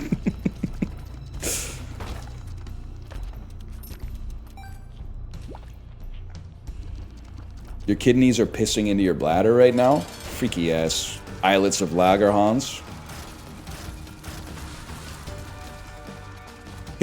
Yeah, also, I got some good stories, some of which I gotta figure out how I'm gonna tell. But my daughter she's demonstrating a little claustrophobia lately, which is fine because she's 5. And also, as she's demonstrating this claustrophobia, I'm realizing that it's because when I was a kid, I was also scared of, like, everything. If my parents, like, left the room, I was like, oh my god, I've been abandoned, where are my parents, etc., etc. But then, like, I was scared of elevators. And I thought it was because when I was a kid, my dad jumped in an elevator and I got stuck in it. But now that I'm seeing my daughter be scared of elevators for also no reason, I'm like, nah, there's some genetic... A gene gets expressed when exposed to elevators in an environment that makes you anxious of them for some reason. But anyway, so I got to apologize to my dad. I don't think he actually gave me elevator PSD. I think it's just, like, built in. One thing that she's been paranoid about is, and it's weird, but she's also 5, so have mercy, is bathroom doors. So she doesn't like to have a bathroom door closed or a stall closed because she's worried that she won't know how to open it, even if I'm in the bathroom with her. Now, we all know this is an irrational fear. You open the door to get into the bathroom. You can open the door to get out of the bathroom. You just do the same thing, like, in reverse. So I'm always telling her, this is irrational. Don't worry about it. Here, I'll show you. Dad, do you know how to open this door? Yes, I'll show you. You slide the lock to the left and then push on it. You turn the knob and the button lock pops out and you just pull the door towards yourself. I'm very supportive about it. I tell her, there will never come a time when you get stuck in the bathroom. Then, we were on an airplane. She had to go pee really bad. And when I closed the bathroom door, I need my hands for this one. I closed the bathroom door like this, and the lock shot through the trim between the door and the wall. And, like, it popped out like the vinyl trim on the wall. And the light in the bathroom didn't turn on. And she just peed. And then she was like, Dad, do you know how to open the door? And I was like, yeah, no problem. I got it. You just slide this to the left. And then she wiped and pulled up her pants, and then I started going like, and it wouldn't open right away. And she was like, ah! Ah! And I could hear from the other side of the wall, I heard the flight attendant go like, sir, stop pulling on the door. We'll do it. And I don't know what they did, but they were angels. In like 3 seconds, they got the door opened up. And I was like, see, no problem. It never happens. You'll never get stuck. See, Daddy just needed a little help to open it. It's no big deal. And I was like, I can never tell her that we were actually trapped in the bathroom. Because then that's going to like confirm this fear that really is irrational, but like also happened. We got lucky with that one.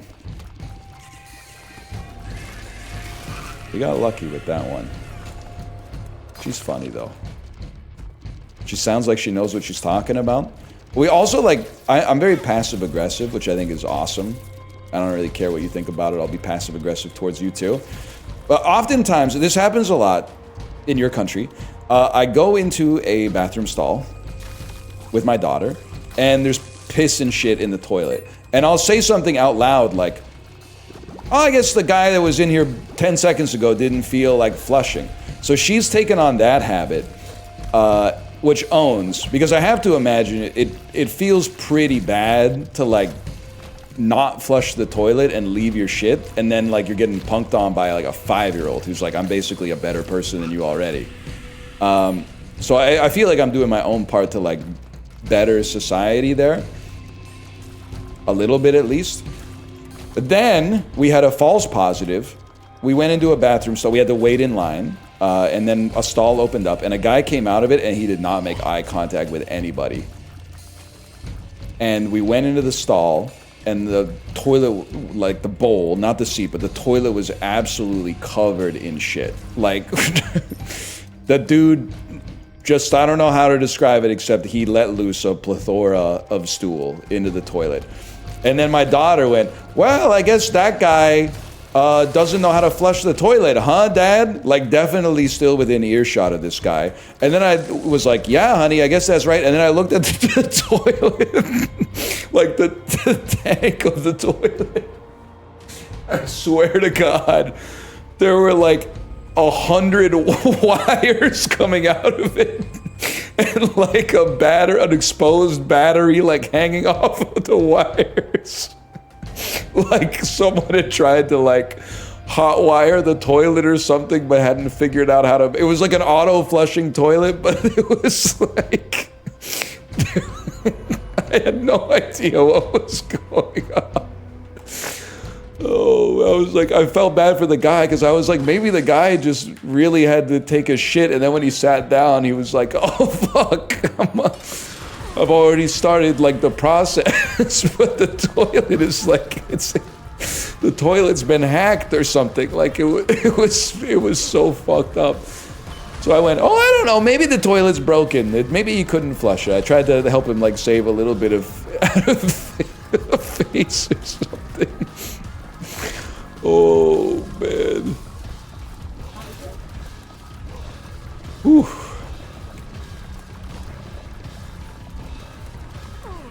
Nah, fuck that. It's funny, man. I don't know. And then Kate told me she was in another bathroom and the toilet wouldn't stop flushing. Those toilets need to like have a baby, man. So did you figure out how to flush it? No, as soon as we went into the stall, I went, like this whole thing took probably like 2 minutes, or sorry, not 2 minutes, like 2 seconds. And I just walked out and said, we'll use the next stall. I'm not having my kid pee on poop, you know? Like, her own poop, maybe. Someone else's poop? No, you get like poop in the air or whatever. I'm an adult. I can tank that, but... Oh, yeah, what's up?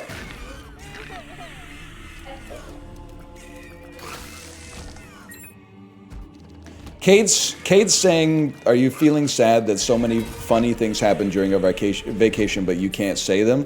Yes. One story in particular I would love to tell, but I don't think we're in the right...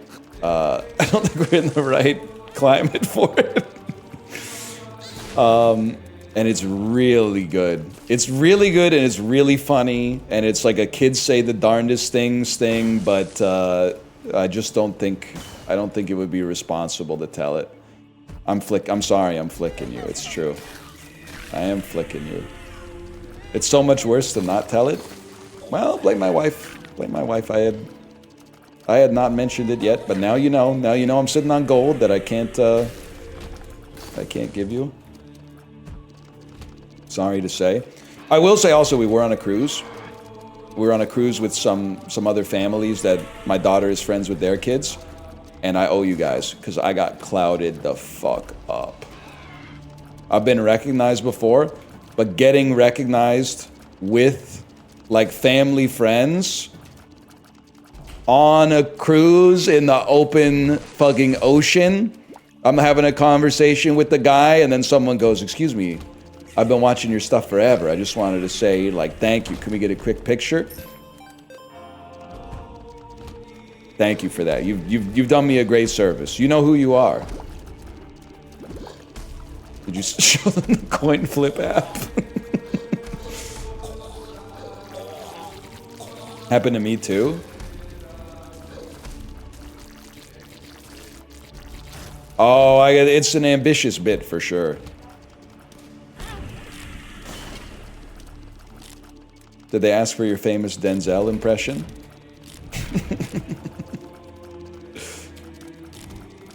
I gotta watch American Gangster, man.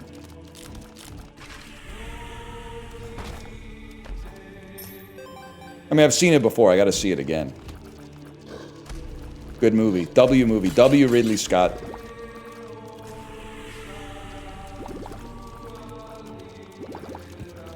Also, good Jay-Z album. Rare Jay-Z dub. And the winner is Hove. My man. Speech. First of all, gotta thank the Connect. The most important part, with all due respect. I know what you're talking about. I'm taking some heat for saying that, like, Empire State of Mind was actually like a psychic virus unleashed by Jay-Z and Alicia Keys, but I mean, I got some respect for the Hova catalog. It's just like a lot of disrespect as well, but I hate Empire State of Mind, man. And I feel like if you are from New York and you like that song, that's like even worse than being from like Ohio and liking that song. I think that's like, you need to move. I'm from NYC. I hate that song so much. You can stay. My ex-wife was from NYC and loved that song. You know, that might be an example of a... I'm trying to think of the right way to phrase it. I don't really know what a no-fault divorce is, but I think that one's her fault. I don't know anything else about what happened. You might have been a horrible guy. But as far from what you've told me, I'm inclined to say that that one's her fault. And I'm not just saying that because you're a subscriber.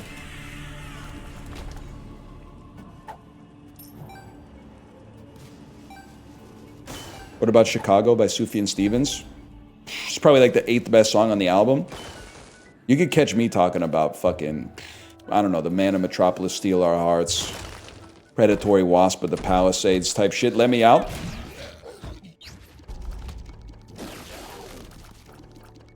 Sorry, it goes insanely hard rolling around Chicago. Really? Yeah, in a van with your friends? After you've made a lot of mistakes? Yeah, real original. What's next? Side 1, track 1 off the 5th Symphony, Rob? White light, white heat, a little out of pocket, real original, real fucking pussy, Rob.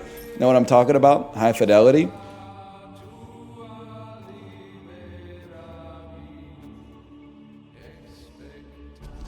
More or less. Okay. I saw that once. It's pretty good. It's pretty good.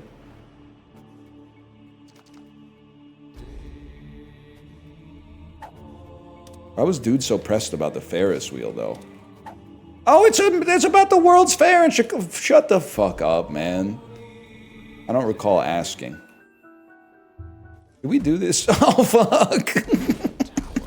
I didn't think they'd be spawned. I thought they would have despawned, and then I would have been like, get me out of here. They were just chilling in here the whole time?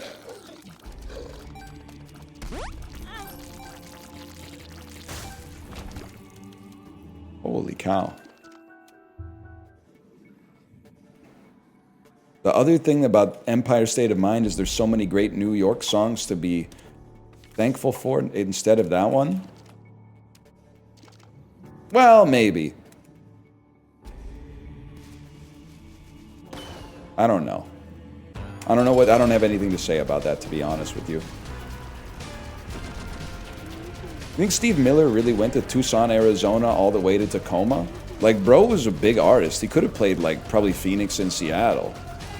Like, Philadelphia, Atlanta, LA, that makes sense. But, like, I think he actually does say Phoenix, Arizona, now that I think about it. Shit. But Tacoma? Come on, Steve. Tacoma, Steve. Tacoma!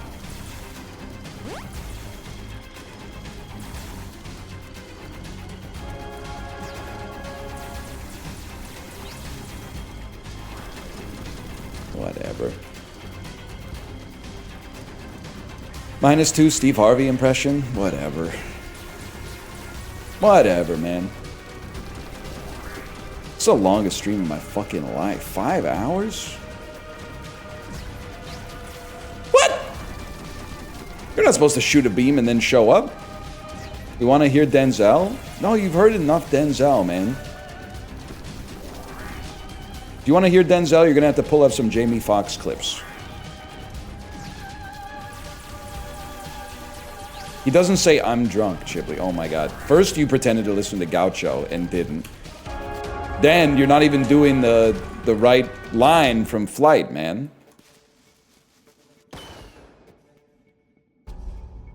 I'm drunk right now. Yeah, that's better. I was drunk. Out, out, brief candle.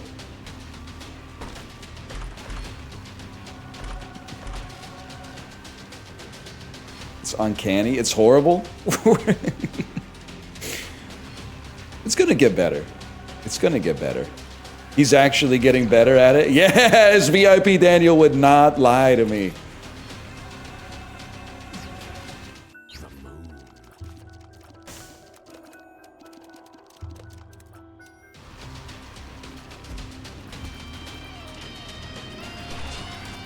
That's about all I got. I forgot what I was talking about. That door shit was real, though. God help us if we ever get stuck in an elevator. A lot of parenting is just lying to your kid and saying that shit never happens, when really it happens incredibly rarely. Crazy thing is when you're like, the way you deal with like an adult's anxiety is very different than the way you deal with a child's anxiety. Like, if I was on an airplane with my friend and they went, I'm worried about getting stuck in the bathroom, I'd be like, you should be worried about this bitch exploding, man. This is a fucking Boeing, and the government's been shut down for like 8 weeks.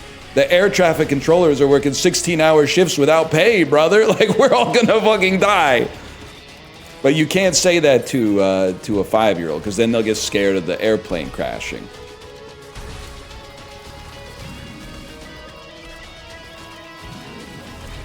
Which is semi-rational.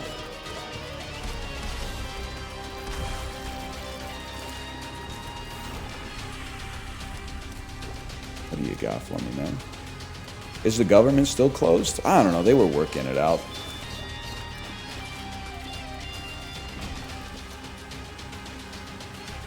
Nah, we're chilling now. That's good to hear. It was getting... You guys were acting a little crazy down there.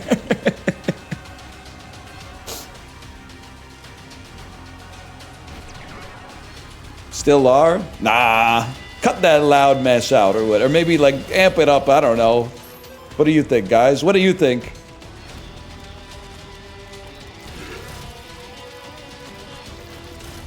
Amp it up. Let's break it down. They need Lucio in the government right now. They need Lucio in the House of Representatives, man.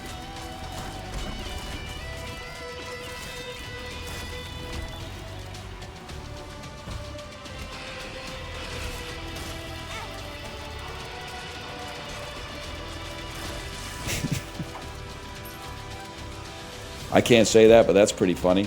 Can't say that out loud. You know what's crazy? I was kind of ignorant of a lot of the news from the week. So I ain't got internet like James Harden. I did see, like, once I got back, I started seeing, like, some of the Epstein stuff. It's kind of mind-boggling, right? That people were still emailing the dude for, like, meaningless vacation advice after he'd been accused of sex trafficking minors. Like, I hope this never comes to fruition, but if I find out anyone in my circle is involved in an international sex trafficking ring, I'm not emailing them and going like, hey, you got any restaurant tips? I'm going to Dubai next month. Like, that's fucking insane, man. What are you talking about? You can't be emailing somebody like that for shit like that. That's out of control, man.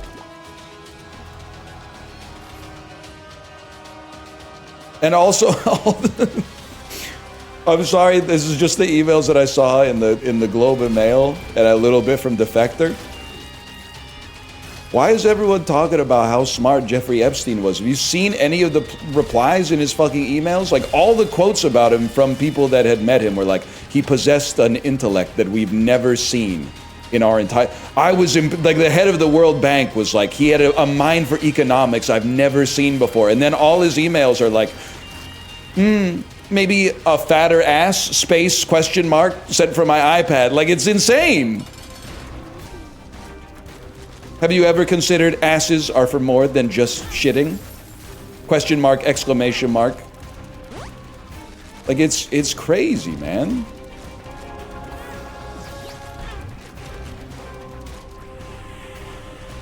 Sent from my iPad, LOL. I took that one from chat midstream. I appreciate the assist on that. The assist, that's the goal, actually. We think you are smart and you're a shitposting streamer. If you saw my emails, though, you would be like, damn, this dude's, he's got capitalization, punctuation, not too many M dashes, so they think that I use like ChatGPT to do it, just enough M dashes, so if they called me on it, I'd be like, I've been doing these M dashes since before ChatGPT was a glimmer in Sam Altman-Fried's eyes, okay? And I do not use Grammarly, because I choose what the words are. The dictionary doesn't choose what the words are. I choose what the words are. A lot of people earlier, I said immiserate. They said immiserate isn't a word. Then why do you know what the fuck it means, buddy? Then why do you know what the fuck it means?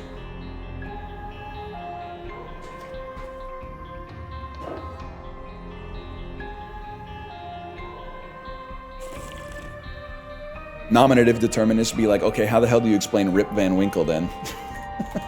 So the glycogen is going crazy. The Cuervo Gold. The fine Colombian. Make tonight a wonderful thing. Still off the CZ.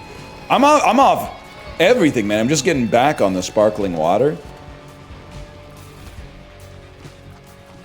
When I was gone, no place had sparkling water. I had to start drinking unsweetened Fuse iced tea. All of a sudden started understanding why people are drinking so many corn syrup laden sodas, man.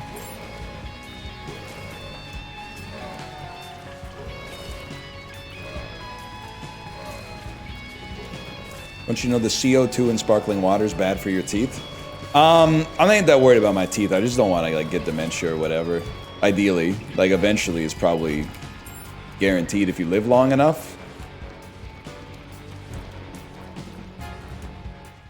But like as long as possible, delaying it would be nice.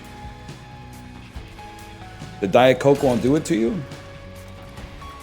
Damn, bro's talking about the diet of worms, doesn't realize Worm Zero came out ages ago. That's what you sound like right now. You're talking about the diet of worms. Which is... I always get... Sorry, Chad, I need your help here. Another religious question. I always get the diet of worms confused with the Council of Nicaea.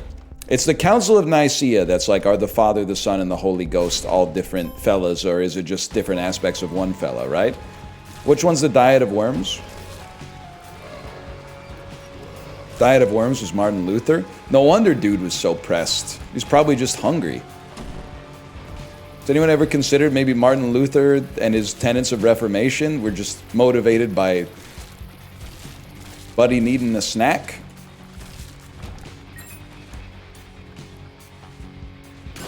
Huge.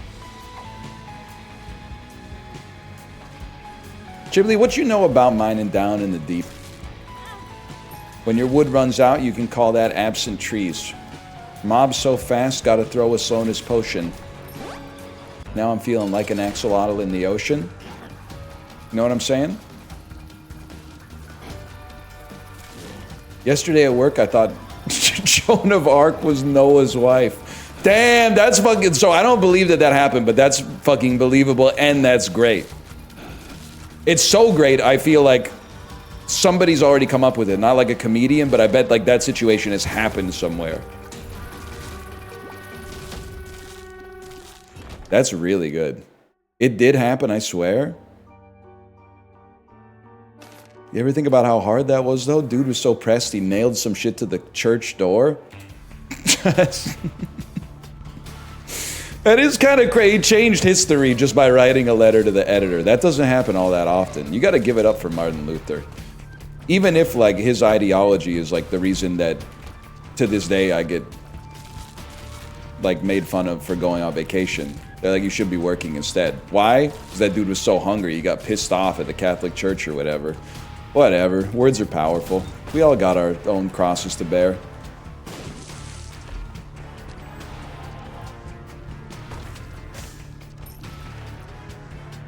I don't know that much about what he did, to be honest. Mom's pearls. What's your cross to bear? This cross-eyed bear that you give to me? You ought to know. He nailed some shit to a door. He literally thought he was Pearlator.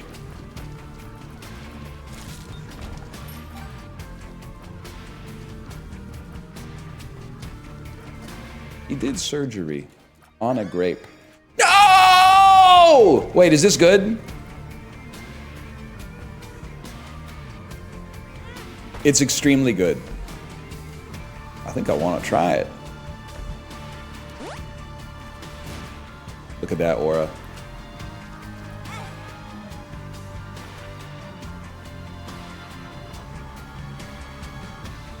Martin Luther, if he was played by Jack Black in the movie.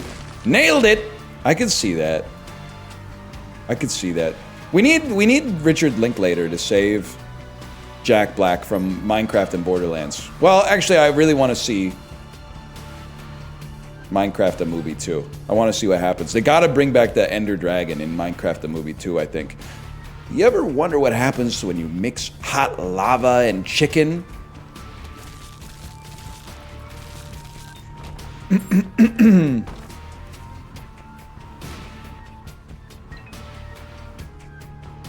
Chicken lava.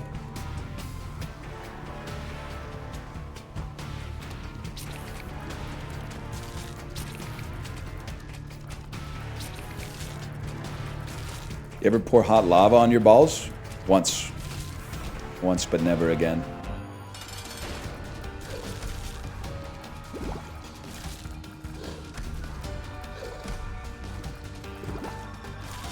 What was it like? Cold.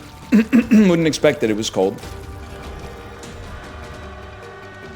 Dude, I forgot. We had a momentous couple of days. Because of my saga of like, well, I mean, long story short, I had impacted earwax. I went to the audiologist and got the earwax taken out. But then because of that, Kate bought like an ear cleaning device on Amazon. So it's like a Chinese ear stick with a light and a camera on the end of it. So you can stick it in your ear and get the earwax out. And she was pulling the earwax out of my ear, and I was like, this is awesome. I was pulling the earwax out of her ear, and I was like, whoa, this is crazy, man. One thing that'll surprise you, I don't know if you're the same type of beast as me, I knew my ears were hairy. I did not know that inside it's actually so fucking disgusting in there. I think I have 10,000 hairs inside of my ear canal. It's so fucking gross, man. It's crazy in there. It's fucking so disgusting. If you've never seen your ear up close, like in the canal, my advice to you is do not. Like, I'm a different kind of fella. I got over it pretty quick, but I know a lot of you are still like, oh, they said moist. Can you not say moist? Like, oh, don't eat Doritos directly into the microphone. I've self-diagnosed myself with misophonia, which actually sounds like some shit you would get at a bad Japanese restaurant. Doesn't sound like a real medical condition. Sounds like you went to a bad sushi spot, man. That ain't my fault.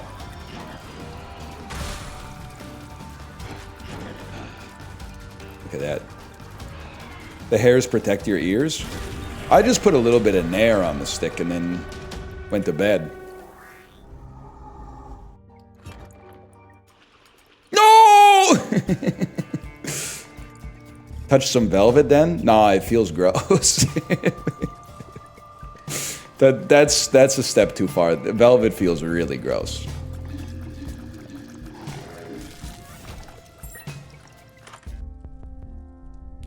You're crazy for that one. What? It doesn't feel good. Velvet feels really gross.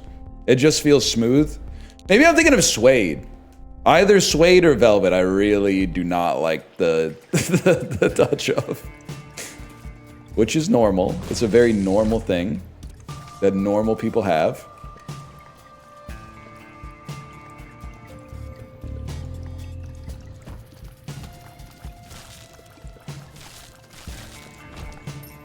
That's copium. What about a peach? Don't mind a peach too much. But if it got any peachier, I might start to have an issue.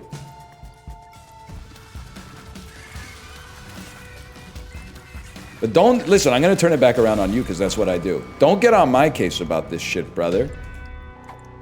Like you're not the reason that the most popular genre of video on YouTube is like American guy explains a Japanese convenience store. So when you get in there, you're like, oh, I already know everything about this place. Here's where the snacks are. Here's they keep the cold drinks in the refrigerator. Just here's where the microwave is.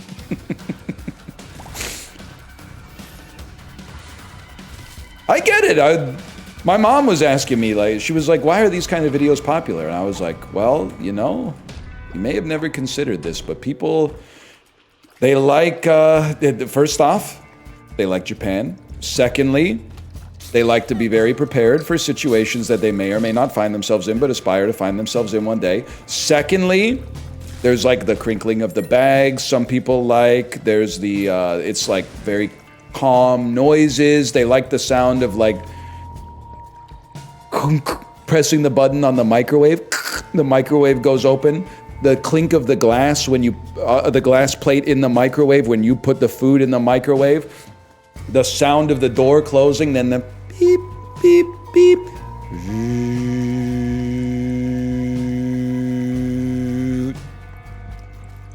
Beep. And they like someone in subtitles saying, careful when you get the food out of the microwave. It might be too hot. Some people are into that, man. Not me, because I'm normal, but should make a microwave ASMR video. I can't handle the Japanese konbini videos, man. I'm sorry. I'm gonna make enemies, it's not fair. But when they eat the food and they're like, it's so good, I'm like, no, it's not, man. No, it's not. I've eaten it. You're glazing. Why are you glazing this garbage? The onigiri is good, okay? The onigiri is good. When they buy like the prepackaged like corn chowders and shit like that, and then act like it's like a fancy restaurant or something like that, I'm like losing my mind. I'm like, I've had it, man. I've had it. It's bad. Draw the line just below you. That's my goal, man. That's my main goal.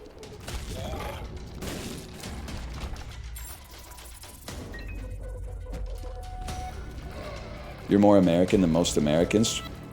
I don't know about that.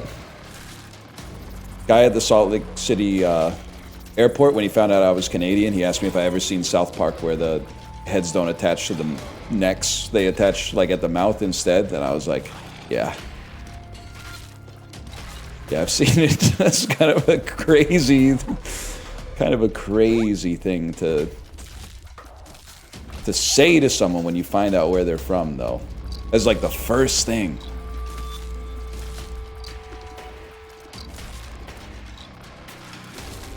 I'll be damned if they don't have a nice airport, though. I gotta hand it to them on that one.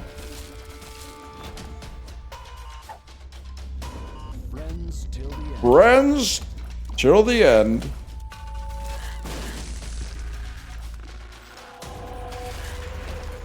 I do also have to say, and this is not an anti-American bit, but it's really funny, okay?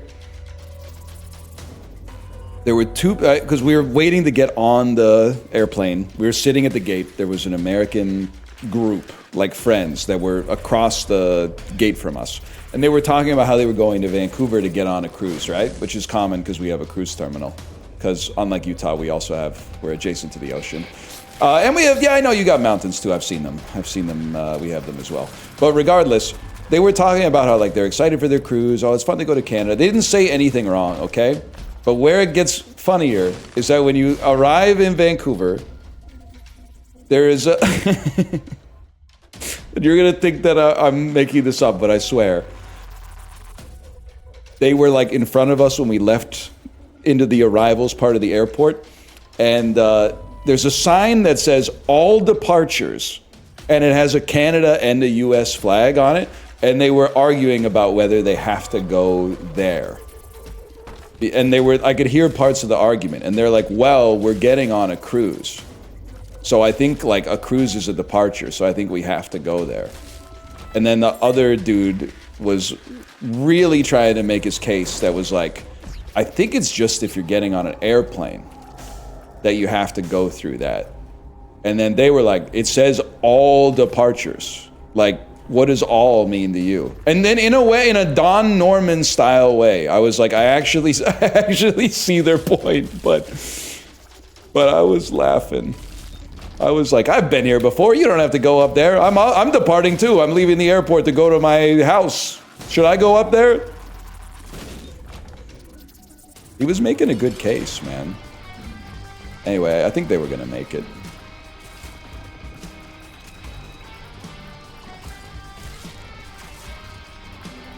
I get it, to be honest. They were watching Combini videos on their phones. I'm just kidding. They were watching college football.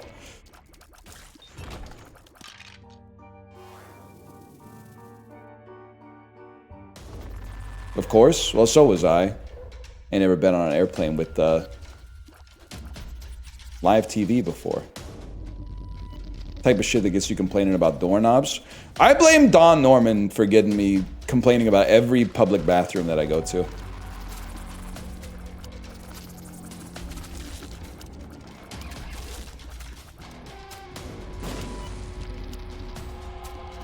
Old.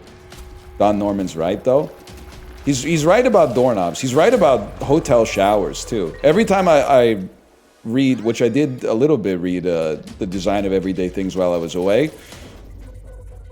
I'm like, damn, there's dozens of me out there. Don Norman, kind of the original NL.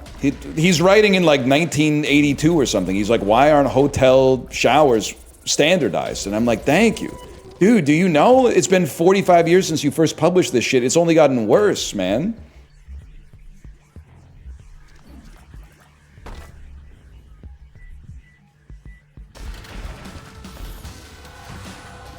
Hang on, this could be good. Serious question, why is a chat for a streamer that I guess is in his 40s full of people that talk like 6-year-olds? All the I can't, pog, etc. I'm 40 and enjoy watching you, but your chat is very old. Or very odd, you said. Very odd. Shut up and put the pogs in the bag, Unk. Millennials do love to talk like that, though. They do love to say so. I'm enjoying the content, but why is he wearing a collared shirt? Does this make sense to anybody? Takes one to know one, and buddy, trust me, I am one with a capital O. In his 40s is diabolical. I actually don't take offense to it. It's crazy. People in their 20s look better than people in their 30s. But if you've been outside, people in their 40s are kind of hot these days. People, I think it's like in your 30s, I don't know what's going on. Maybe like the early 30s, they're suffering from like the vape addictions and stuff like that, a lack of free time because they're part of the, you got to hustle, especially right now. Peak stress because your kids are young, you don't have enough time to do everything. People in their 40s seem like they're kind of holding it together, man. Not universally, but I honestly, I take it as a compliment. The only thing nicer was if you'd say, you look like you're in your 50s. I'm hoping to peak in my 50s. 60s, that is probably a little naive. The milk starts to curdle eventually, but 40s and 50s, I ain't too stressed about.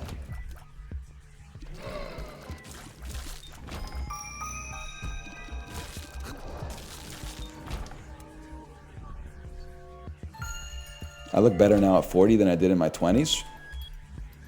Didn't I tell you to put the pogs in the bag blindsided? Doing a lot of relating for somebody who should be putting the pogs in the bag right now. Robert Pattinson's 40? Yeah, that sounds about right.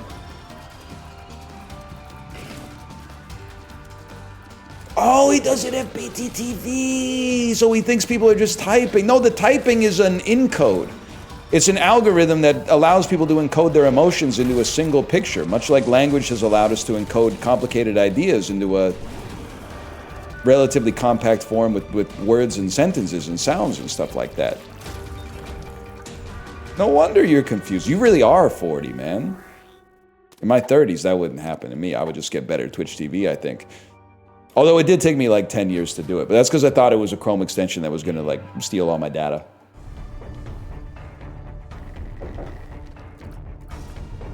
And it was... Kay was talking to me. She was saying, here's what she said. She said, I read online, or maybe she heard it, that the thing that Gen Z hates about millennials when they type is that they don't send like one big message if they have a lot of, like a message to send that contains multiple ideas. They don't send one big message. They break it up and send it in like 20 parts. And I said, that makes sense to me because I do that, but I'm not gonna stop, and I'll tell you why. Because talking and text messaging both require spaces sometimes to let a sentence breathe, okay? If you're typing, there's a rhythm to conversation, I'm trying to say. If I'm typing, and you see that I'm typing, because every app is like, the unk's still typing, and you put in like a line to react to a message that I've said, and then I get annoyed with you because I'm not done talking yet, that's the same way it would happen in conversation. You've interrupted me. I put one idea there, you're supposed to sit with that idea, you're supposed to let it percolate a little bit while I'm typing the next idea, and then it's all gonna flow like more naturally as a result. You're not supposed to react in media res to every single message. You're supposed to wait until the logical conclusion of the idea and then you butt in. Yeah, but one notification versus 20? You have notifications on? Who's the boss? You or the phone, bro? It's the phone. I guess it's not even like a gotcha, but like...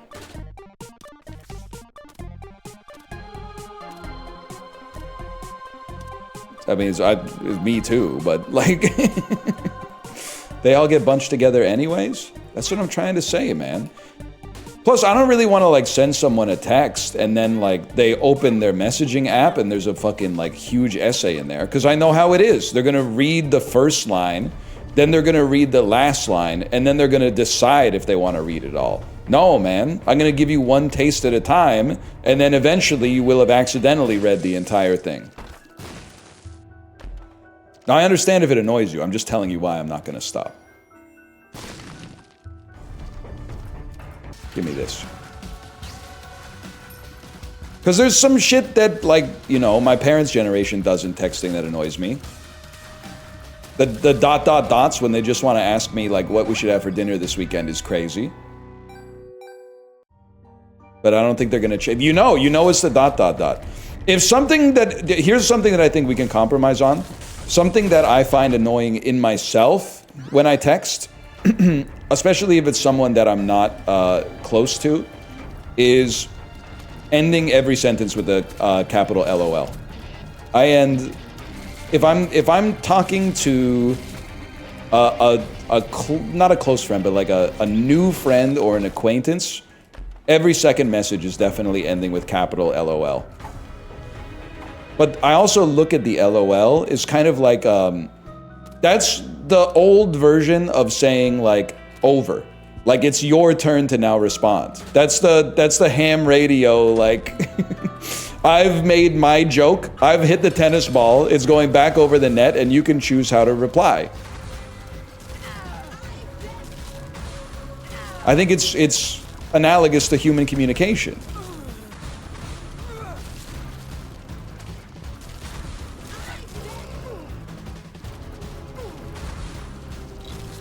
Parents do treat the text as a preamble to a phone call. You're not wrong about that. A text can just be a text. It doesn't have to lead to anything. A text is not a contract, but it's very nice. Yes, please.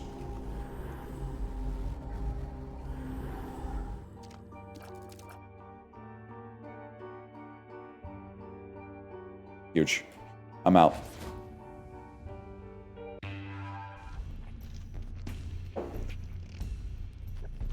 Every time I text my dad, he calls me to respond. That would work on me. Nah, I'm just being weird. That sucks though.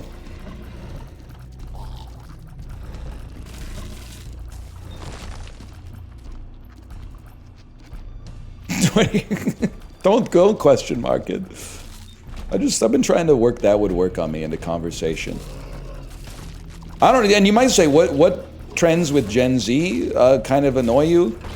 I don't know, man. I don't want to like be a virtue signaler, but I'm not really engaged in too many text message chains with Gen Zs. Like I know they're like 25 right now, but I got no business talking to them. I mean, I guess maybe like if I was selling my house or something, my realtor might be like 29 or something, maybe. I don't know. What about Chiblee? Chiblee, I love Chiblee. He's my favorite Australian. Chiblee is. Him and the other guy with the crocodiles. Not Captain Hook, the other one. Steve Harvey, that's him. That's him, Steve Harvey. We love him. I think the shine is off the rose of no capitals ever. You don't have to text with perfect grammar. I don't think that really matters. But the deliberate artifice of backspacing a capital letter at the start of a sentence to replace it with a lowercase, that might be the Gen Z like text vocal fry that I'm starting to find. What I'm going to say is, I'm not going to say that I hate it. What I'm going to say is, I'm going to say that I hate it because you've been criticizing me, so I'm going to criticize you. How does that feel? A lot of us have no autocorrect. Okay, just learn how to talk, I guess. Sorry.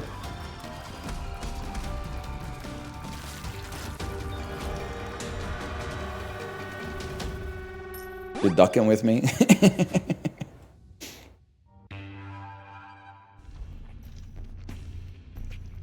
What is this? Librarian, why are you dropping an Instagram reel into chat?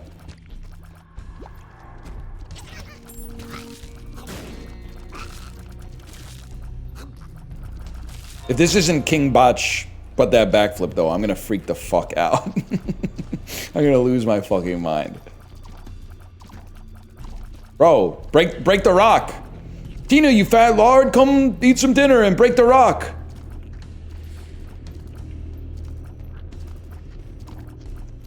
It's actually a great post. I don't even know if this shit is gonna work, man. Sometimes my wife sends me an Instagram reel and it says like, sign up for Instagram to watch this. And I'm like, well, that's not gonna happen. Let me see here. How it feels to text in all lowercase as a grown adult 30 years old.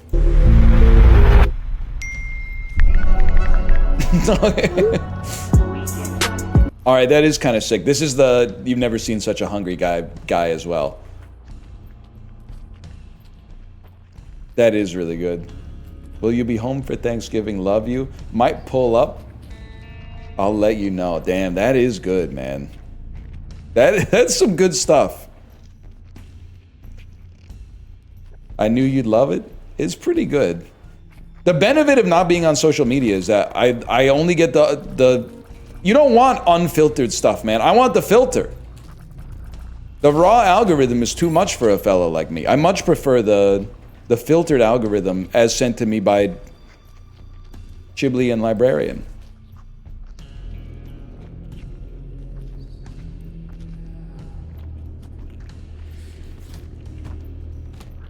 Married, almost 30, no social media. Is it over for me? No, brother, it's just beginning. I think it's just like, that's the dream. I think you're in a great spot. Plus, you're 30.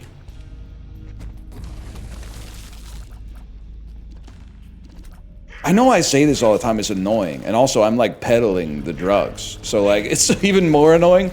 Every time I'm out in Gen Pop, I can't believe how many people are tanking YouTube shorts to the dome like 24/7, like at dinner with their families all the time. It's crazy, man. People on the cruise buying the cruise Wi-Fi to watch reels at dinner on vacation with their kids. Like, it's what's going on, man? What are you doing? It's diabolical. What's fucked up is that it's normal, man. Like, it's normal in the sense, I mean, it's weird, but it's normal because so many people are doing it. And I know I say it all the time, but like, people have very strong opinions on like what kids are doing with their time online. But then like, it's way sadder to me when like an old person is watching YouTube shorts, because I'm like, you should know better, man. Like when I see a kid that's only eating chicken tenders, I'm like, yeah, you're 8. That's what you do. But like when I see an adult that only eats chicken tenders, I'm like, buddy, you have gray pubes. What are you doing?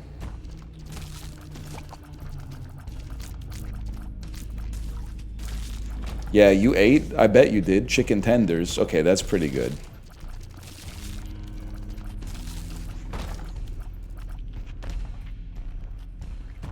I'm an adult, I can't eat what I want? Well, you should know what's bad for you, man. I think, like, you know, it's probably not 100% analogous that, like, eating birthday cake for every meal is, like, as bad for your body as watching YouTube shorts is for your brain. But, like, you gotta know that shit ain't good for you.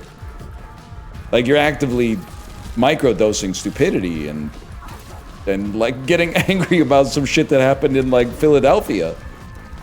And you live in Ohio, which I think it might be next door. So maybe that actually could be relevant to your day-to-day. I gotta imagine the map of the United States right now.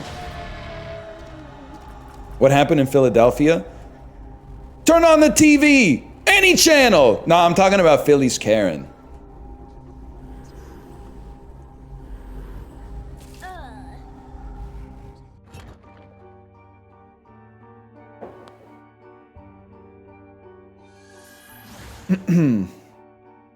That's all I got.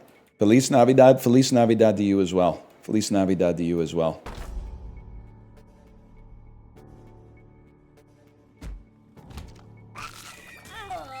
I'm not going that way. I'm just surprised, man. I don't know.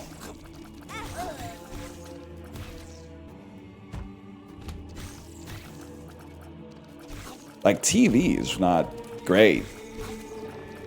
My dad was watching an episode of Hudson and Rex yesterday. I was like, what the fuck is going on? It's a show about a cop who has like a dog. The dog's his partner. They set up a bait car so that they could find out who's been stealing all these cars. Bro, put the dog in the car. Why the fuck you leaving your partner in the bait car, bro? That shit is designed to be stolen. That just seems like horrible police work. And then they stole the car, they put the dog in a damn shipping crate and sent it across the ocean. Hudson, that's just a dereliction of duty, man. That dog's supposed to be your partner. It doesn't make any damn sense. But the shorts is crazy. The dog's gonna lead them to the site, you just don't get it. I mean, the dog was multi-talented. But he is not good at getting out of the bait car before they load it into the shipping container and put it on the tanker, man. Like, he's got a very limited skill set. I thought Hudson was the dog. You thought on a show called Hudson and Rex, you thought that Rex was the man and Hudson was the dog. Are you fucking with me? Could go either way. No, man, Rex is like top 10 dog name. Top 10 classic dog name, Rex. Rex, Fido, Rover.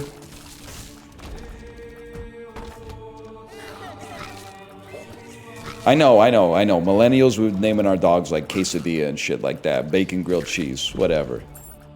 I'm talking about old dogs. Hudson's number 2? No, it's not, bro.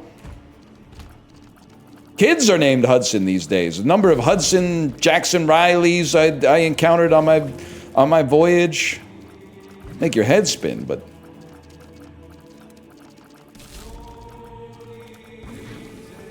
Hudson.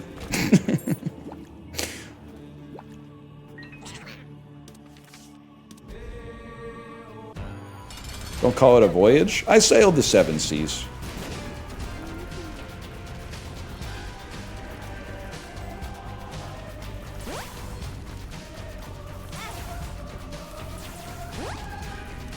This is gonna suck, man. Yep.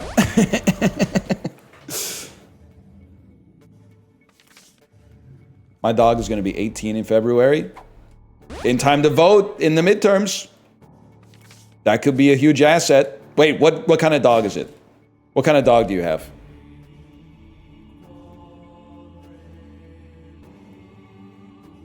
Fuck, 2X bully. Shit. Shit.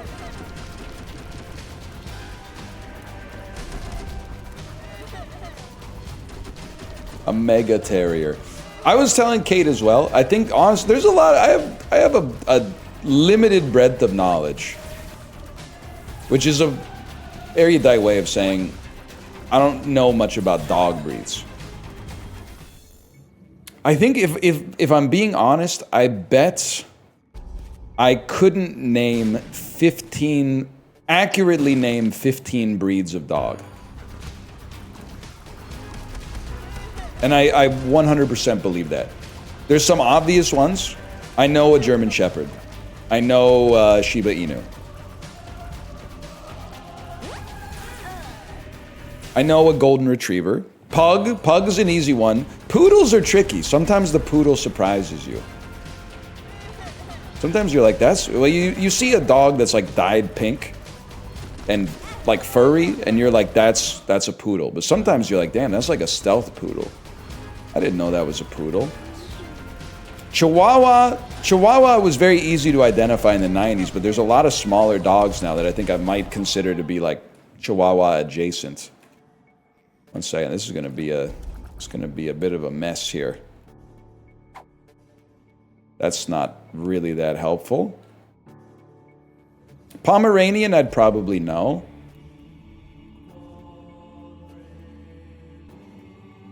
I think I could probably get Pomeranian. I could get a Greyhound, I think, as well, but then after that, it's Corgi, yes, Corgi I could get. After that, it's getting pretty tough, though.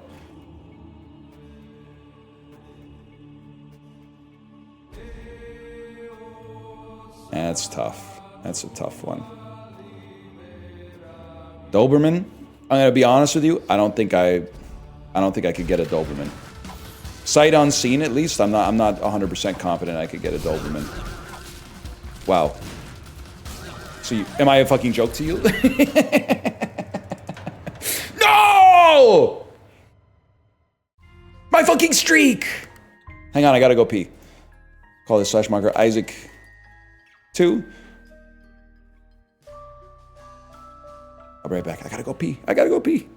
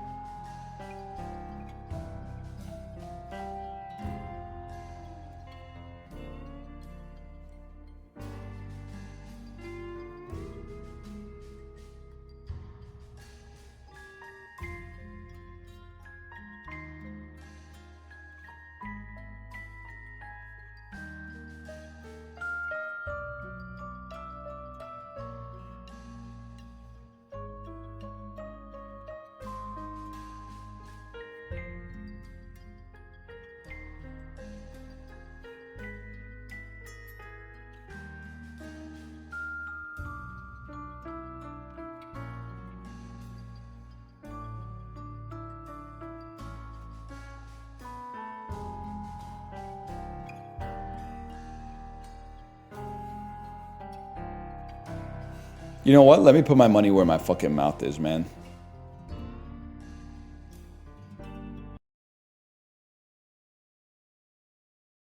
This is where you think I'm pulling up Sporkle, but actually I'm pulling up Denzel Washington flight monologue.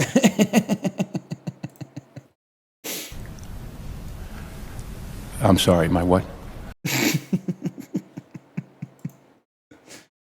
I drank all of those days. I drank in excess. Man, remember when cameras used to sound like that?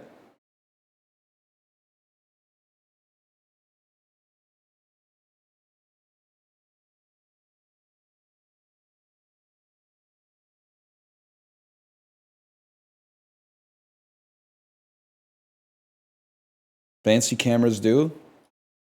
Whatever, man. He could lie, he could evade, he could bob and weave to avoid the truth, but when the moment came that he had to dishonor the memory of his friend to save himself, he couldn't do it. Superb acting, superb writing, superb scene. I thought Flight was a true story for the longest time. Nah, man. That's true, man. That's Sully. Sully did that shit, man. Dude was half in the bag. That's why he landed that shit in the river instead of at the damn airport. Sully, you're supposed to land at the damn airport, Sully. The hell's wrong with you, Sully? You landed the damn airplane in the Hudson.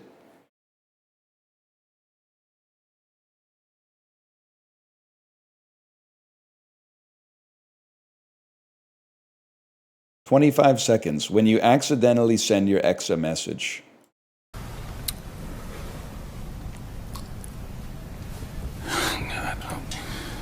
That's not... Usually YouTube comments with timestamps are undefeated, but I'm not sure about that one. Not sure about that one. They're all really upset he drank the last of the vodka. That comment is pretty good, though. Okay, 1 second. Sporkle dog breeds. Ah, shit. Nah, I gotta open this shit outside of incognito, man. There's like... Sporkle, what the hell? There's like 9 ads on the page, man. There's 10 ads on the page.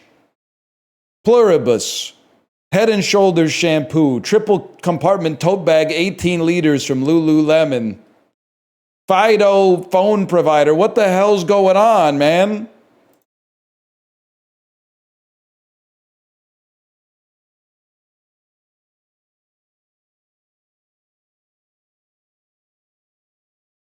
I'm ready.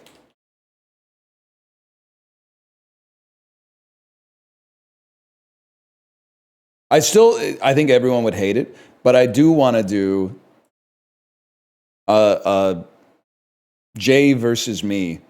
Can you name the Disney ride from the queue? You know me, I love lines. I think they might call me the Line King. If they saw me at Disney, they might say, that's the Line King right there. I'm always paying attention. Maybe they got one like that. I'll see. I don't know. A lot of neurotypical people on Sporkle.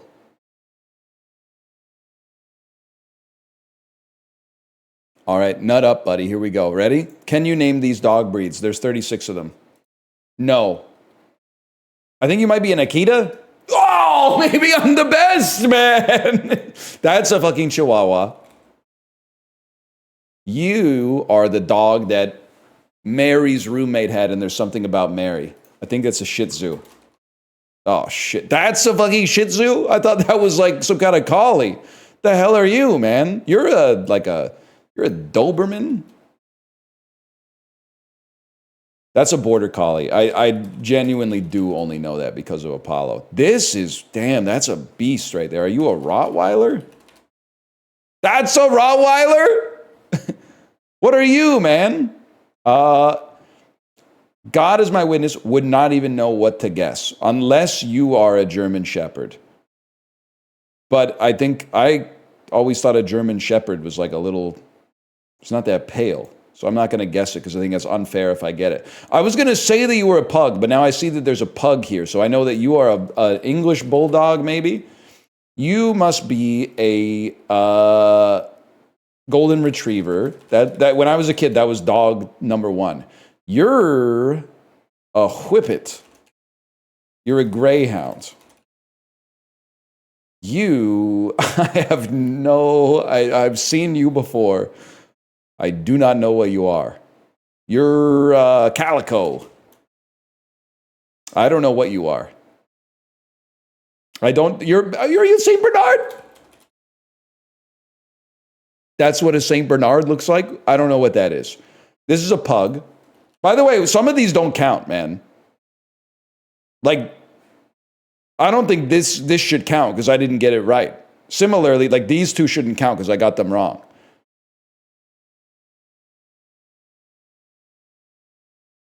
I don't know what you are. I was going to say Shih Tzu again, which I think is fair, honestly. You're you're a bloodhound? That's a German Shepherd, okay. The fuck are you, man? Are you a Great Dane? I might be the goat of dogs, man. That's Samoyed. What the fuck? That's the same dog. I'm sorry, they put two of the same dog in there. You're a chow chow? You're a beagle? Wait, I know way more dogs than I thought I did. You're a wiener dog. What are they called? Like a Pfaffen spots or something? Dachshund? I already did Dachshund, didn't I? I did Doberman Pinscher. So wiener dog. Wiener dog. I think that you are a Lapso.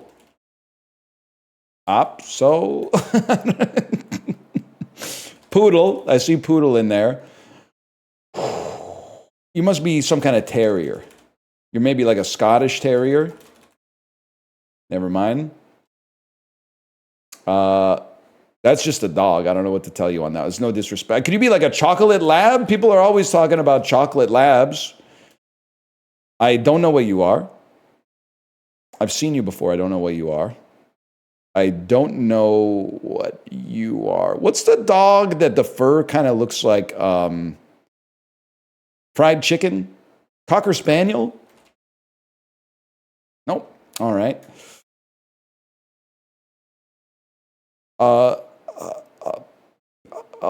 Pekingese? Pyrenees? Pekingese? Ah!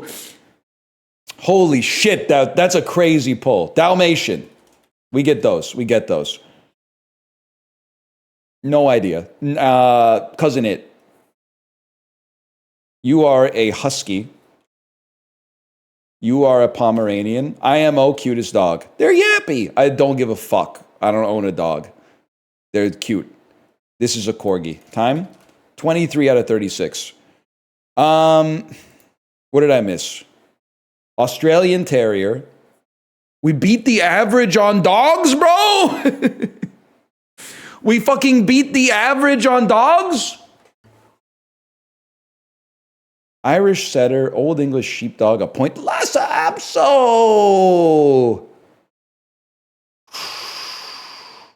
American Spitz.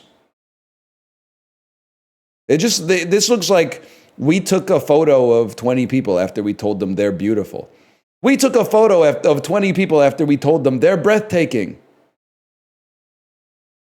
Nah, maybe dogs are all right, man.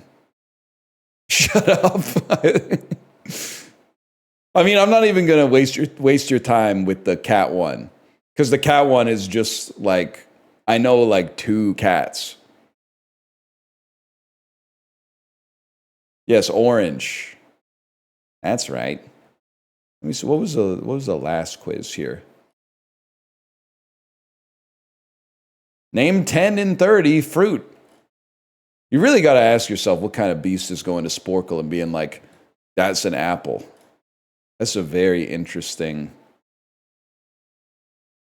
individual to me. You? All right, let's send it. Give me a random picture box.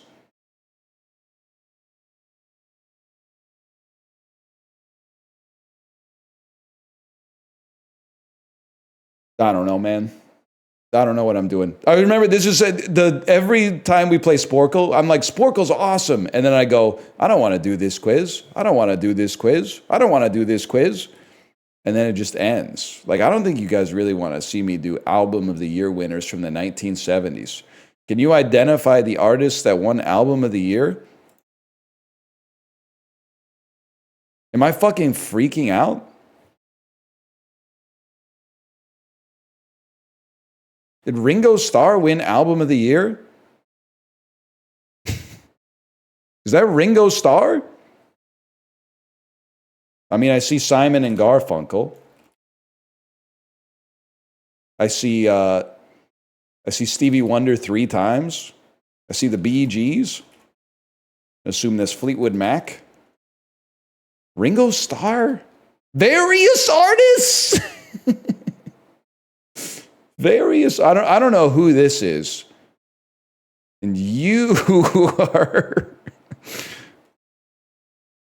I don't know who you are. I don't know who this is.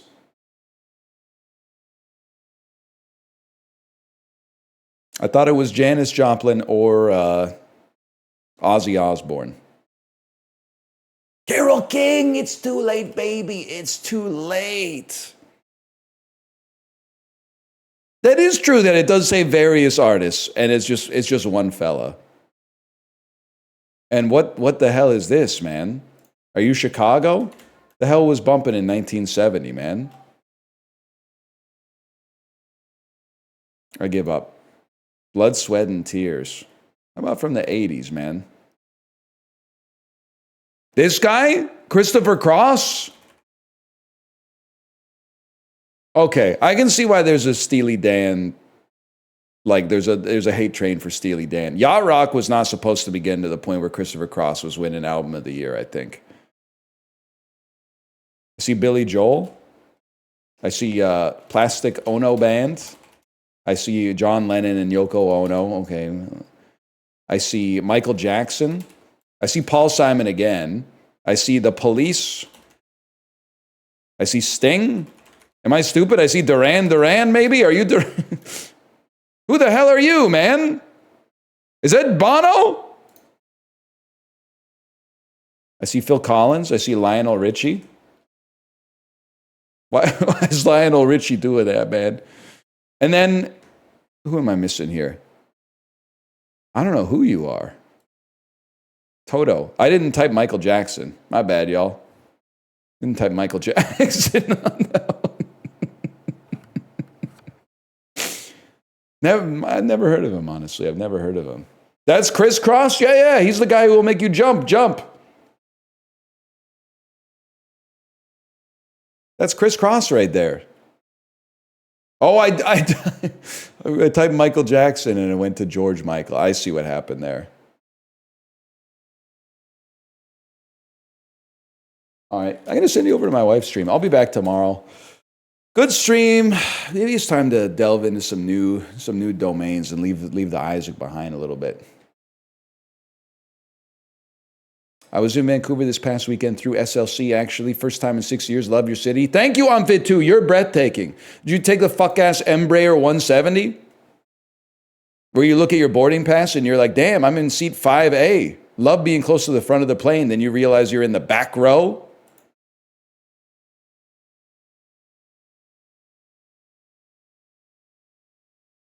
I felt like I was being flown on Mr. Beast's private jet or something. I like that plane. It's Canadian, I think, maybe.